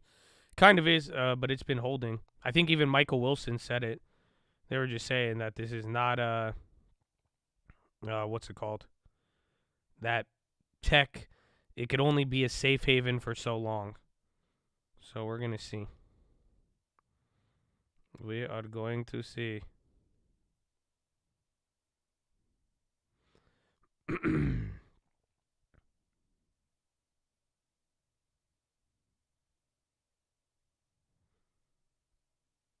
CNN said Trump arrested. I think he's there now. I mean, that's kind of what we were waiting for. Then we played Rumble. Again, Trump is going to have a Rumble speech. Even though they put a gag order, it's going to be interesting. Last 4:14 before coming back to reality. I think we just need a headline. That's it. I mean, if we could get a good headline, anything related to either banks, oil, something that could drive it. Again, non-farms will be big. Tomorrow's Wednesday, and then we'll only have 2 more days left in the market. But as of now, I mean, the data so far has been causing reactions, and then we get one more set there on Fry.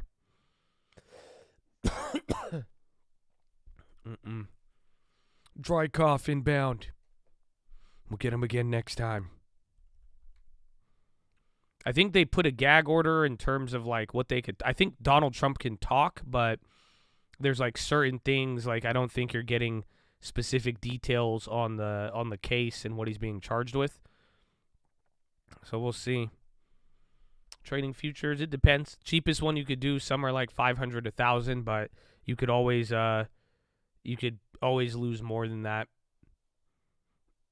My niece just registered for kindergarten. They grow up so fast. I know. Makes you feel old. It's dope, though. Now they get to start their 15 years of schooling. The speech from the Saudi leader last week, which one was it? The Credit Suisse one? You know he got fired, right? Or he resigned.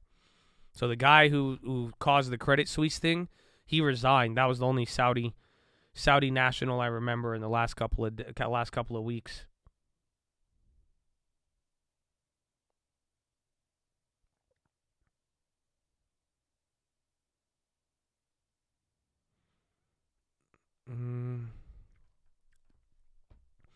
Yeah, Rum earnings was good. Again, Donald Trump supposedly is going to go live. That's why we made the play over here. I think it's up almost $100 now. Where's the banks? Baba's coming down. Even the SPY and some of the big banks right here. Again, there was a little bit of a bounce, but if we start to come down, this leads you in. I mean, it's almost 11.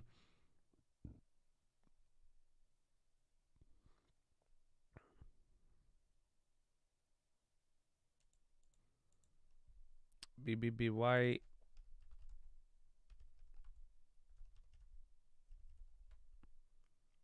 TIMB, what is this? Timberlands? Tim? This thing's up 2.9 at the high. I noticed bonds calmed down while we started to rally. That was your first, like, bond market chill out here in a minute.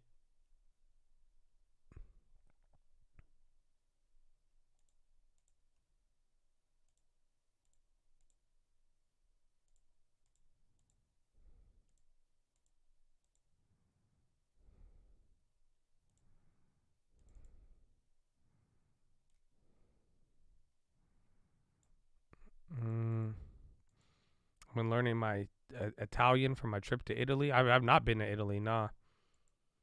I don't know. I think my girlfriend knows Italian, but I don't. All I know is, like, I know Ferrari, like Lamborghini. That's about it. I know pasta. I say fettuccine. You know what I'm saying? I know gnocchi. You know, that's about as Italian as I go. You know what I'm saying? I say truffle pasta, and then it works.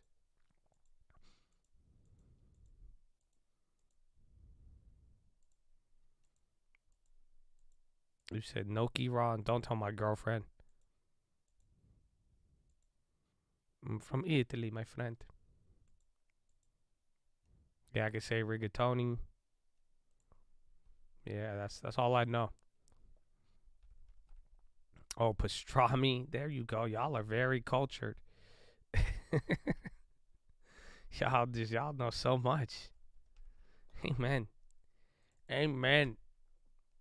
Go, man.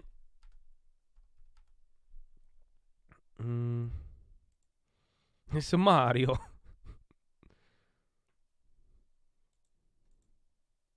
Pastrami's not Italian. Okay, back out.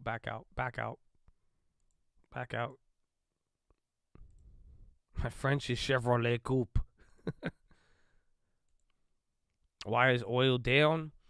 Well, we're still holding up the gains from yesterday. Other than that, I don't think there's any oil headlines even today.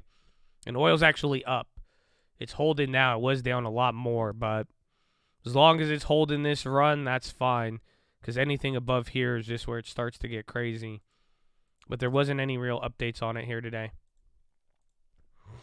Have we got the Fed again? Fed Collins is supposed to be speaking, but there it is. Added, you know, kind of a reminder of, so what's really important here, making sure that you do take some time away, and this looks and like I a think weird, that's really healthy and helpful. This looks like a weird interview. So let me say a couple of, I mean, each of these are huge topics, so there's lots to say. There is no one pathway. Okay, I'm gonna have you guys listen to this because my throat hurts. And I love you. Have been, but I doubt she's gonna move the I would market. say really blessed to have a very supportive husband who is has throughout our marriage been extremely involved, not just in childcare, but also house care, things like that, which is not always the case. And that has been really, really important and valuable. It is much harder when you're a single parent. And if you don't necessarily have support structures. So, you know, when I did wait until after pop. I had This tenure is Susan Collins of the so Fed. I was an older mom when my first We have one more Fed speaker when afterwards. my daughter arrived. AMD is running. And I'd also done a lot of things, which I think made it easier for me to say no to a number of trips. You know, as an international economist, one of the things I got to do was travel a lot, which I really not only enjoyed, but continue to enjoy. And so I was quite explicit that there were times when it was just important, not only for me to be there, but sometimes I just had to be there because my husband might be traveling. And we did relocate when my kids were younger to be near family. That helped a lot. And we leveraged their time and resources. But I think that it's also important to both know yourself and what's most important to you.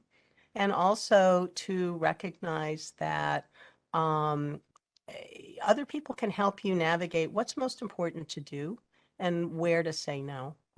Because if you say yes, it often turns out that more and more people to ask you to do things. I think that is especially true for women and people of color. I mean, I realized at one point when I was an assistant professor that I felt like I was, you know, maybe saying no more often, but I think I got asked 5 times as often as my colleague who was, you know, hired the same time as I did, who was male and not a minority, to do stuff. And so even though I was saying no, I was doing 3 times more committees and other things than he was. And so getting help to know when you can just say no. When I was a dean, I actually told all of our junior faculty and all of our women, whether they were and people of color, that if they got asked to do something, they could just say that their dean said they had to ask their dean, whether they wanted to do it or not. And that meant I could be the one who said no, so that they didn't have to be the one to say no, because that can be hard if you're saying no to a senior colleague or to somebody who might need, who can be really helpful to you. So looking for people who can be supportive is one of the lessons. Looking for people who can give you advice about what are the priorities, what's the right balance, and recognizing that it is okay to say no. It's okay to take time for yourself and your family. And you're not the only one who's struggling because it's challenging. It is, and you probably won't get as much sleep all the time as you might like to. It's also fun. I mean, I love being a mom. I just have to say that explicitly. It's something that, you know, is critical to me and who I am. Yeah, I agree. Not without its challenges, but also a lot of joy. In a similar vein, so, you know, as you're balancing, you know, life and work, how do you manage keeping like that balance of keeping your head down versus working with team engagement? So not necessarily that FOMO, right? The fear of missing out at work, but more so, are you seen as engaged enough when you're juggling so many different priorities? Do you have any advice there? Yeah, so I think the starting point on that one is that different jobs are really different in terms of what the expectations are. And so getting a bit of clarity when you join a new organization, or even if you've been in the organization for a while, but you perhaps move into a different role, of you know, how to think about what the expectations are and when you actually really need to be there, when it's nice to be there, and when it may not be as critical. I would say, for example, in a lot of academic institutions, if you're getting your papers done and you're teaching your classes, you don't really need to be as visible. But in some other organizations, it's really important to have that face time to engage. Relationships are always important. I don't want to be misunderstood about that. But what, you know, what is most important to do is really I was hoping I could play this places, and that's so that something she would talk, that and a kind of more seasoned person in your organization can help we're gonna you turn to this off soon. understand. This has nothing And to then do with anything. recognizing that, you know, they're going to be, so I tend to not think about a week, but maybe think about a month or a semester or a quarter. And so if you're being engaged, you don't have to be as engaged every week or every day. You're just listening Have a to bit this of a instead longer of horizon. So if there's listening a to my cough period where drop. you're spending more time Oh, on just give it a family sec. or on yourself, whether it's health reasons or whatever it is, that's okay. Find windows when you can spend more time doing the other balance and and try to map that out. Again, yes, I am a planner, a bit of a preparer, but taking a bit of a longer horizon, people will remember that you were really engaged when you were working on X over that time period, even if the month following that they may not see you as much because maybe you're spending more time with your kids or your parents or whatever the other needs or other parts of your life might be. So I hope that some of those are some helpful suggestions, but it is a challenge, and those are days, those are years in my life that I look back on with a lot of fondness, but they were pretty stressful while I was going through them. Thank you for sharing and for being so honest about your experiences. In the interest of time, I'd like to move us to mentorship, if that's okay.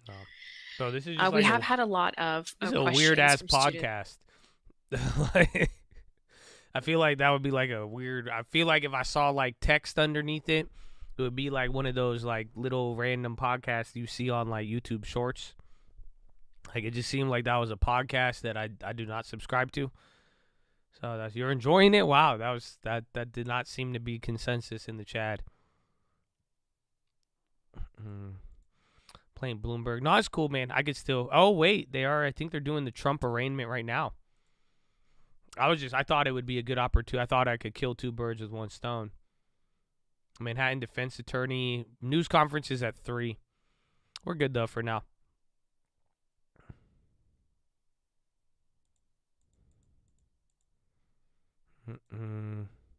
Feel like more people are watching you mirror it than actually watching it live. That's actually how it is on most of them. So like most of these little like speeches that we put up, there's not that many people who watch them. So we're probably the biggest watchers of all of it. Like if you think about us collectively, like a school of fish, like most of those, like even like the C-SPAN shits and those like government things, like a lot of people don't watch them. So when we come in, we're giving it a lot of eyes, but I doubt 500 people are even watching that there. So, but usually sometimes they're good though. Like granted, I mean that's what we've learned over the years. Like especially back in the day, if you were here early, you guys know what it's like. Back in the day, man, like when the market would, when you get speeches, things would go a little bit crazier here. But you never know. Sometimes there's some crazy ones that happen.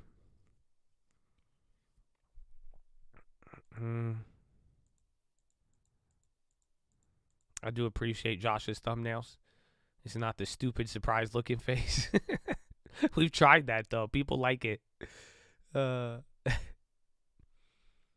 should I go for? I don't know. I don't know if I'll do Watchlist today. If I die after hours, I'm screwed. Otherwise, I don't know. Where do I go for the thumbnail? I went to McDonald's yesterday, but then everybody was staring at me, dude. I was so self-conscious. Like, the block was hot, bro. Everybody in the drive-thru, people were driving in and out. Everybody was just looking at me, like people were pointing at me. And I was like, this is too much. I got to go, man. Home Depot? Why Home Depot? I could go to Home Depot. I'm kind of down. Low key.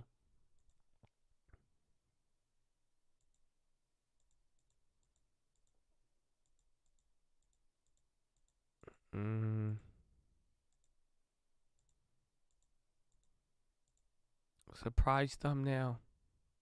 He's too old to be making TikToks, they were saying. I said, no, I'm not. I'm going to be big on TikTok. Don't ban it.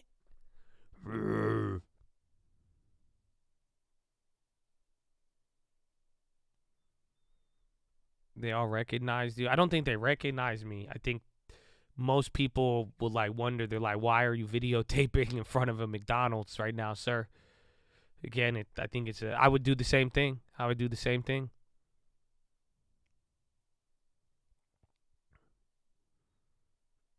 Go to a cat yard with a bunch of tractors. Oh, yeah, maybe. Because, again, Caterpillar, this is one of its worst days in a while.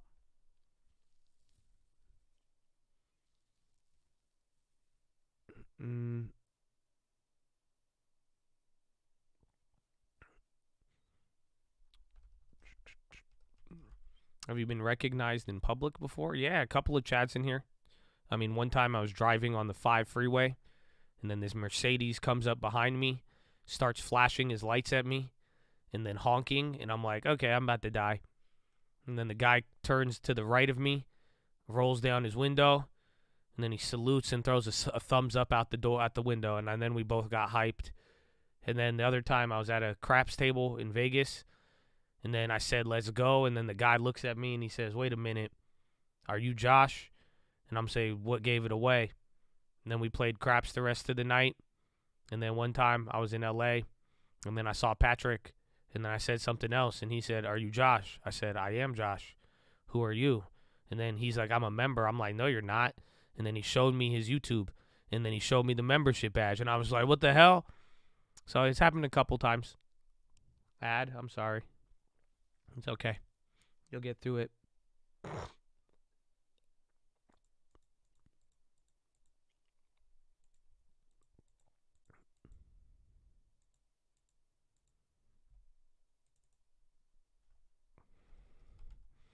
I see you in person, I'm a fangirl so hard. You and me both. You and me both. It's always an exciting time. Bro. We're about to do. I'm on like water bottle number 6 right now.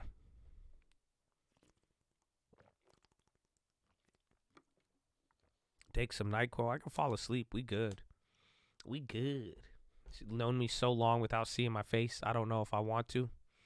It's just going to be weird. You can be like, you don't sound like a lizard. I don't get it. You'd be like, why did you show me your face? You do not sound how you look. You mean to tell me you look like a lizard and you're not 7 feet tall?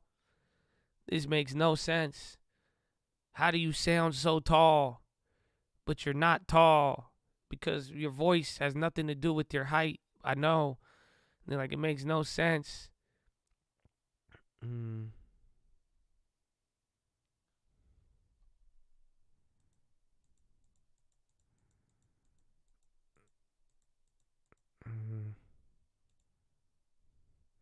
Fam and I will be in LA next month. All right, be careful.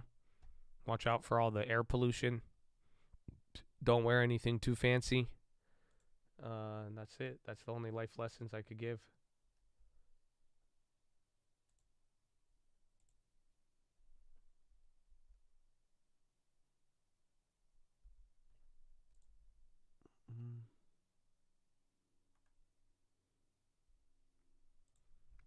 And then Governor Cook.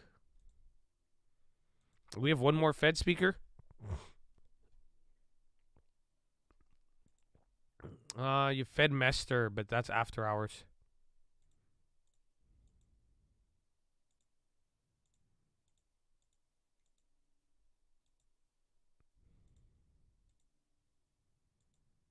Sammy's has the best hummus in San Diego? Oh, you're crazy. No way. Sammy's got good duck tacos, but I don't know about the hummus, dog.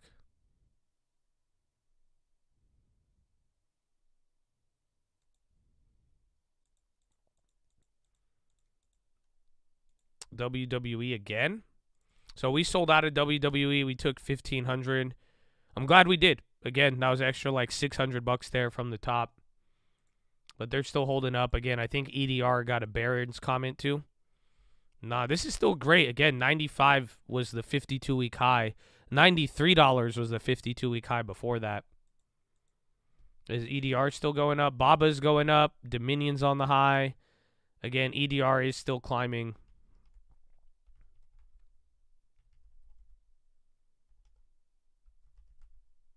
There's Tessie. Oh, yeah, where's Rum?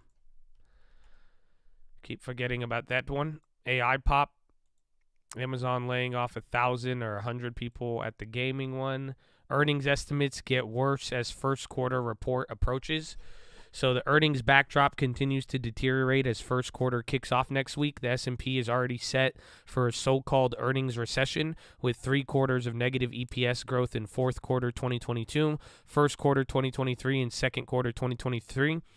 The first 2 quarters of 2023, analysts have been steadily coming down according to Bloomberg.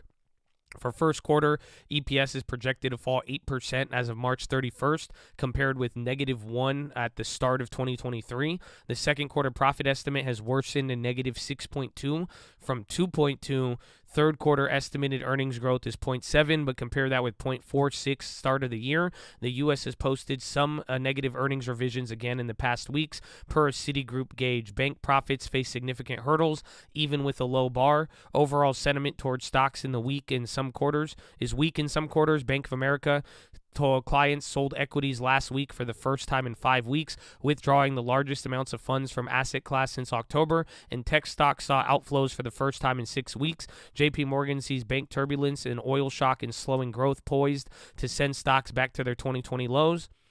The poll survey is all about earnings. Will the recent turmoil in the financial sector hit bank profitability more widely? And what is the overall impact of tightening in financial conditions? That's not good. I don't know how you guys feel about this. Did you guys listen to what I just said? It kind of means something. GD gets $1.7 billion flight school training service contract. What the hell is this? Oh, GD? Get it? General Dynamics? But did you hear what I just said? That little thing, it's like both good and bad, but I'm kind of I don't like how it sounds, because last time we had this happen, it created the shittiest earnings season. Did you guys not hear what it said? So legitimately, from the beginning of the year till now, the first quarter earnings, they were expected to go down by 2% or 1.5. Now analysts are expecting EPS to drop by 8%. And then for second quarter, they were expecting 2.2% down, and now they're expecting 6.2% down.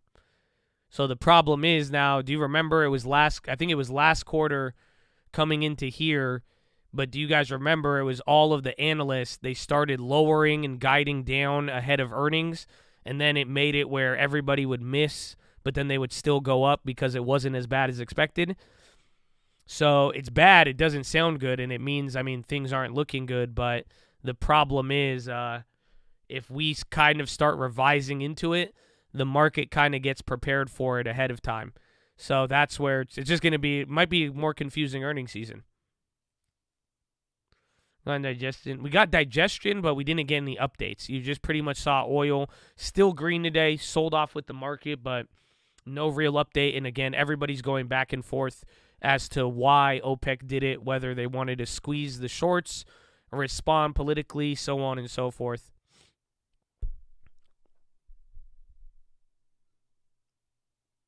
I think they're wrong, but we'll see. But pretty much, if they just lowered their guidance by 3 times the amount, they went from pricing in -2 to -6 or -8. Unless some of these companies do that much worse, it's going to be very hard to surprise on earnings. So if anything, banks though, that's the one they're saying. Still, even with the guide downs, that one's going to be hard to monitor more or less. Yeah, even then, I bet even if they lower guidance a lot and it comes in slightly lower, then it might even go up. That's, again, we saw that a lot last year or the end of last year, last quarter.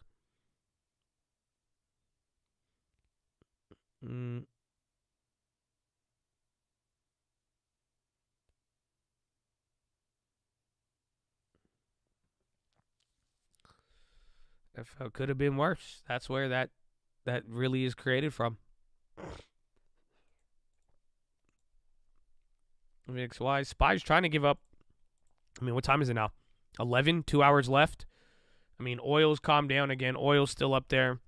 Mini digestion, but no real updates. Again, 4,100. You've just been holding this the whole time.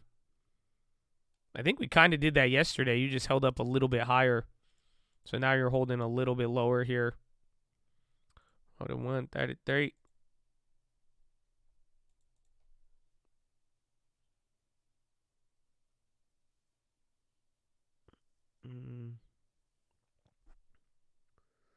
Let's go fastly. TLT volume. I've seen that here.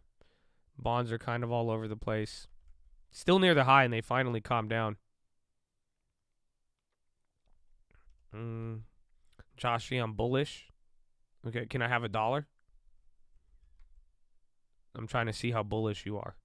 You know, are you bullish coming from a mentality of abundance or not? Because that's my question. That's my question. You got to really put the bulls to the test. Same thing with the bears.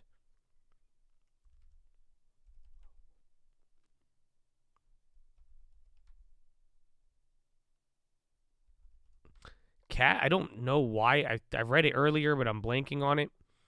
But it's one of their big down days.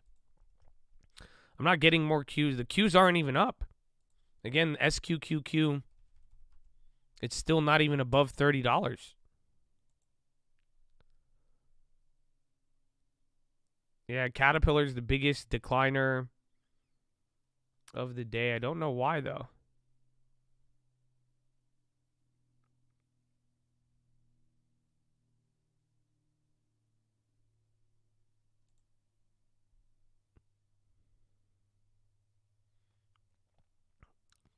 Some junk bonds, but yeah, there's nothing on it, actually. They filed a debt services shelf. That's about it. But all industrials, they did good yesterday. Then today they got murdered. And then CAT is the biggest decliner on the Dow right now. DXY is the dollar. I think we head lower. I think anything is possible. Again, it's either if we head lower, though, I would expect fireworks lower. So I think you could kind of just do like stupid small moves on the way up unless it like really wants to squeeze. But if we do go lower, I think you have to break 40.80 and then close at 40.60. So if we break lower, go to 40.60. If not, you could hold anywhere in between this. Again, since we've gotten above here, we borderline are holding the levels. So we'll see. But then again, it depends on news too. Even after hours, what we get from China overnight, all of that. Those are all what we have to factor into this. Oh, this one's interesting. I don't know if this is accurate, but it says for the first time in the U.S., most millennials own homes than renters. Wow. Then Gen Z, y'all still renting? Does Gen Z they live in houses? What's Gen Z? How old is Gen Z? I thought y'all don't even... Y'all can eat? That's crazy.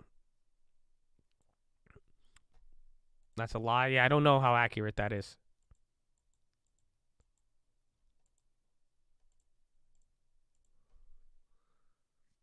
Gen Z's 25 and below? No shit. Oh, Gen Z's old as shit. What? You mean this whole time we've been calling these Gen Zers and they 25 years old?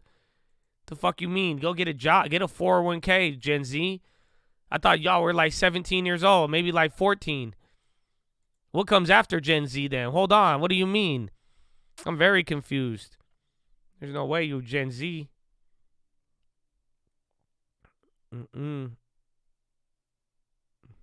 Hey, yo, man, 01.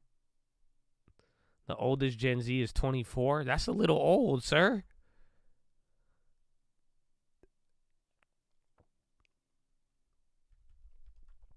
Alpha. They call it Generation Alpha. That sounds intense. How do you go from Z to Alpha?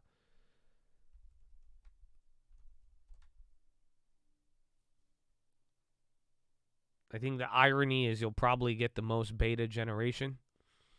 The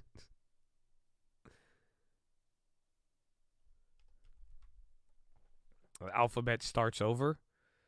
X, Y, Z, A, then beta. So it's going to go alpha, then we get beta.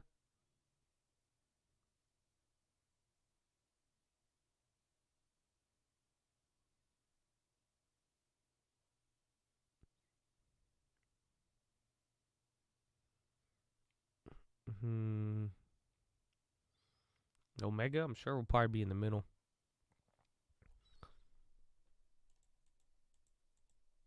What generation? I think millennials are above 30 now.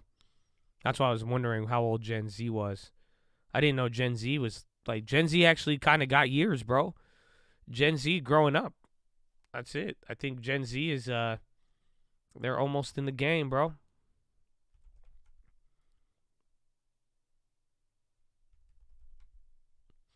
Most of Gen Z is screwed. Bunch of degens around me. Well, I think everybody looks at a younger generation and they see a lot of horrors that they're like, oh my gosh. But then any like Gen Z, like young kid that I've met who has his head on straight, they really have their head on straight. So it's kind of like a 50-50. Because I've met some like young kids who like they're doing good and they actually like focus and like they want like the most out of life. And like I'm actually more impressed with them than any other generation. But then like on the reverse, I think you have some of the best and the worst in this latest generation. It's like when they do bad, they go full degenerate, but when they do good, they do way better than all of us.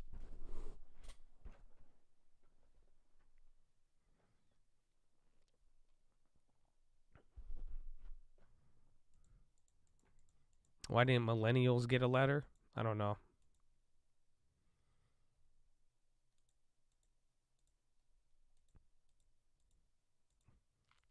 I'm Gen Z. I watch your stream while working. Am I bad? No, that's good. That's what I'm saying. Like that's the grind and hustle.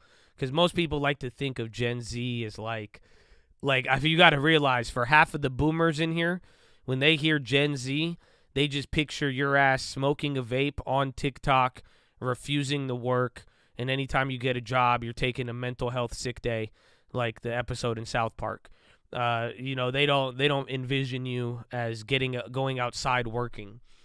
So yeah, and then you know with your pronouns and everything, like that's like how the boomers be viewing Gen Z. So if you're working, you're saving money, you're actually like doing hard work, you're taking school seriously, you're not getting involved in like you don't have any dancing videos on TikTok, you don't have 15 accounts complaining and then being so involved in politics and supporting companies that hate you.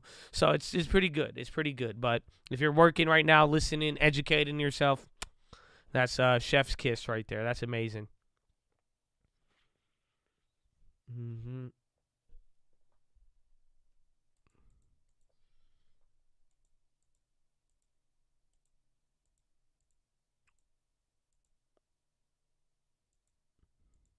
I'm Gen Z and I never downloaded TikTok. That's good. Don't download it. I think TikTok is like smoking weed. If you've gone this far without doing it, don't do it. That's it. It's just a bad habit. TikTok is like smoking. That's all. So if you haven't gotten it, good. Don't do it. If you made it this far without TikTok, just there's no point.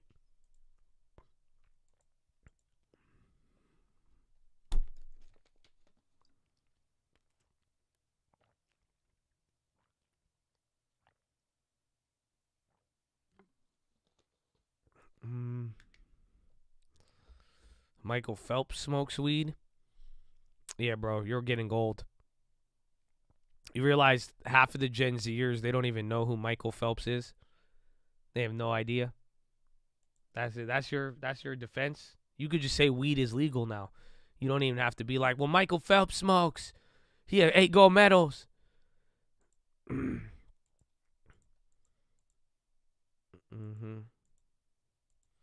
Michael Phelps. Yes, we do. You don't know who that is. You think Michael Phelps is Dr. Phil's son. Stop lying to me, you 12-year-old. It's okay. It's fine, bro. It's fine. We don't know who Ice Spice is. You're good. It's okay. We'll meet in the middle. We'll meet in the middle. I don't even think y'all have any athletes of your generation. Sadly. Mm-hmm.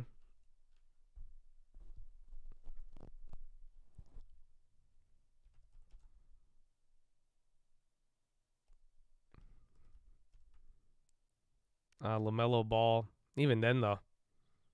Ja Morant. I gotta show you this video. I saw the most out of pocket video ever, bro. Only basketball fans are gonna like it. Let me see if I could get it. I don't know how I'm gonna get it up to you. I need to see what it's called. Bro, it's the funniest video I've ever seen. It's legitimately the funniest basketball video I've ever seen.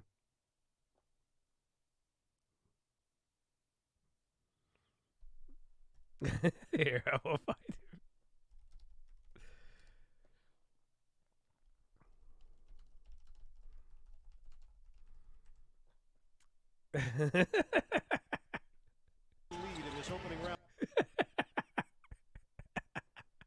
It's a video game, but this is the funniest. This is the funniest Ja Morant clip I've ever seen in my life. I'm honored to share it with you. It's Ja Morant return game highlights.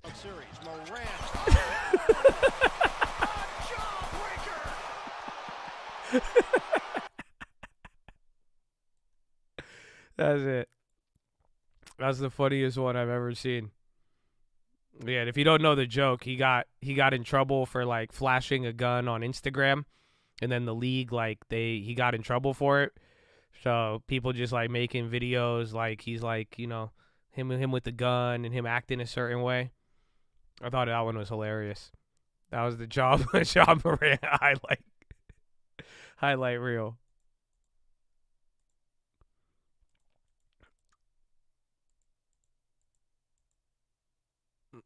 I need to let up off my guy. I like Ja Morant a lot. But that's, hey man, everybody got their thing, I guess.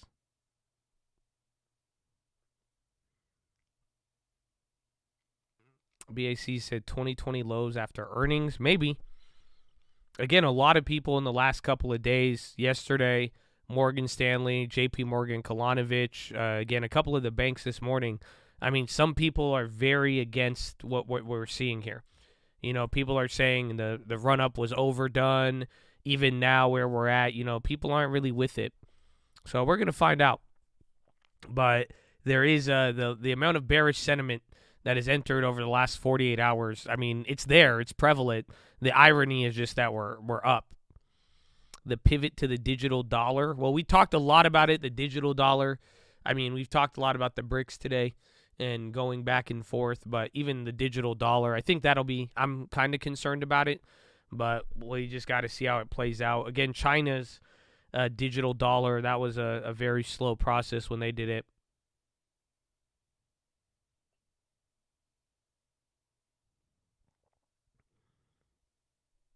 Be careful with Boyle for the long term. I mean, that's going to be a trade that you trade rather than kind of hold for the long term. So be careful with that.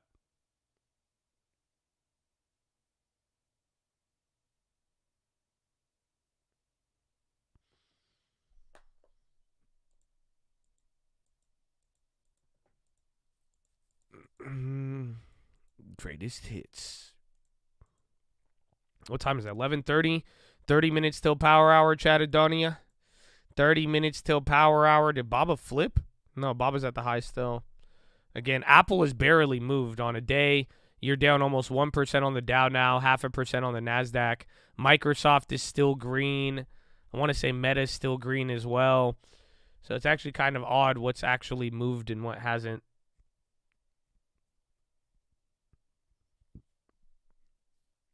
Do you see Boyle hitting 30? Where's it at now? It's at $3.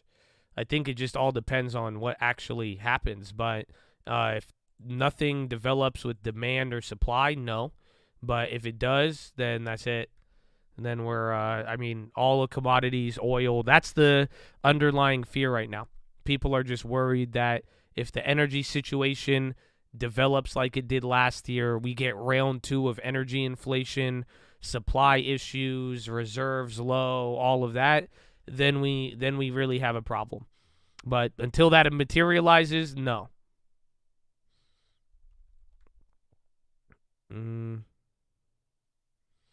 Market is slowly dying right now. Even Apple, they just took a candle. TXN, Baba took a candle from the high. Morgan Stanley's on the low.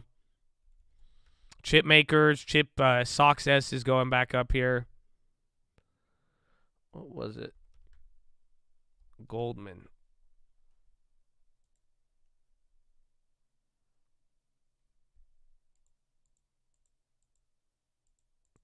I thought I pulled a muscle in my back. It turns out you got a kidney stone? No.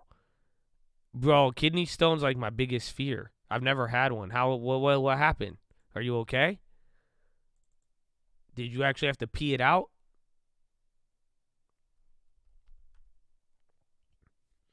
No, because I remember I was a kid.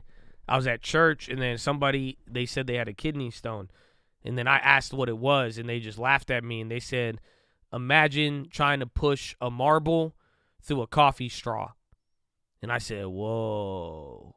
And they're like, yeah. Yeah, I'm going to drink me some water. Amen.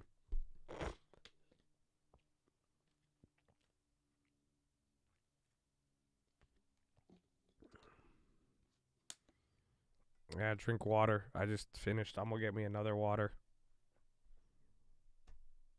Yep, everybody, time for water. Just, just friendly message. Just get some water.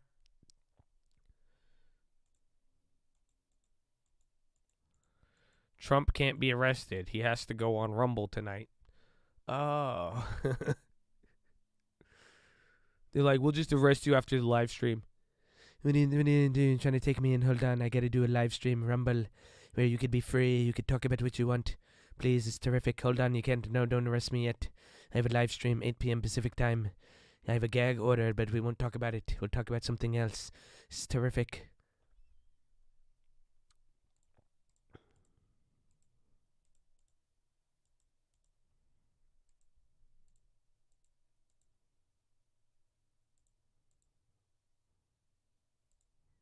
I'm scared about the appendix. I had that fear for a little too.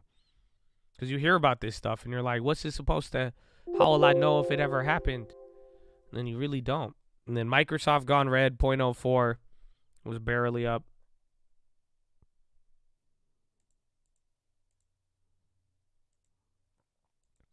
Can they even arrest you without your consent?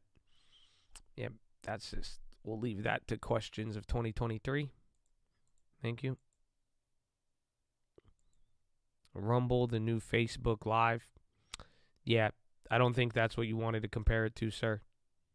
Only geriatrics use Facebook Live. It's okay.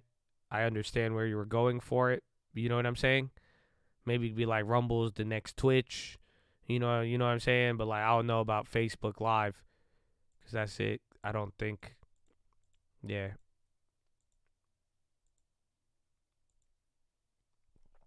President headed to courtroom. Market rolling over. You're back below 4,100. I think we might go to 48 or just 40, 80 if it does flush. I mean, very simple here. It's either we break here and we flush towards end of the day, or you break a little lower, or we break around here, don't set a new low, and then we bounce off of that. But kind of looks like a remix of yesterday. Again, around like 10:55, I think we were started to dump here. So we've already passed 10:55 actually. And then Microsoft and Big Tech is actually selling off this time.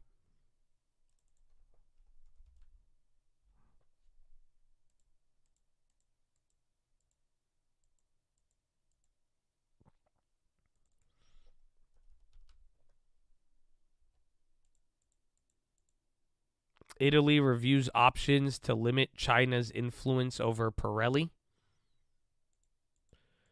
Did no interest rates rising today. If anything, bond yields went down based on the data, and that's a big thing, but there's no interest rate decision today.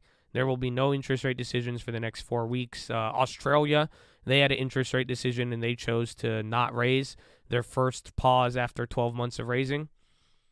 But I think that's about it.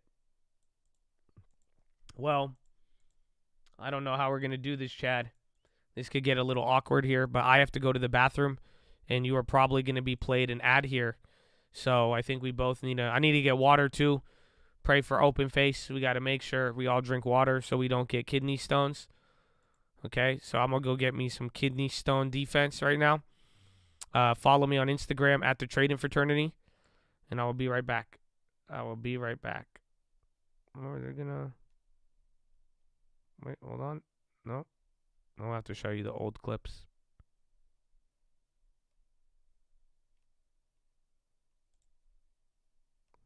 Okay, follow me on Instagram. I'll be right back. Watch out. Market might go into lows. In job openings, but it does not translate to a big jump in increase in unemployment rate. So this is toward a direction of soft landing, which the Fed wants to see. We'll talk about the general ratios, because we talk about sort of, the vacancy to unemployment ratio, if I got that right. And I know this has been brought up to Powell in the press conferences. He's referenced it. Other Fed members have referenced it as well. What's been the trajectory? Is it at least moving in the right direction? Well, the trajectory has been very noisy, and it has fallen to 1.8 at some point before, but then it bounced back up to 1.9.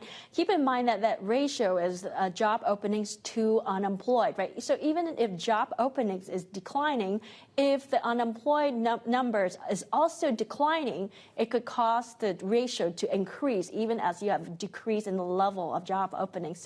So Romaine, I would say that indicator, the ratio, is still telling us the labor market is pretty tight. But just real quick, and I also saw so the quits rate kind of ticked up as well. And isn't that normally a sign of job mobility? Well, I think the quits rate is still, it's still, yes, but it's a pretty noisy thing. I would say that as long as it remain in that 1.0, 1.1 range, it is pretty, it's pretty tight. But I will note that something that caught my eyes in the JOLTS report is that healthcare openings have gone down significantly, and this is the industry where people think about a structural shortage of workers, and yet you still see a decrease in job openings. That suggests to me that there's definitely some softening coming in the pipelines, and one should not rely on this argument of structural shortage as thinking that the labor market will keep being tight forever. Well, to that point, talk to us a little bit about the relationship between the job openings data and non-farm payrolls. What can we extrapolate out from this report heading into Friday's print? Well, this is the JOLTS data we saw today is for February, and this is the month when we saw non-farm payroll saw over 300K of hiring. So these two are definitely not very tightly connected, and the Fed's hope of achieving a soft landing indeed does hinges on these jobs opening and non-farm payroll report being separated, because they are hoping that jobs opening will keep going down, but non-farm payroll would be positive and staying at a pretty positive rate, and that's how you get soft landing. But historically, those two things should move in the same direction, and our view is that ultimately they will move in the same direction. We do expect the unemployment rate to hit 4.5% later this year. Overall, I mean, we had other economic data, of course, with the factory orders and durable goods, and we've seen some other things over the last few days that seem to suggest economy that still is, I guess, resilient, but certainly a little bit cooler than what we had before. Resilient. Gotta love it. So WWE, it looks like analysts are defending the deal with UFC parent. So Roth, MKM, Citi analysts say that the deal with Endeavor is positive. Shares surged as much as 9.4, nearing all-time highs on Tuesday. Wall Street defended their deal. The jump was a rebound from a day earlier when the entertainment stock ended 2% lower. They say we have a positive view of the WWE combination and look for value accretion to unlock faster than if WWE remained a standalone company. He reiterated his buy rating on shares and boosted his price target to 106 from 96, implying nearly 19% upside from Monday's close. We maintain our buy rating and expect investors to shift their force to the U.S. rights renewal, Jason Bazinet wrote. Endeavor also gained the stock trade as much as 5% after falling 6% a day earlier. To be sure, not all analysts are sold. Early Tuesday, Benchmark downgraded shares of WWE, saying that Endeavor's valuation of the new entity could be aggressive. Interesting.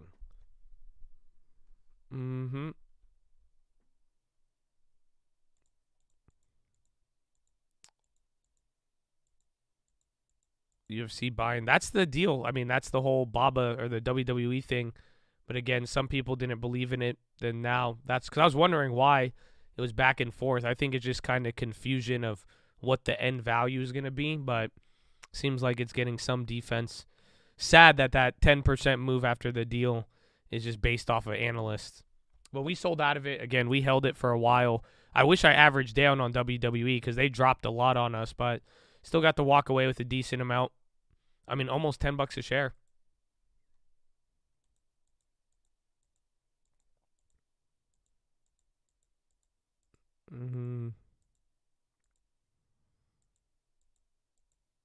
Jerome spends and Jesus saves.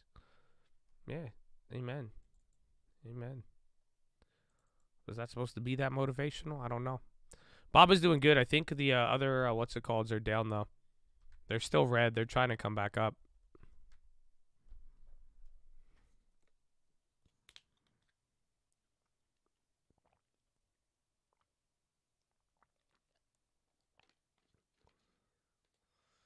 No Macho Man. And then bonds still holding again. Very big level. We'll probably see fireworks in Bondlandia tomorrow. Doing this every day. I love you. I love you too, man. Love you too. Sorry if today's been so serious or if my voice has been weird. I might, and again, I don't know. I might dip out early today. I'm just going to go nap. Especially if we don't do anything. If we don't get a flush, bro. If we end up right here by power hour, I'm going to bed. I'm just telling you now. It's good. Get a little, what's today? Tuesday? It's already Tuesday. If they cuck us in the middle, man, I'm going to take my extra hour, go to bed. You barely talked about Bill today. Are you okay? Dude, I could talk about it, man. You've seen me talk about it, man. Y'all want to talk about Bill, that's fine. I'm more concerned with how people are not understanding it. This ain't even like y'all bringing up Bill and y'all like talking about Bill. It's like I am more concerned with the comprehension of our nation. Every time I speak about Bill, I'm saying, hold up. I don't know, man. I think Bill goes deeper. It goes deeper than you think, man. Seriously, I'm trying to wonder like the scholastic involvement of the schooling system every time, because I'm like, how are we still not? This makes no sense, sir.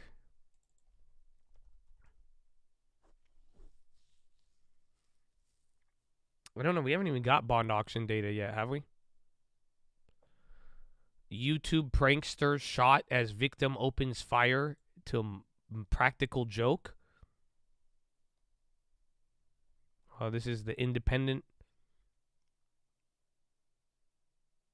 On April 2nd, he was filming a video at the Doylestown Center when the suspect fired him.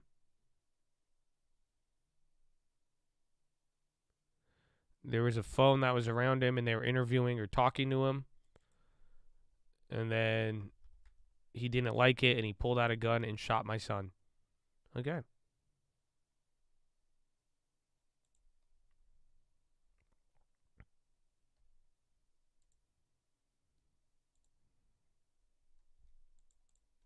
Who was it? I don't know. It just says his full name. Tanner Cook.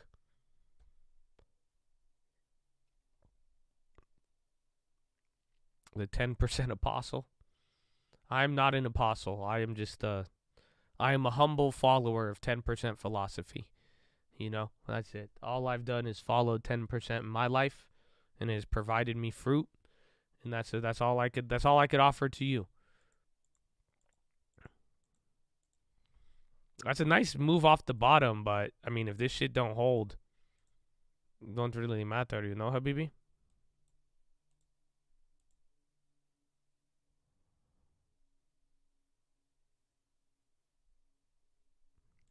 We gotta see. It's good though if you hit the wall and go up. I mean, what time? It's 11:30.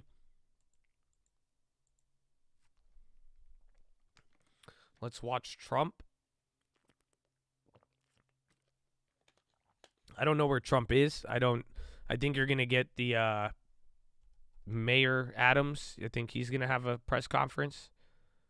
And then Biden meets President Counsel. Yeah, the defense attorney before close. We're gonna hear him at 3:20. Go. Huh? Come on, where the is Trump, huh? F him up. Yeah, you need to throw that mother in jail right now. You know, when he's in jail, I want someone to him up. Yeah, I don't give a what you say. Yeah, what's up? I'm back, bitches.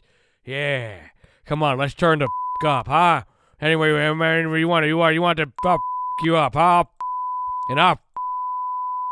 So stop playing with me, all right? No, seriously, I mean it's not hyperbole. This is some real So let's go. What's going on? Holla at your boy. I'm in the building right now. Let's go. Let's turn this up out. How about you fuck them all, huh? Hey, well, where? Come on. Yeah, you see that in handcuffs? Him. Yeah, that guy. All right, I gotta get back. Gotta get back to my Oval Office right now. I gotta stop around. All right. All right. You have a wonderful day. All right. See you later. Peace out, you. Anyways.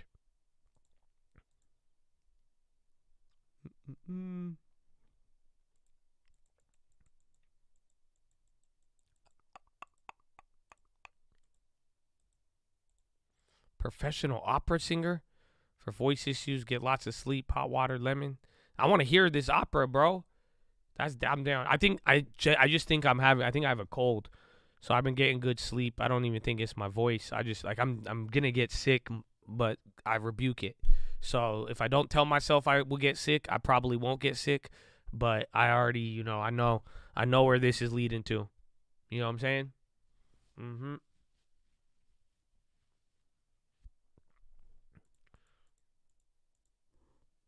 Trump arraigned in New York Supreme Court.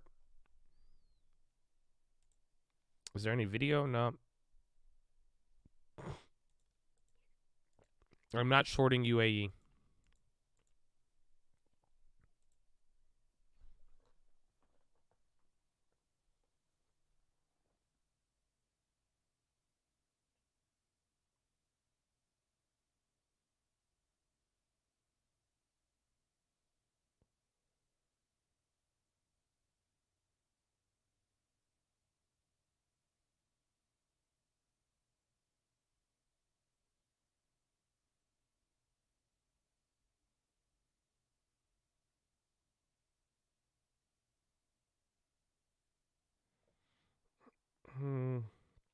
The Bill Ackman thing, I haven't responded to Bill yet.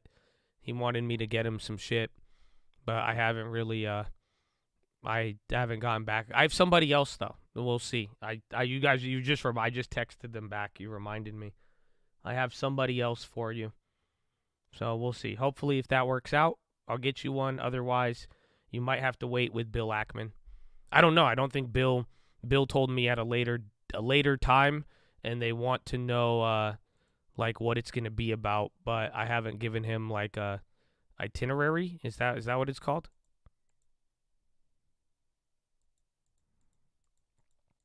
Baba strong like bull.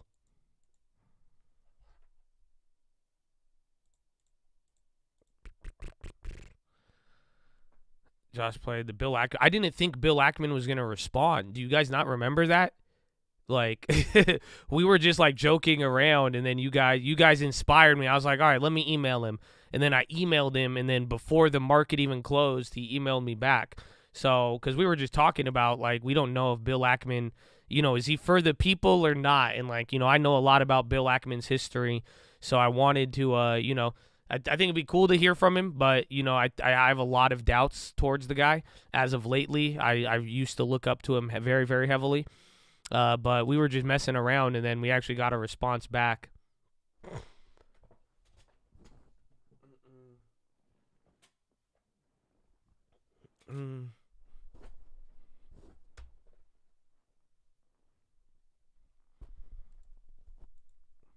Dude must be desperate. Maybe.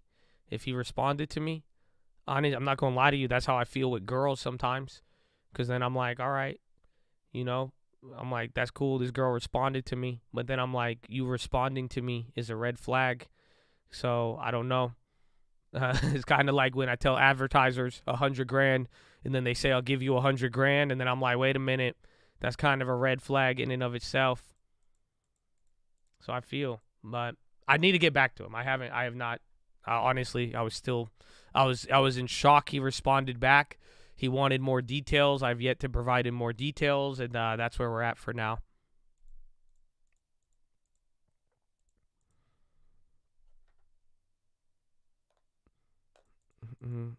Sorry, I can't date you because you would date me. Yeah, for real though, because like it's like if you would, I kind of suspicious. I'm like, if you find me attractive, something's wrong with you.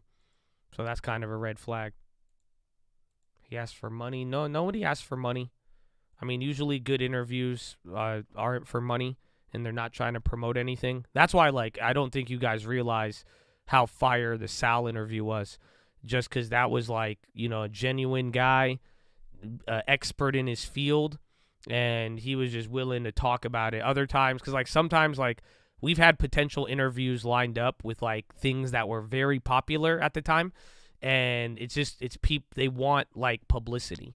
They do it. They don't like, you know what I'm saying? Like Sal, he don't care who was watching, who wasn't, like, you know, just straight up like he was down to talk. He knew I was very interested in the subject, and he was, you know, he was open to answer questions and share his guidance with it all.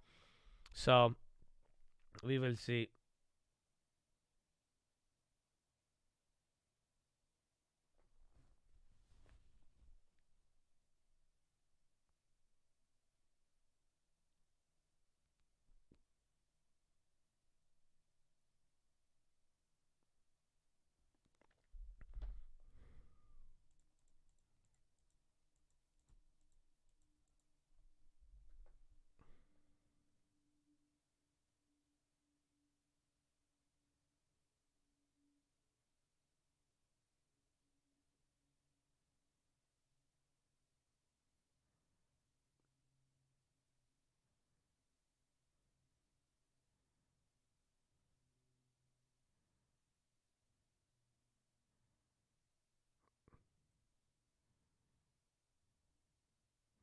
What's the date tomorrow?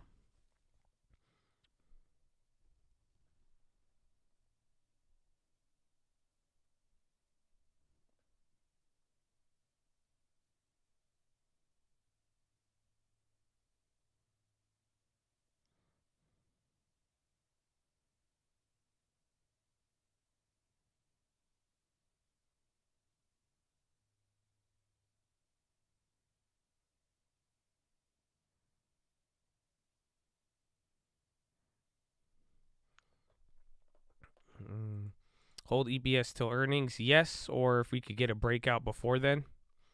I thought they already reported.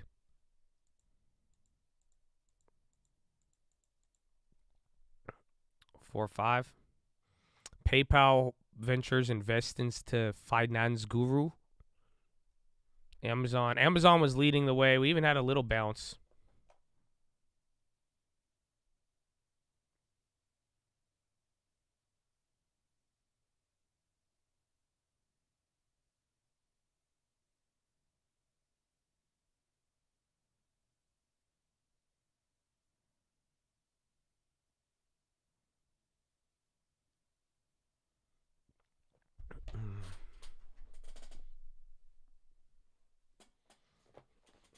Tether used Signature Bank to find path to U.S. financial system.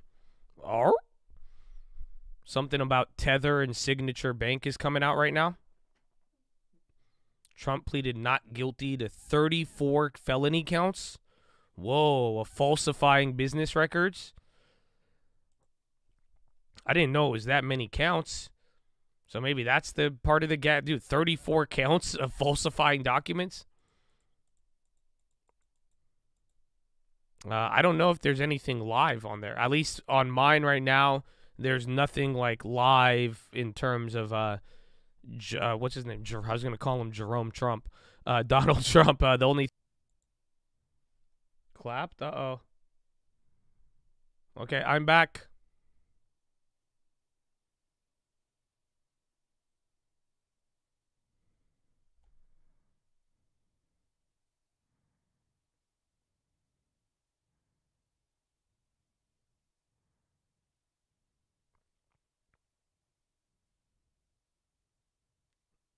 We back?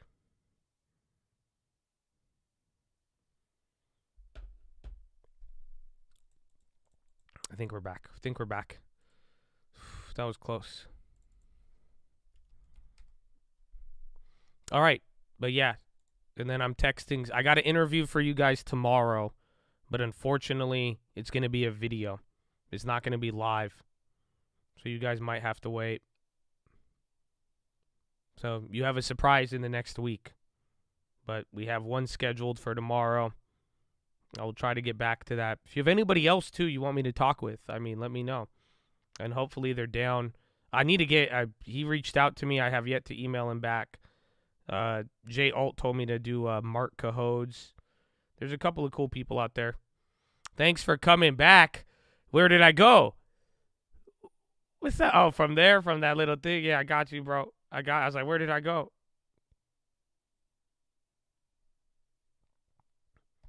Can we talk to Jerome Powell? I think if enough of us emailed the Fed scheduling it, I think we could do it. I think we could get somebody from the Fed if all of you emailed like the Fed speaks people. You know what I'm saying? And we were just like, hey, can you guys come to my school? YouTube.com/the stock market.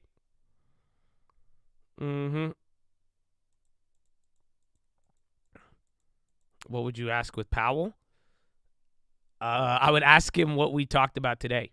I'll be like, is your intention to genuinely not cut rates by the end of the year to accomplish a goal?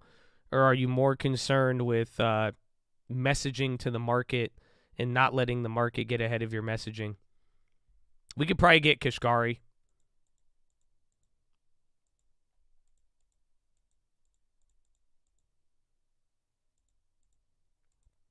Mark Cahodes. I like the Mark Cahodes guy. He's funny. He just talks shit to everybody. But he would never answer that. He would answer it, but he would answer it in a way that lets you know he's not answering the question. He'd be like I said, we believe in this, and that's what we're gonna do.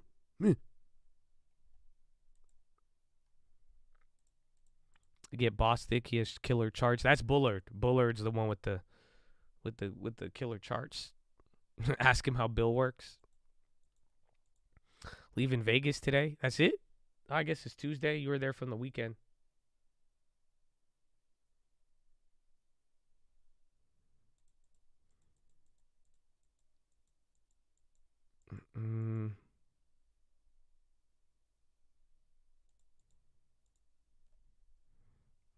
All right, here it is, 34 counts. The press that former President Donald Trump, the 45th President of the United States, has pleaded not guilty to 34 counts of falsifying a business records. Counts. We do know that the former president right now is in the Manhattan Criminal Courthouse in lower part of New York. We're looking at footage right now of the president exiting through a door.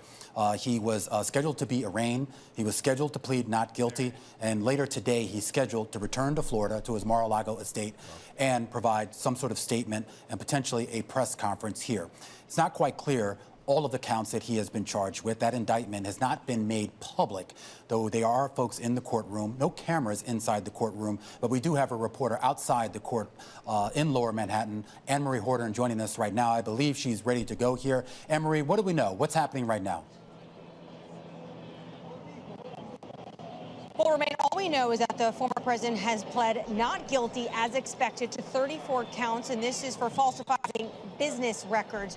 We do not know the details, though. We are still waiting for that. Remember, leading up to this, the indictment has been under seal, and the indictment will first be read to Trump's lawyers so they can understand how he will plead, and then read to Trump as well. And now we are slowly going to be learning them. But all we know right now is that he's pled not guilty, 34 counts of falsifying business records. Some things that we do know to look ahead to is one, once we get the details, we will then hear from the Manhattan District Attorney Alvin Bragg. He will be giving a press conference here in New York City. And then, of course, the former president will be giving a primetime address, but from Florida. He'll be leaving Lower Manhattan and he'll be going back Schwab to his on the home low in Florida still. at Mar-a-Lago. Been doing that all day. A primetime address where he's likely going to talk about all of this, as well as why he should be the Republican candidate for 2024. Remember, this is not just a former president. This is also a Republican presidential candidate. And so, Anne-Marie, like you said, there's still a lot of questions, but what we do know now is that Trump pleads not guilty to 34 counts of falsifying business records. That is according to reporting from the New York Times. How did the scene change on the ground following that news? Well, I think at the moment there's still a lot of people here unsure exactly what we're seeing in real time on our phones and through the Bloomberg terminal. But nothing has changed dramatically. I would say you still have a number of protesters here that are in support of the president. IFRX, 15% coming out in support of the charges. FDA really emergency Trump use authorization. And his Make America Great Again campaign. What we do know behind the scenes this thing's is kind that of the been Trump dead, but they just got FDA FDA emergency use authorization for Go Hibbik. The latest tally I've seen from the head of their campaign, as well as they are now putting out a Body's T-shirt you immune can phase buy 3 clinical, with a mugshot 28 of days Remember, the president did not take a mugshot mortality. today. That was a debate going into this, and they decided that was not going to happen for the former president. But monoclonal anti-human complement factor. I don't know if it's related to a little bit COVID. Later, of course, the circus around that. I am curious, Anne-Marie. I mean, we haven't seen the indictment, but we do know just from the preliminary filings that are public here that there are accusations that that Trump, sort of falsely accounted for these payments related to Stormy Daniels, sort of Apple's classifying going them lower, as legal expenses and Microsoft. in a way that at least prosecutors have said shouldn't have been done. We do know that Trump's lawyer has made it clear that they deny those charges, and as we just reported, he has actually pled not guilty to 34 counts of that. But there are a lot of questions here, Anne-Marie. So again, nothing has happened so far. Latest update on the Trump situation. He has already been to the court. He's been arraigned, and he has pled not guilty to 34 charges of falsifying documents. And again, INFX or IFRX, they got FDA approval. They got halted. Looks to be a COVID drug. Well, that was a quick 20%. Rumble's even dropping now. Apple's coming down again. Apple, Microsoft, they're all flushing, so get ready, Chad. We're about 3 minutes from Power Hour, the final hour, and you are going into the lows. This one actually might get a little interesting here. So get ready. 12. UNG 666. NVIDIA low of the day. I didn't know that was possible. Again. Oh, where's Goldman too?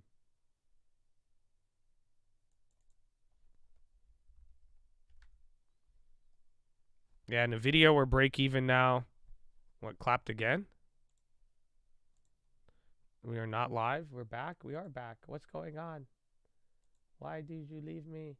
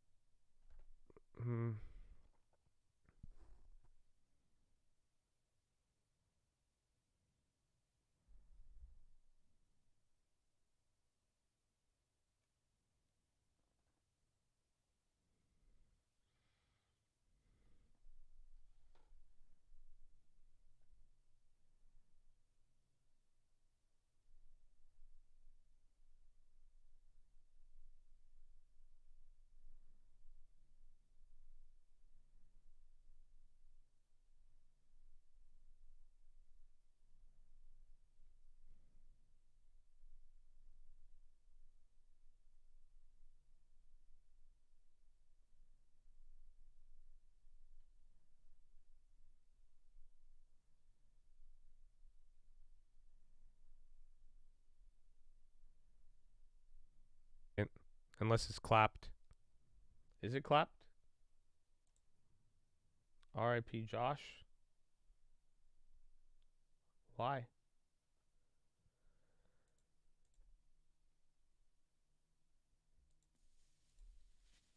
No. Do you hear me? Stream clap, but you back? What's going on? I'm down to take my nap, Chad. I'm down to take my nap. Like, you know what I'm saying? Just clap, but it's back now. I'm back now. I'm back now, but I don't back down. Make a little money. You should see how they act now. Why you frown now? I don't know. Maybe buy a crib in your town now.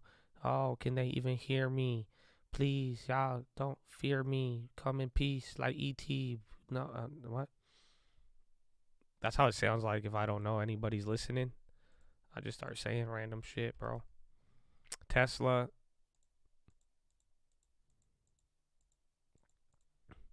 Yeah, Tesla 190. Damn, that sucks. They were up. SOX is going up. Again, NASDAQ's down 0.8. About to be 1%. So the power hour is starting right now. You're 1 minute in, going into the lows. Bonds are going into the highs. I mean, somebody was saying, can we close green? I said it was going to be very difficult, 10, 20 minutes ago. That's going to be more difficult now. We are near the lows. So it's either we hit the lows and flush, or a bounce from here will keep you in the game. But today's actually a big day. And again, bank stocks, regional banks are at lows. Banks are low. Everything's bad.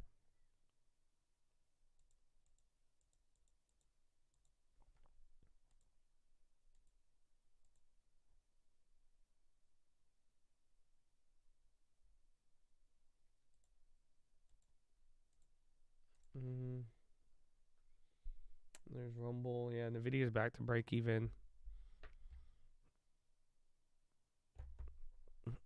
Take your nap. I don't even know if I would nap. I would poop, and then I would lay down, and then I might even do the watch list, because then otherwise I won't do the watch list if I fall asleep. Because if I fall asleep, you ain't getting a watch list, dog. That's, it's so much harder to wake up and do a watch list than to not wake up and do a watch list and already be awake. You're feeling so slow. Are you trying to hypnotize me? Bro, do any of y'all do hypnotization? I knew somebody back in the day, and they used to swear by it. They were like, I go to a hypnotherapist. And I said, who? I said, you dealing with hippos? They said, no, a hypnotherapist. And they would go, and then they would, their therapist would hypnotize them. So instead of, talking to somebody, they would have them, they would swing like a pendulum and shit. And no, I'm being serious. This is real. I'm certified. Yeah, some people. I know. That's what I'm saying. This was like a real thing. I'm going to my first one for smoking. Is it? Thanks for coming back. Thank you, man. Thank you.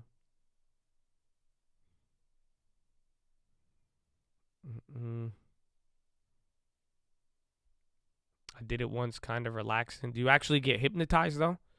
I don't think I've been hypnotized unless it's a 0-day option. You know what I'm saying? You know what I'm saying? Unless it was like, pow, where a little bit, it's transitory. That's the only time I've been hypnotized, I think. Again, Trump pleads not guilty to 34 counts in hush money case.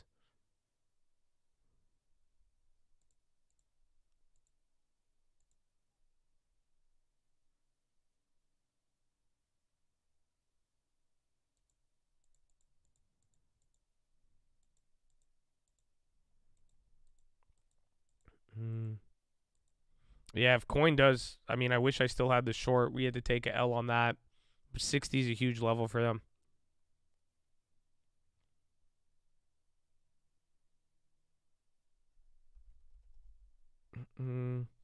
Pimco Brown says U.S. stocks ignore threat of recession. Rates traders are sending investors a warning on growth. Hidden risks on regionals will show up later this year.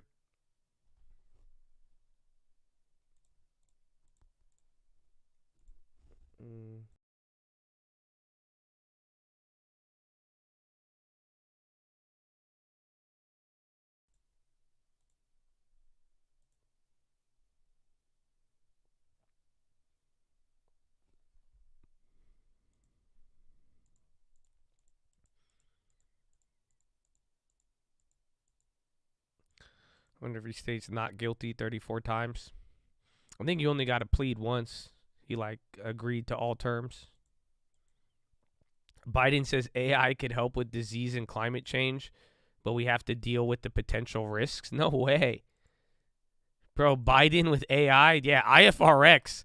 I did not think a COVID drug would move like that, but I got you that one in the first second of it coming out, but they halted, and now that's already recovered. That's huge, 54%. Jeez.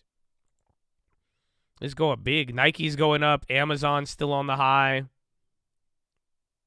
AI wrote that, not Biden.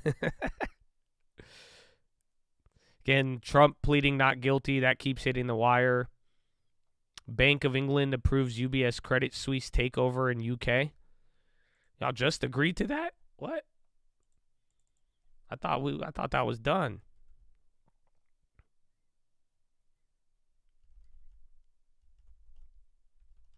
Nvidia, Goldman. Yeah, AI stocks, they didn't get love. It was one bad piece of news with AI, but then they all just got murked. Apple looks like Microsoft now. At least Apple moved down 0.5%. Apple was green most of the day.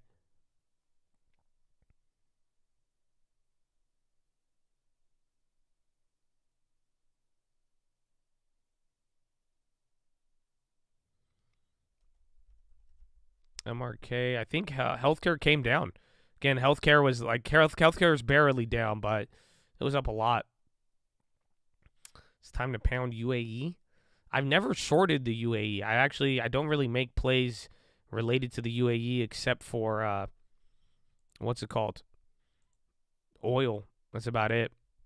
Trump arraignment. Is there more headlines? Is the leading candidate for a major political party. On the other hand, it's also embarrassing that there's a seemingly political prosecution going on here. So I think there's a lot to be worried about and ashamed about. It's not a great day for any of us. All right, Lester, great to get your perspective. Lester Munson there, principal in the international practice over at the BGR group. BA moving. What about LMT, man? LMT wanted the 490. Oh, my gosh. Boeing came right back up. Overstock. Overstock is running. They're actually going kind of vertical. That one's weird. I don't see any headlines.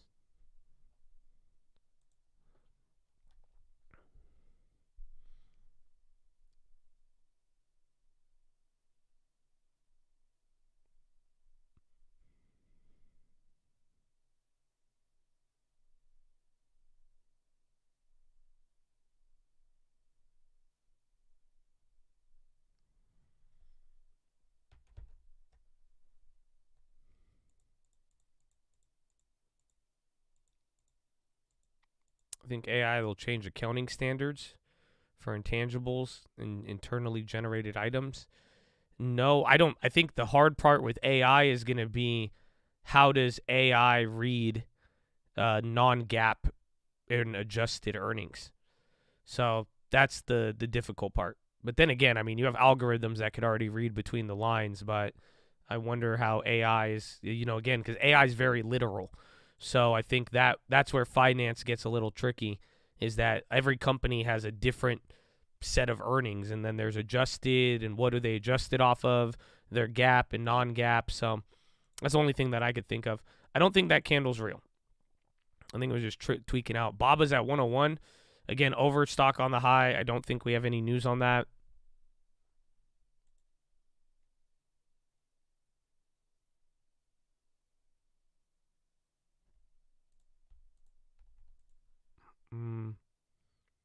I've not used GBT4 yet.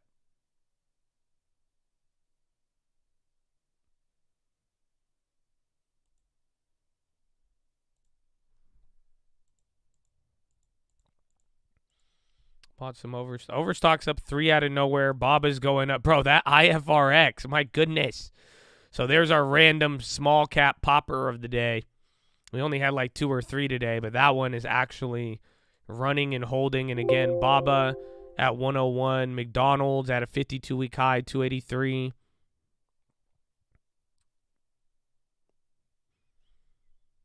They got Trump on a RICO. No, I don't think it's on a RICO case. That'd be crazy, bro.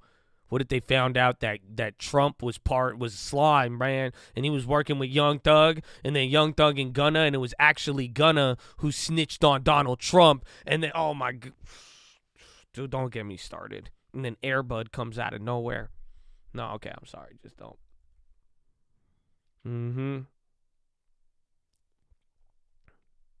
I would trip out. I'd be like, what? Trump was in these streets?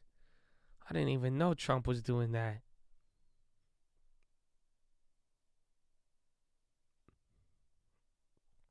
Yeah, I'm sorry. I had to throw Air Bud in there.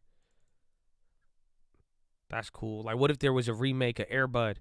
You know, and like Air Bud could like play basketball hella good, but then Air Bud gets caught up with Gunna, Young Thug, and Donald Trump, and then he's like, I don't know, but then he starts trying to sell dog treats to make it out, you know what I'm saying? And then we find out Air Bud is low-key just selling catnip, you know what I'm saying? And then like now he has to fight the internal dilemma between, does he sell the catnip and make money, or does he go to the basketball court and play the game that he loves and that he was born to play? You see what I'm saying? So now you got a little bit more drama. Oh, what are you doing? Why are you wasting your time out here playing basketball, Mr. Bud? Mr. Air Bud, come on, I can make you a businessman. What do you mean, get rid of this basketball? What do you want? You want to run around and chase basketballs every day? No. Come work with me. I'll show you what you could be doing right now. We can make a lot of money. There's nothing wrong with making a lot of money. Ask Biden about that. But we could do it. Trust me. No, don't waste your time there. We could get into business. We'll go public. You know, go public, go with a spec. I've spec'd before. I'll show you how to spec. It's terrific. You don't even have to make a company for 2 years. It's amazing. Tremendous. Beautiful. Be a good hit, honestly. Yeah, bro. Overstock up 4% now. Baba and then Apple and Microsoft were into the lows not too long ago.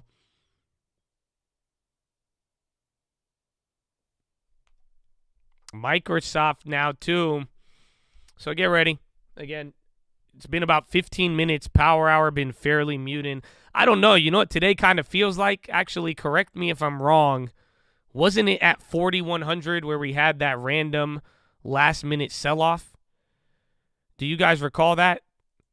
Wasn't it like over here? I think it was. Or no, it was like that was at like 46. You guys remember that one day? You remember that one day not too long ago we were sitting here, then the market dropped like 20 points in 30 seconds at the end of the day? It kind of feels like today because I'm like, this is a very calm power hour for now. Have not moved any lower, and it's been 15 minutes. We got 40. Was it closer to 4180? I feel like it was at one of these higher levels, though. So, yeah, that was a proper Raul. That was the real Raul. I think it was like 4 weeks ago. But let's see what happens. Just because, again, power hour has been fairly muted. Not much, literally Baba and Overstock on the highs. A lot of industrial and then energy plays on the low, it looks like. So let's see where we go from here. And then again, Microsoft and big tech is going up. Yeah, I have no idea what's going on with Overstock. Decent run, though. Decent run. Bro, they're all day, bro. They're still going in on Trump right now. Okay, so another person's talking about it. I'm going to go pee. Follow me on Instagram at The Trading Fraternity. I love you. You're blessed. Watch for the epic flush or epic bounce. You got 45 minutes remaining. The special counsel's case so that his top aides are now, he wanted to stop his top aides from being able to testify, citing executive privilege. Yeah. A judge has denied that. It doesn't look like he's going to appeal it to the Supreme Court. Yeah. And so his top aides will be testifying against him. So this notion that the Stormy Daniels case is the one that's going to take Trump out, I find unlikely. All right, Wendy Benjaminson leads our coverage down in Washington, D.C. Great place to end it. And we want to bring in Tim O'Brien, a Bloomberg opinion columnist and also executive editor here. And he's also the author of the book, Trump Nation, The Art of Being Donald. And Tim, I actually want to start off where Wendy left off, the idea that the Stormy Daniels case probably isn't going to be the straw that broke the camel's back. You have covered Donald Trump for years, decades. He's 76 years old. I don't know how many times he's been in court over something, but he's beaten the rap on a lot of different things. Is there any expectation that somehow what he's involved in now, what he's facing now, could be the thing that finally brings him down? You know, he actually hasn't been in court very often. Oh, okay. He's avoided going to court. The last time he was actually brought kind of to heel through the legal system was in the 1970s. So this is completely fresh territory for him. He's weaponized the courts. He's going after competitors in the courts, but he's never really found himself in a courtroom like this ever before. I think, you know, I've written this. I think this is the most slender of all of the charges that were out there involving him. Yeah. Prosecutors don't coordinate their activities. Bragg had to do what he felt he had to do. Why do you think he had to do this, though? If the case is that weak, as we're hearing a lot of legal analysts say. Well, let's wait and see the indictment. Okay. Because the indictment has over 30 counts. So until we see a robust accounting of the fact pattern and the evidence, we can't really say. I can't get in Bragg's head. You know, the Manhattan DA's office was very divided about prosecuting Trump. They let go of the case that Cy Vance had because of those divisions. Alvin Bragg pursued a separate case. Right. I don't think it's a type. Bro, they've been talking. This is crazy. I can't believe this is actually happening, though. This is wild, the chat. Another historical day, low key. Again, with the Chad, this kind of feels like a different version of when we watched the J6. Because this time it's not as like dramatic, but it's like one of those things. And then I'm like, man, I haven't even heard about Trump this long in a while. Again, they haven't even gone on commercial break for the last 15 minutes, just straight talking about the 34 reports or the 34 charges and all of that. So again, like some people said, it's like at worst, it's like you have a potential political nominee that is getting charged, and then vice versa. It's like, you know, people were looking for this to happen for a while, or again, Trump is he's had a lot of enemies over the years, so very interesting to see, but it's like it's actually happening now. We don't know the charges yet. That's why they're saying maybe once we find out. It says the 34 counts of falsifying business records, but we do not know the actual specific details of what happened there.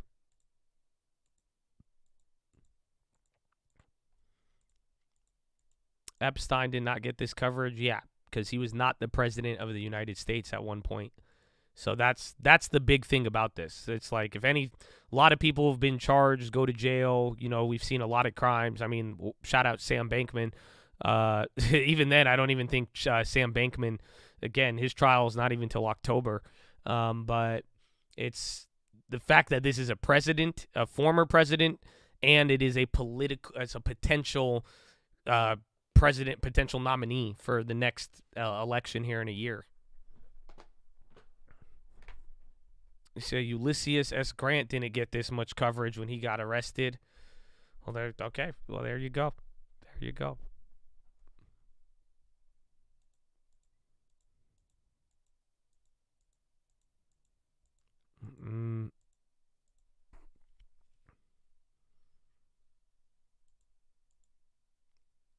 You think this is a setup so Trump can't run next year? Well, I think people would like that because, again, it's the optics of it is that now, like, Donald Trump got charged, or at least he's going, I don't know, has he gone to jail? Like, I guess the simple, I feel layman's term is that Trump went to jail. So it helps with optics, but, like, it literally cannot prevent Donald Trump from running. So it's just kind of, if you're hoping to make it where, you know, that it'll be easier in debates to attack him and publicly, but at the end of the day, I mean, it was already pretty easy to shit on Trump, but it doesn't stop him from running again.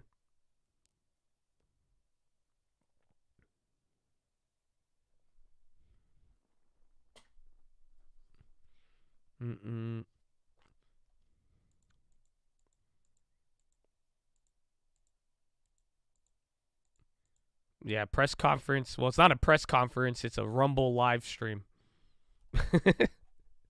So I don't know. Do we call it a press conference or a live stream? But I don't know who's going to be there. I don't even know if he could talk about it. Like, there's only certain things he could discuss.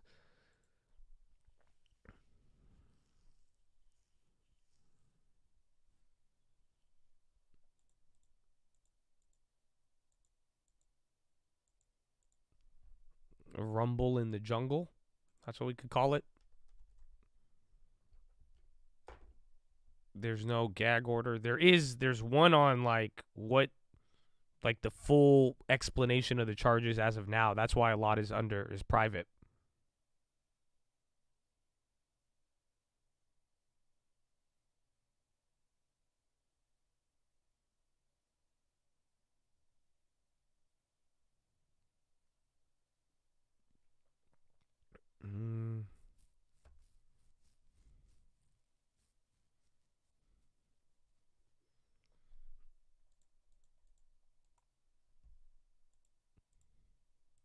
Well, it'll be interesting, but get right. I'm already getting some Trump fatigue. That's why I'm like, damn it. After even just listening to again with the last 15 minutes, no ads on Bloomberg, they've been talking about this. I'm like, man, we're doing it again. We're like, it's going to be like 3 hours out of the day. It's going to be like, Trump did this. Did you hear about Trump? Trump is on this. Trump is on that. Chumpa chumpa dumpa. Chumpa lumpa la. Chumpa lumpa la. Overstock going up.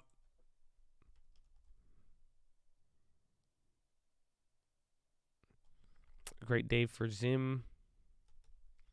Oh, wow. It went up 13%. Trumpa dumpa.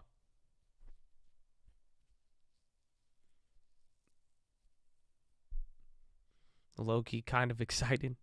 Well, I mean, it's new, but as of what we've dealt with, but let's see.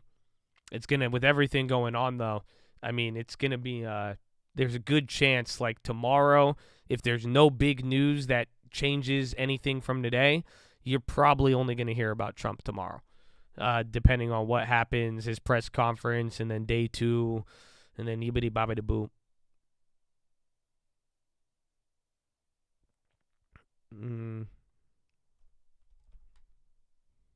Amazon is 104. Amazon got the run early and it's just been going. Then Tesla's like yesterday guttered. SPY's trying to break out a little bit here. We're getting to the point where good data is bad data. I think it's still too early to tell. Because, again, yesterday and today is fucked up. One, we're down, but we're still up. You know, granted, you're down today, but now you're borderline right at the lows of yesterday. So what happened yesterday, we had bad data, and it led to a good reaction. The bad manufacturing data gave the bonds a bid again, and the same thing happened today. I think bonds are the real story, but then we went up off of yesterday. You sold off a little bit, then it ended up having that pump at the close, right? But then today, same type of data came in, bad data, but we didn't have a good you had a bad reaction initially, and you have yet to bounce from it. So we're going to see, but I think it's too early to determine, you know, the back and forth. I think you're going to get the flip-flop. Some days good will be good, bad will be bad, but still a little too early to tell in my opinion.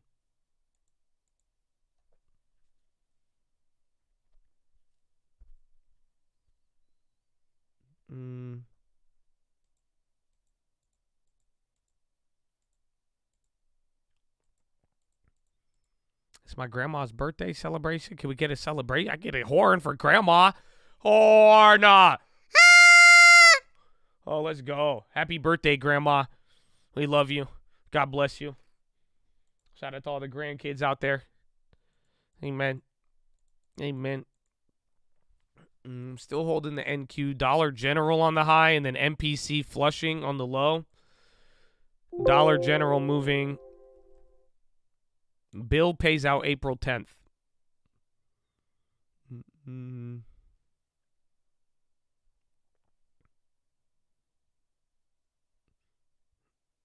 Almost caught you sleeping. Almost. Happy birthday, Grandma. Bank of America clients sold most U.S. stocks since October last week.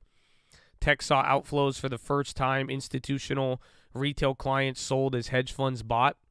Investors wrapped up first quarter by dumping most U.S. stocks since October. Amid lingering concerns around banks and other worries, the bank's clients sold U.S. equities last week for the first time in 5 weeks, according to a note by Jill Carey Hall.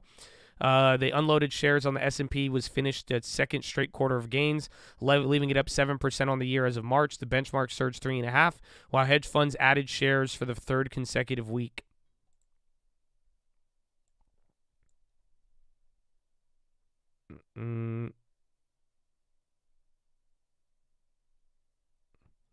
Where is it? So here's the chart.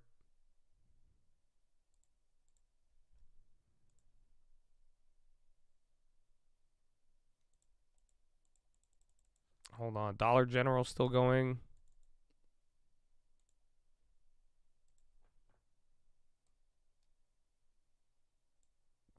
That's from Bank of America. Here's, what's that? Damn, is that 2 billion? Or was that 2 trillion? 2,000 million? I think that's 20 billion, maybe, give or take. But inflows into energy. This is the 4-week average. This was last week. So materials, industrials, and energy had inflows. And then tech, communications, healthcare, staples, and utilities, and financials all saw outflows. Interesting. Cat catching some more lows.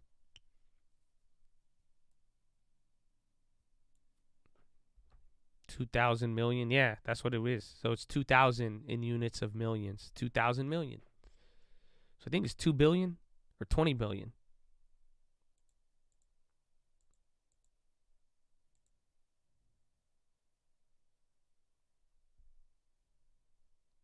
$2 billion. Yeah.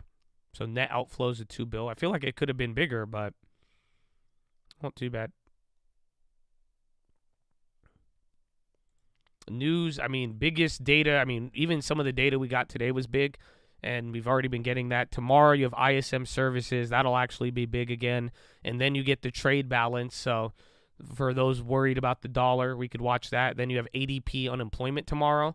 That will be another big one. And then non-farms on Friday.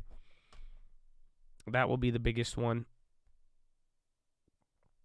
And MPC, bro, there's some oil plays that got murdered. SOX S on the high. IFRX, that was the FDA approval earlier. ISM is 10 o'clock tomorrow. And then global PMIs 9:45. Trade balance an hour before the bell. And then ADP an hour 15 before the bell. And then mortgage applications at 7. So a lot of data still. But the ISM will be big, just like it was yesterday. Again, all the data is like, it's people are responding to it, and now we have like a trend. I'm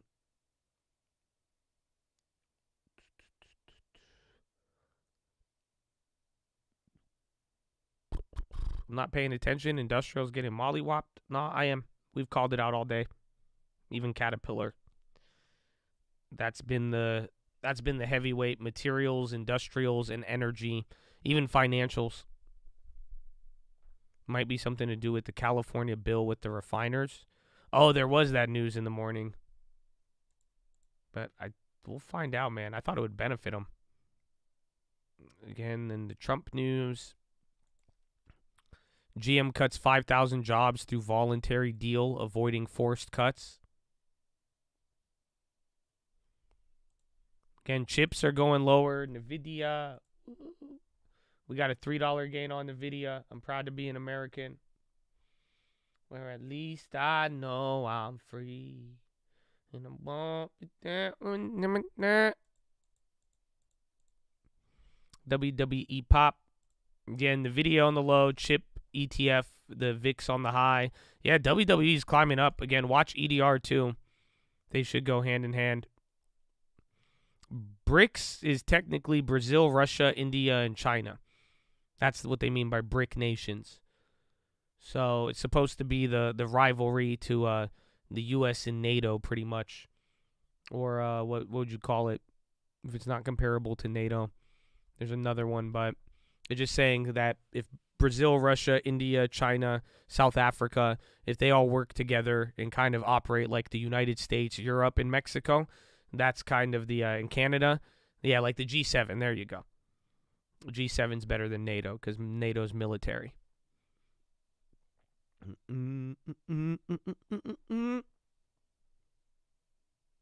Funny because India and China hate each other. They all hate each other, low key. That's another. I don't want to talk about this anymore. We talked about this for an hour today. It was fun. I'm not going to lie to you. I had a lot of fun talking about it. Thank you to Rob and anybody else who had a respectful discussion about it. Like, it's very fun and it's always great. But dude, we have talked about this so much. Maybe we'll see. Let me see if I could throw this into it. I'm gonna have somebody else talk about this. I don't even want to say anything about it. I'll see if I could get you more, but theoretically, even the BRIC nations don't even trust each other. But that's gonna lead us down a whole nother rabbit hole here.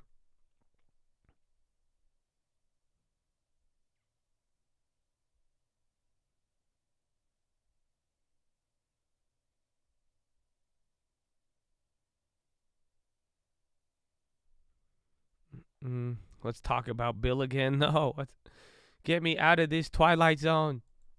I don't want to talk about Bill or the dollar and BRICS. How do I? Oh. On the next episode of The Stock Market Hates You, As traders looked for an answer, there was none. I don't get it. Why is it going up? Why is it going? It's bad news. Bad news is bad because bad news is bad, but it can't be good if it's good. The confusion was real. The confusion was heavy. Wait a minute, Josh, but I don't know. But they couldn't get away from two questions. What's Bill? How does Bill? If I buy the bill, I'm buying the bill. How come my bill is down? What about the bricks? Did you hear about the bricks, Josh? Did you hear about what's going to happen with oil? And if they do the oil, if the oil, you know what happens with the brick nation come together, and then they go and the dollar is going to die. On the next episode of The Stock Market Hates You, follow along as traders decide when the bricks will actually have an effect. Oh, you got to add? That's very humble. I don't need to go pee, but I feel like I should chug a water bottle and go pee. You know what I'm saying?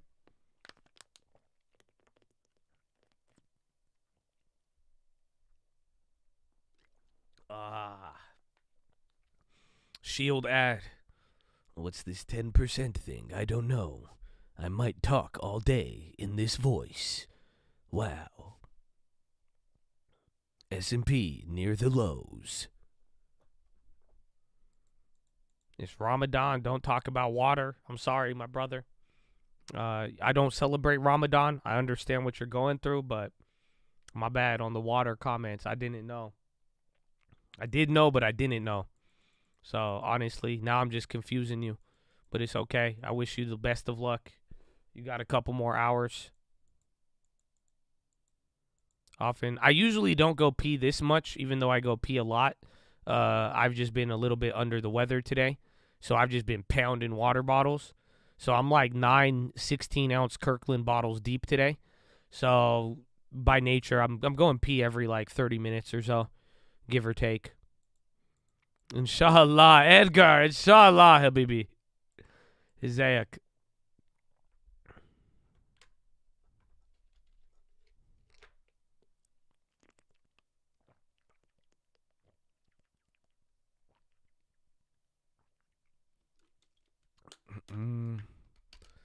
No emergency. I haven't even had any vitamin C.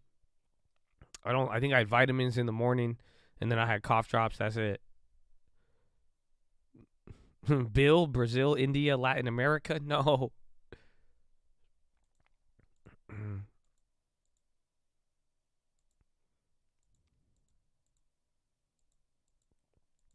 It's about 4.5 liters. There you go. Amen. There's a lot of microplastics in water bottles. Yeah, but I'm short, so like, it's normal plastics to me. So that's been chill. So I don't really encounter them too much. Is that a dad joke? I think that was a dad joke. Easier building wealth by clearing up personal debt. Yes and no. It just depends. I mean, but one thing I'll tell you, and we've experienced it a lot here, like one of the best things like psychologically is paying off your debt. So there's ways to go about it smart. Like you could build wealth while still having debt, and you could manage it. You know what I'm saying? And like you could do a lot of different things with debt. It's not like it's going to stop you. However, I do know that like when you clear off debt and you handle your debt and pay it off, it's like it helps relief of a big weight from a lot of people. I've noticed that one of the best feelings is paying off your debt and then being able to go about saving and buying whatever, but you don't need to necessarily get rid of it. So if there's ways you could, stack up and manage your debt properly while still letting you and save money and doing all that, I mean, by all means, but it does help. But there's times where I think some people should pay off their debt right away, but then there's been times where like I've seen people with a small amount of debt and like they could have put that money towards like really like it wasn't debt that was going to hurt them, and they, instead they kind of just wanted to pay off the debt so they didn't want to worry about it. So just depends on the level of work you're going about in terms of building your wealth, but it does clear the mind a lot.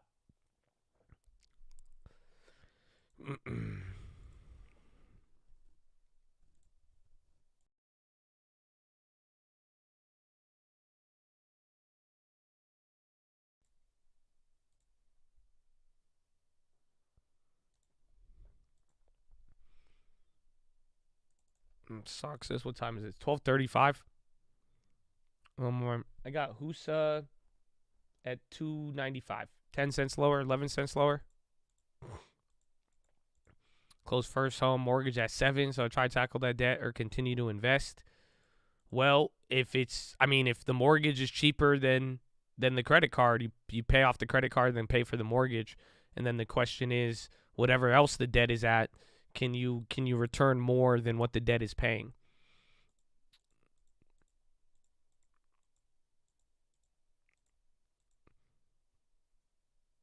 When in debt, lower your 10% to 5 or 7? No, never. Always pay yourself 10%, no matter what. Remember, the logic is paying yourself first, getting in the habit. But your minimum interest rate to yourself is 10%, no questions asked. And then the idea is save the 10% so that you can manage and find a way to live off the other 90 regardless of your debt levels or not. But that's what I'm saying is that, like, people, when you have debt, it's like you're saving 10%. A lot of people just want to say, fuck it, and just pay off the debt so that they don't have to worry about it.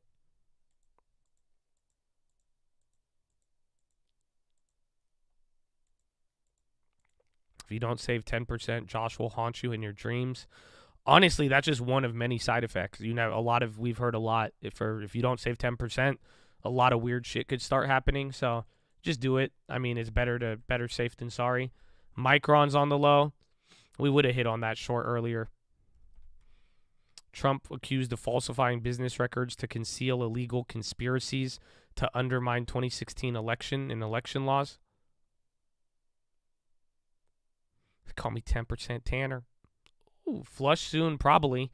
I mean, we don't have that much time left, but this reminds me of that day where we had that stupid flush. And again, I mean, 4080, I was telling you earlier, it's like if we don't hold 4100, chances are you flush here. And if there's no support at 4088, I mean, your next level is 4060. So that's big. I mean, just right now, the potential, even though there's not much time left and you want to think today won't do much, I mean, the potential is very large. There's still, like, potentially we can move like 20 points in either direction.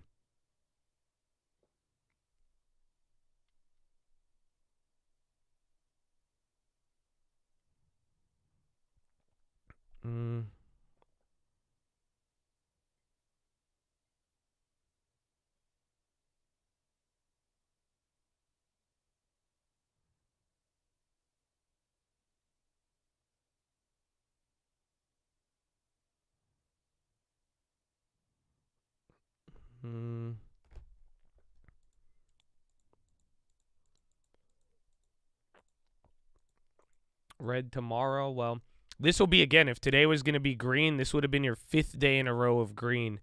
So at least this will be a red day, which you've had a couple. Again, even in the last 14 days, there's been a couple, but ever since like last Friday, 2 Fridays ago, this rally, I mean, it's only had about one red day.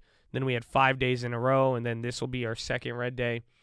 Unless we manage to move up a percent in the last in the last 30 minutes or 20 minutes now.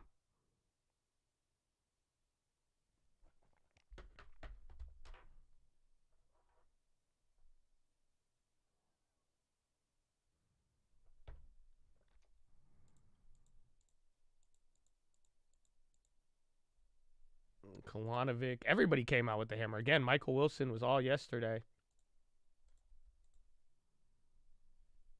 There's a lot of potential on both sides of today. Again, there's like 20-point range, even from the levels, and if we flush or not. It's quite interesting, my friend.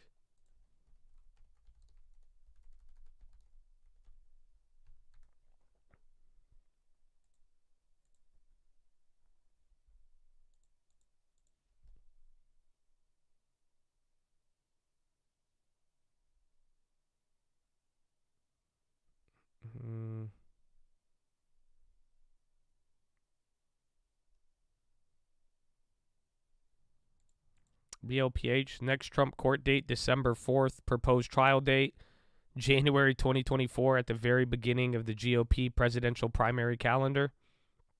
Yeah, that's wild. So he's going to be running for president and dodging a court case.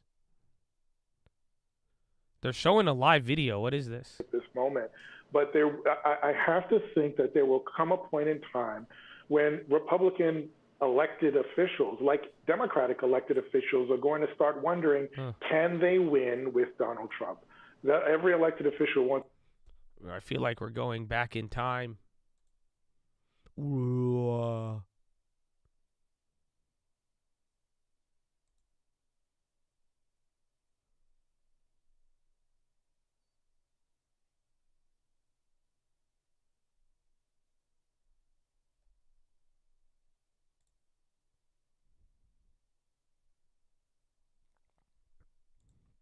I feel, yeah, we're going back in time. It's going to be, I mean, I guess in the next 12 months, it will be another election, which is wild, Chad. You know that? We're about to sit through 2 elections together.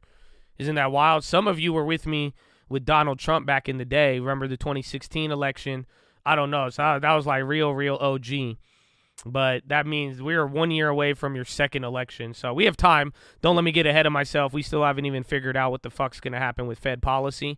But you know, we're very close to our second election with the Chad. So good morning.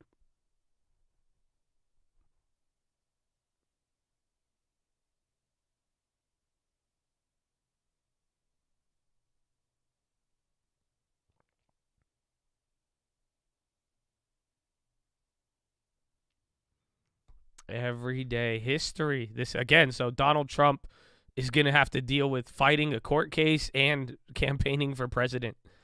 Trump told to refrain from posts that could foment unrest.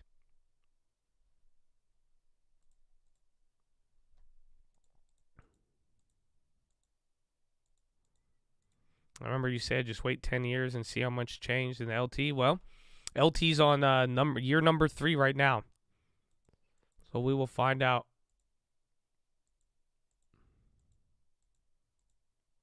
Can Trump do? I don't know if Trump could do 8 years after this. I think he only could do 1 more term if he won. I don't even know, man. This is what sucks. Again, the press conference is about to start here. But it's like we're 1 year away from the election. And the fact of the matter is this news has you talking about the election. Just take a step back and think about that for a second. That's why I'm like, oh, my God, this is deja vu. And then we're doing all of this. Everyone's talking about it. But it's like, dude, we are 1 year, more than 1 year ahead till an election. And now this arrest has you talking about the next election today.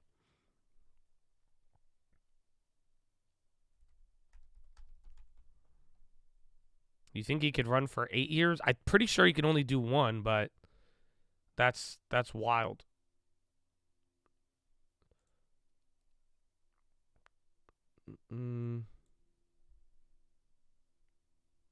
So they put out a statement. Alvin Bragg, that's the prosecutor or the defense attorney. He put out the statement right now.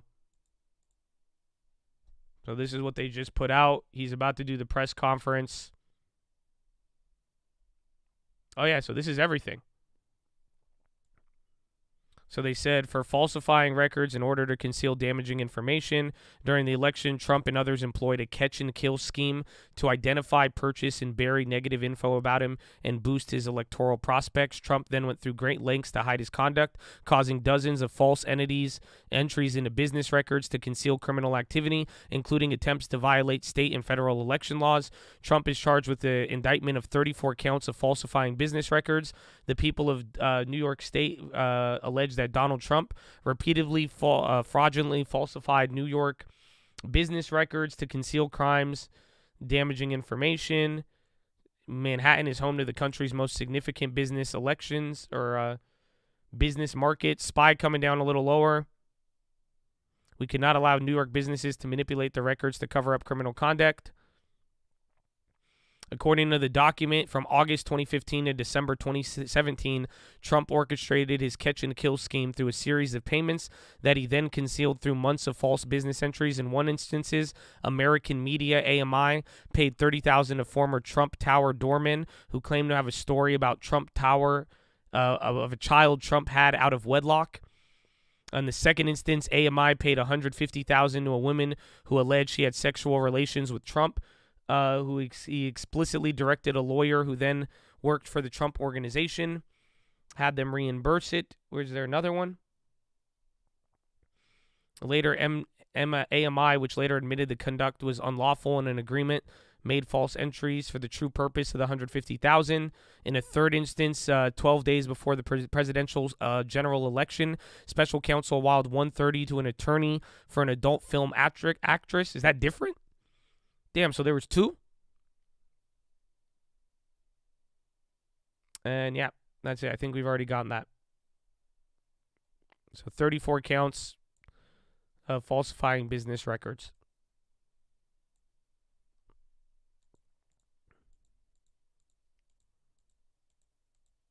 $36 million to the sell side, not bad. What time is it? 3:45, 15 minutes left. Well, it said one was that he had sexual relations, $150K, and then $130 for the Stormy Daniels. So I think there was another person, and then they said another $30,000. That one, no one's really talked about that. Apparently, there was $30,000 to a Trump doorman who said that he had a child out of wedlock. This is all based on the statement. Again, this is from Alvin Bragg's statement that he just put out on the government website.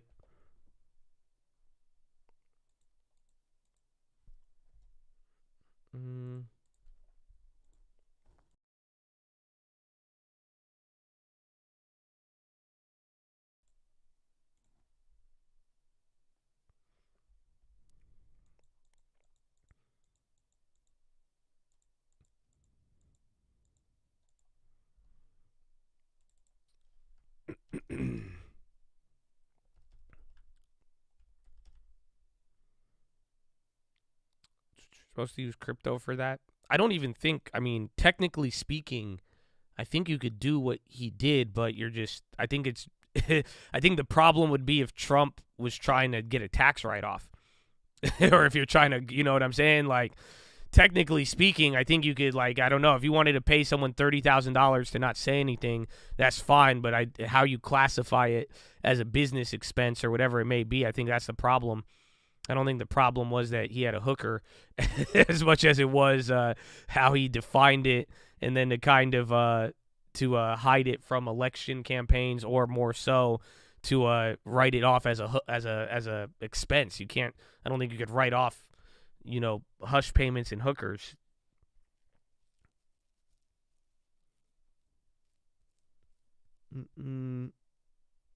Counts are felonies only if committed to conceal another crime.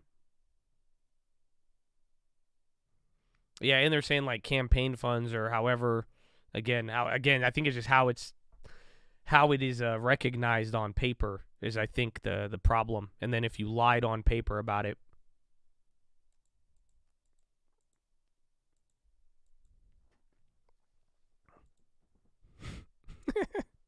Don't even bring up Hillary. They're like, ma'am, your emails got wiped right before we were supposed to invest. Oh, with a cloth? So don't even, that's it. Hillary's a different league, dog. Okay, this is different. I don't know if Trump could say that. If he was with a cloth. I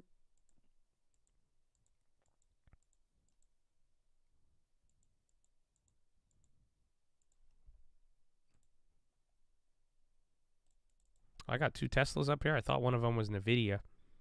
We're up on NVIDIA shorts, you guys. You got $1 a share.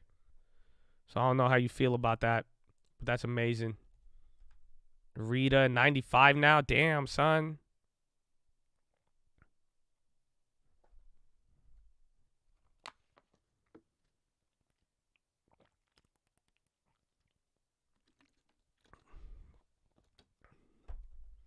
All right, there's her first pop.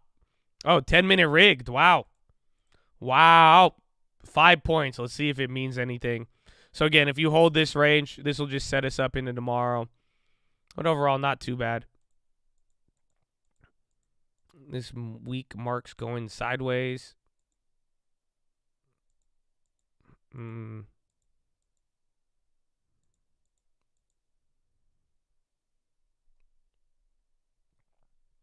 300 million to the sell side. 10-minute rigged is up for now. I mean, let's see. Again, as long as you don't have this stupid flush, we're good. But I don't know. That day tripped me out that one day, and it feels a lot like we haven't done anything. It's just been a slow move down. You dancing queened a lot, but like I said, if you break this level, the downside looks a little scary. But as long as we hold, it might just be a full-on nothing burger. And then just wait to see if we close at 4,100. Again, 10 minutes remaining.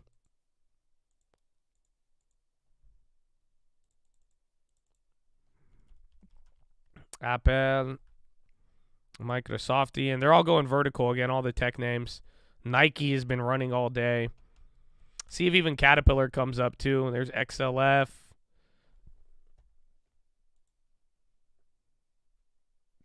Oh, in the video, we lost our dollar per share on that candle. Damn it. It was so fun for a little bit. Rumble was just up there too.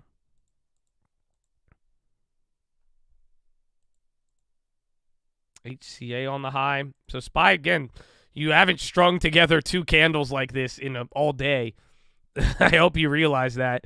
Like, you haven't had, again, this is 10 points now off the bottom.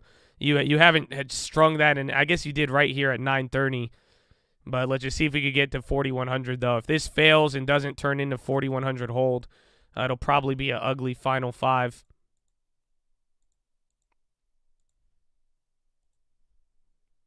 So get ready.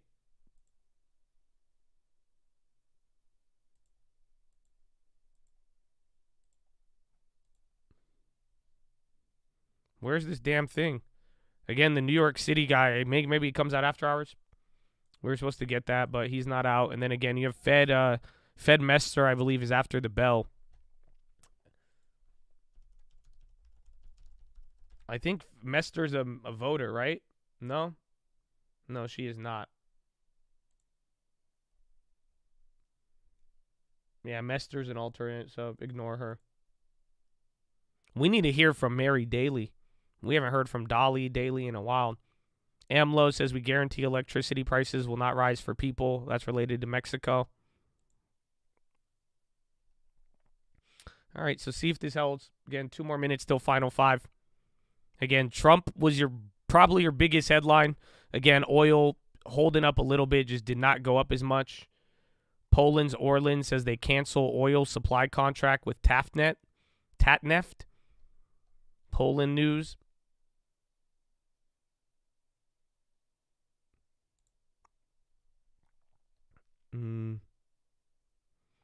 But again, you didn't even get any oil news today.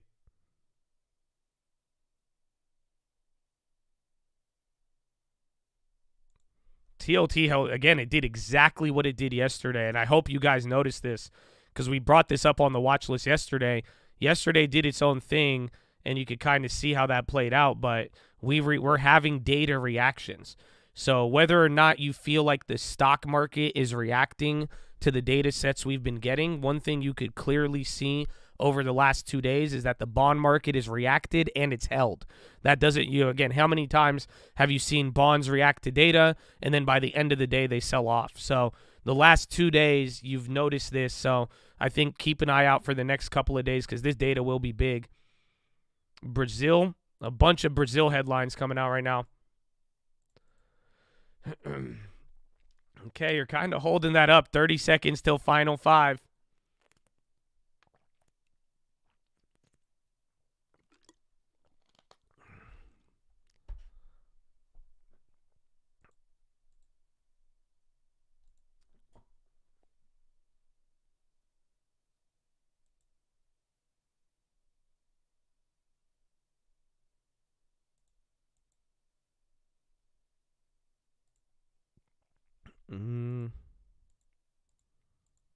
Their premium harvest in. It's only Tuesday. Well, there's a lot of juice in all the premiums. Again, Friday was a massive day. You even held up gains from Friday. And now you're right here. So I'm sure that's clearing it. And then again, the risk to reward both sides. So there's final five making a move up. Again, solid 11 points off the bottom. Now you're 1 point away from 4,100. Let's see what shakes up here. Brazil finance chief seeks to ease as credit rates crimp market.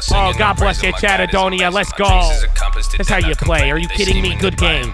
Let's go. First quarter, baby. Welcome. Second quarter. Oh, what am I saying? Let's go. I see you too, Twitch. Shout out all the donos, all the people holding it down, all the people staying in the game, all the people being positive. Let's go, Chattadonia. Amen. Good game. Yeah, 1 meal a day, but you're breaking your lunch. Go for layup, start down. Someone say what I want. I get paid for my thoughts. Someone pay, so I stop and flew till it's fuck with my mental. Oh, man, good game. No, I'm dominating the GGs on the Twitch, bro. Where did the Twitch even go? Let's go, baby. I need me to rock. You won't see me a lot. Monday through Friday, you need me, let's talk. I'm clapped though. That's it, Chattadonia is clapped out. Good game. God bless all of you. Thank you guys again. Can you hear it? Like, I could tell I'm getting clapped because then, like, the way I hear messes up how I talk. So now how I'm hearing it come out hella weird. I hear myself weird. Yeah, we're going to have to save this for Friday, baby. I don't know. So we're going to see what happens on the watch list. Maybe I'll go live. Maybe I'll go live when Trump goes live, and we'll see if they ban us again. Can we get banned for that? I don't know. We're going to have to see. But Chattadonia, that's the day, baby. God bless all of you. Thank you for being here today. Thank you for liking the video. Damn, let's go.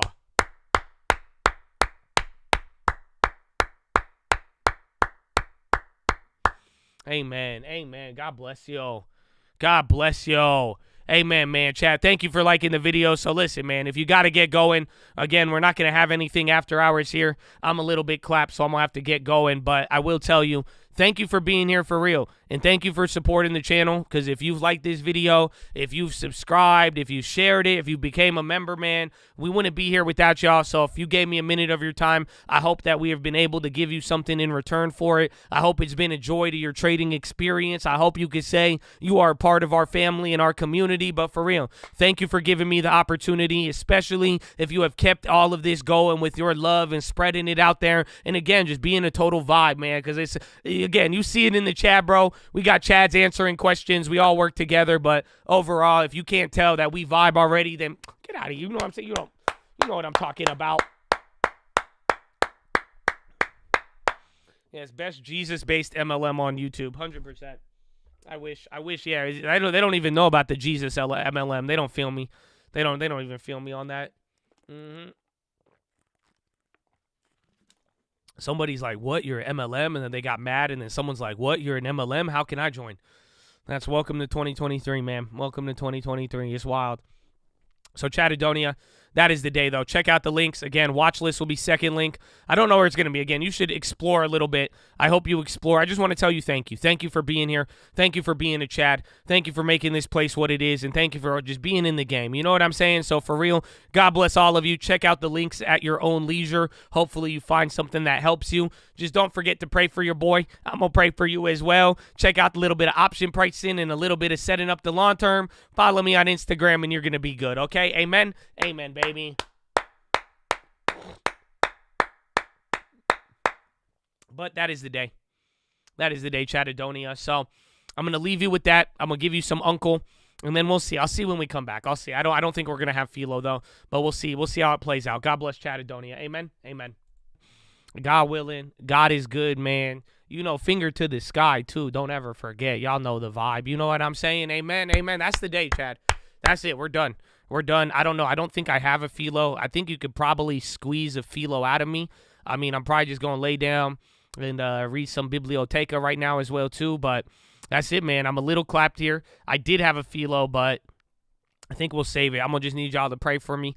But we'll be good. Some of you guys, I'm good now. I feel great today. I just know what's coming. You know what I'm saying? It's the start of it. But we made it today, man. And that's 7 hours, Chad. So listen, man, my PHILO, I'll give you a little PHILO. I'm not gonna, send it out. I'm not gonna clap. I'm not gonna do any of that. But like, yo, let's just keep it real right now, Chad. You know what your PHILO is? This one's for somebody out there. I don't know who's out there. I don't know. You've heard this many times, but I know this is for you. And I know you better listen to it. You know what it is, man? Do you know what we're talking about? We are talking about stamina, baby. That's it. I need the stamina, Chattadonia, for the rest of this year. I'm going to remind you every quarter. I'm going to remind you at the end of every quarter. I'm going to remind you at the beginning of every every quarter, but I'm just saying, remember, this is longevity. This is a very, very, very, very long game. Don't forget about the future self, okay? He's sitting there. He is there. Whatever you are doing today, he is smiling or frowning, but I'm just saying, we got to get through all of it. Let's see it to the end, baby. Fourth quarter, if the NCAA did not teach you anything about making it to the end of the game, things can change quickly.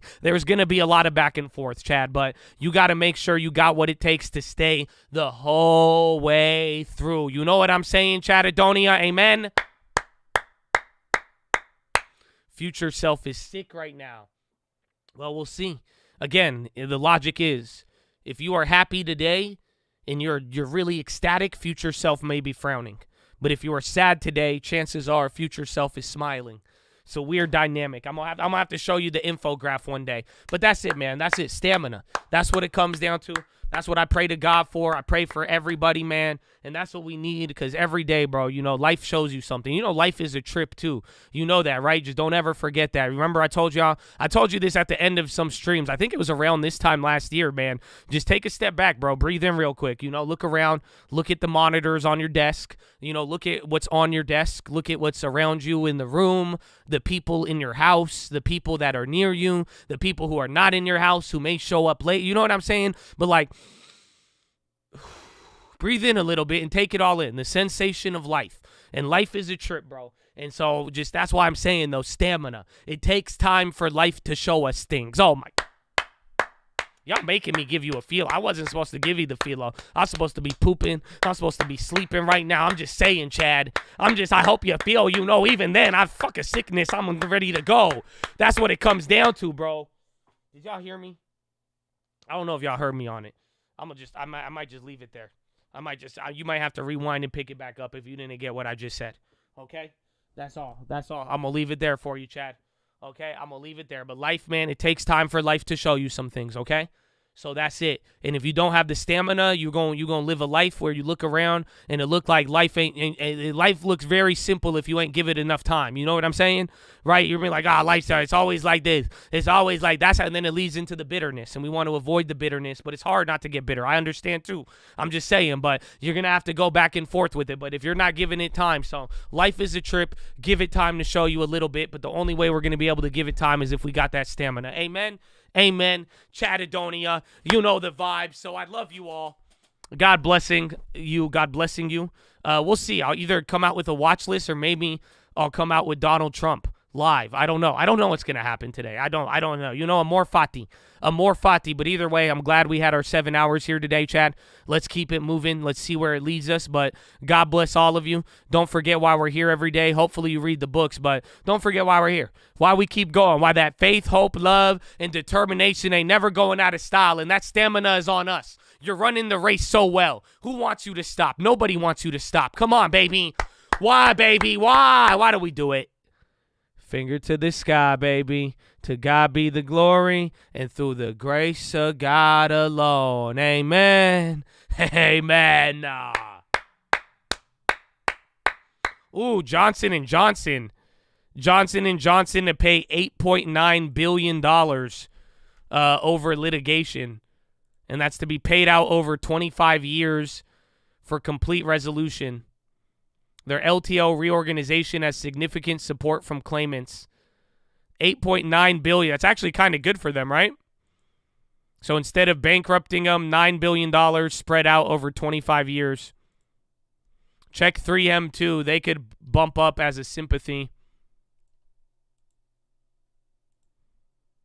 Always paying out. Again, the LTL seeks approval of reorganization to resolve claims from cosmetic talc litigation. So they're popping off of that. J&J rocketing up off of there. Maybe that 155 would have been good. Oh, damn, I hit 150.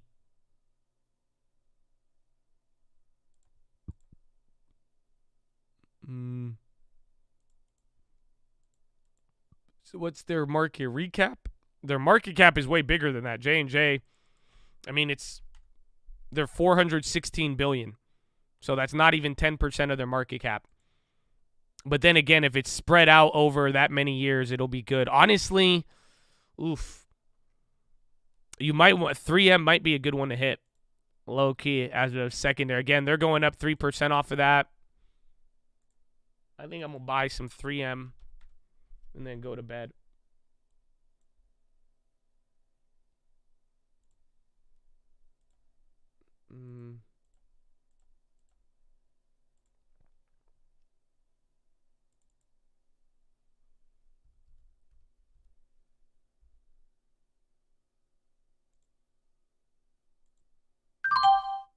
All right, I bought 100 shares of 3M just to flip for tomorrow. We'll see what it does on the long term. But again, they should benefit off of that again. If that's a favorable settlement for any of like the bankruptcy stuff and they get all of the people to approve it. Again, you're already seeing it. Johnson & Johnson's already up 3% on that.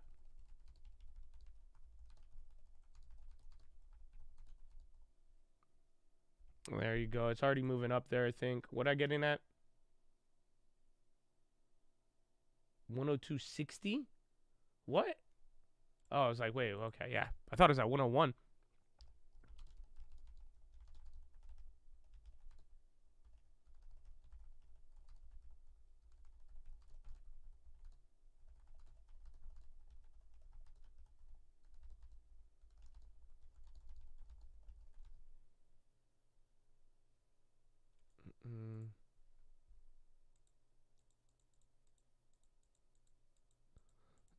All righty. Yeah, there's J&J. Again, J&J's 3.8. Yeah, 3M's. Oh, shit. Yeah, we're already up $1 a share on that now. So there you go. There is a little bit of a lag, but we'll just see that for tomorrow and then any other update. But all right, Chad. Well, finger to the sky. God bless you all. I love you all. I hope you have a great morning tomorrow and a great night. And then be on the lookout. The Alvin Bragg thing starting now. And then we'll see. Maybe I'll just go live on the main channel.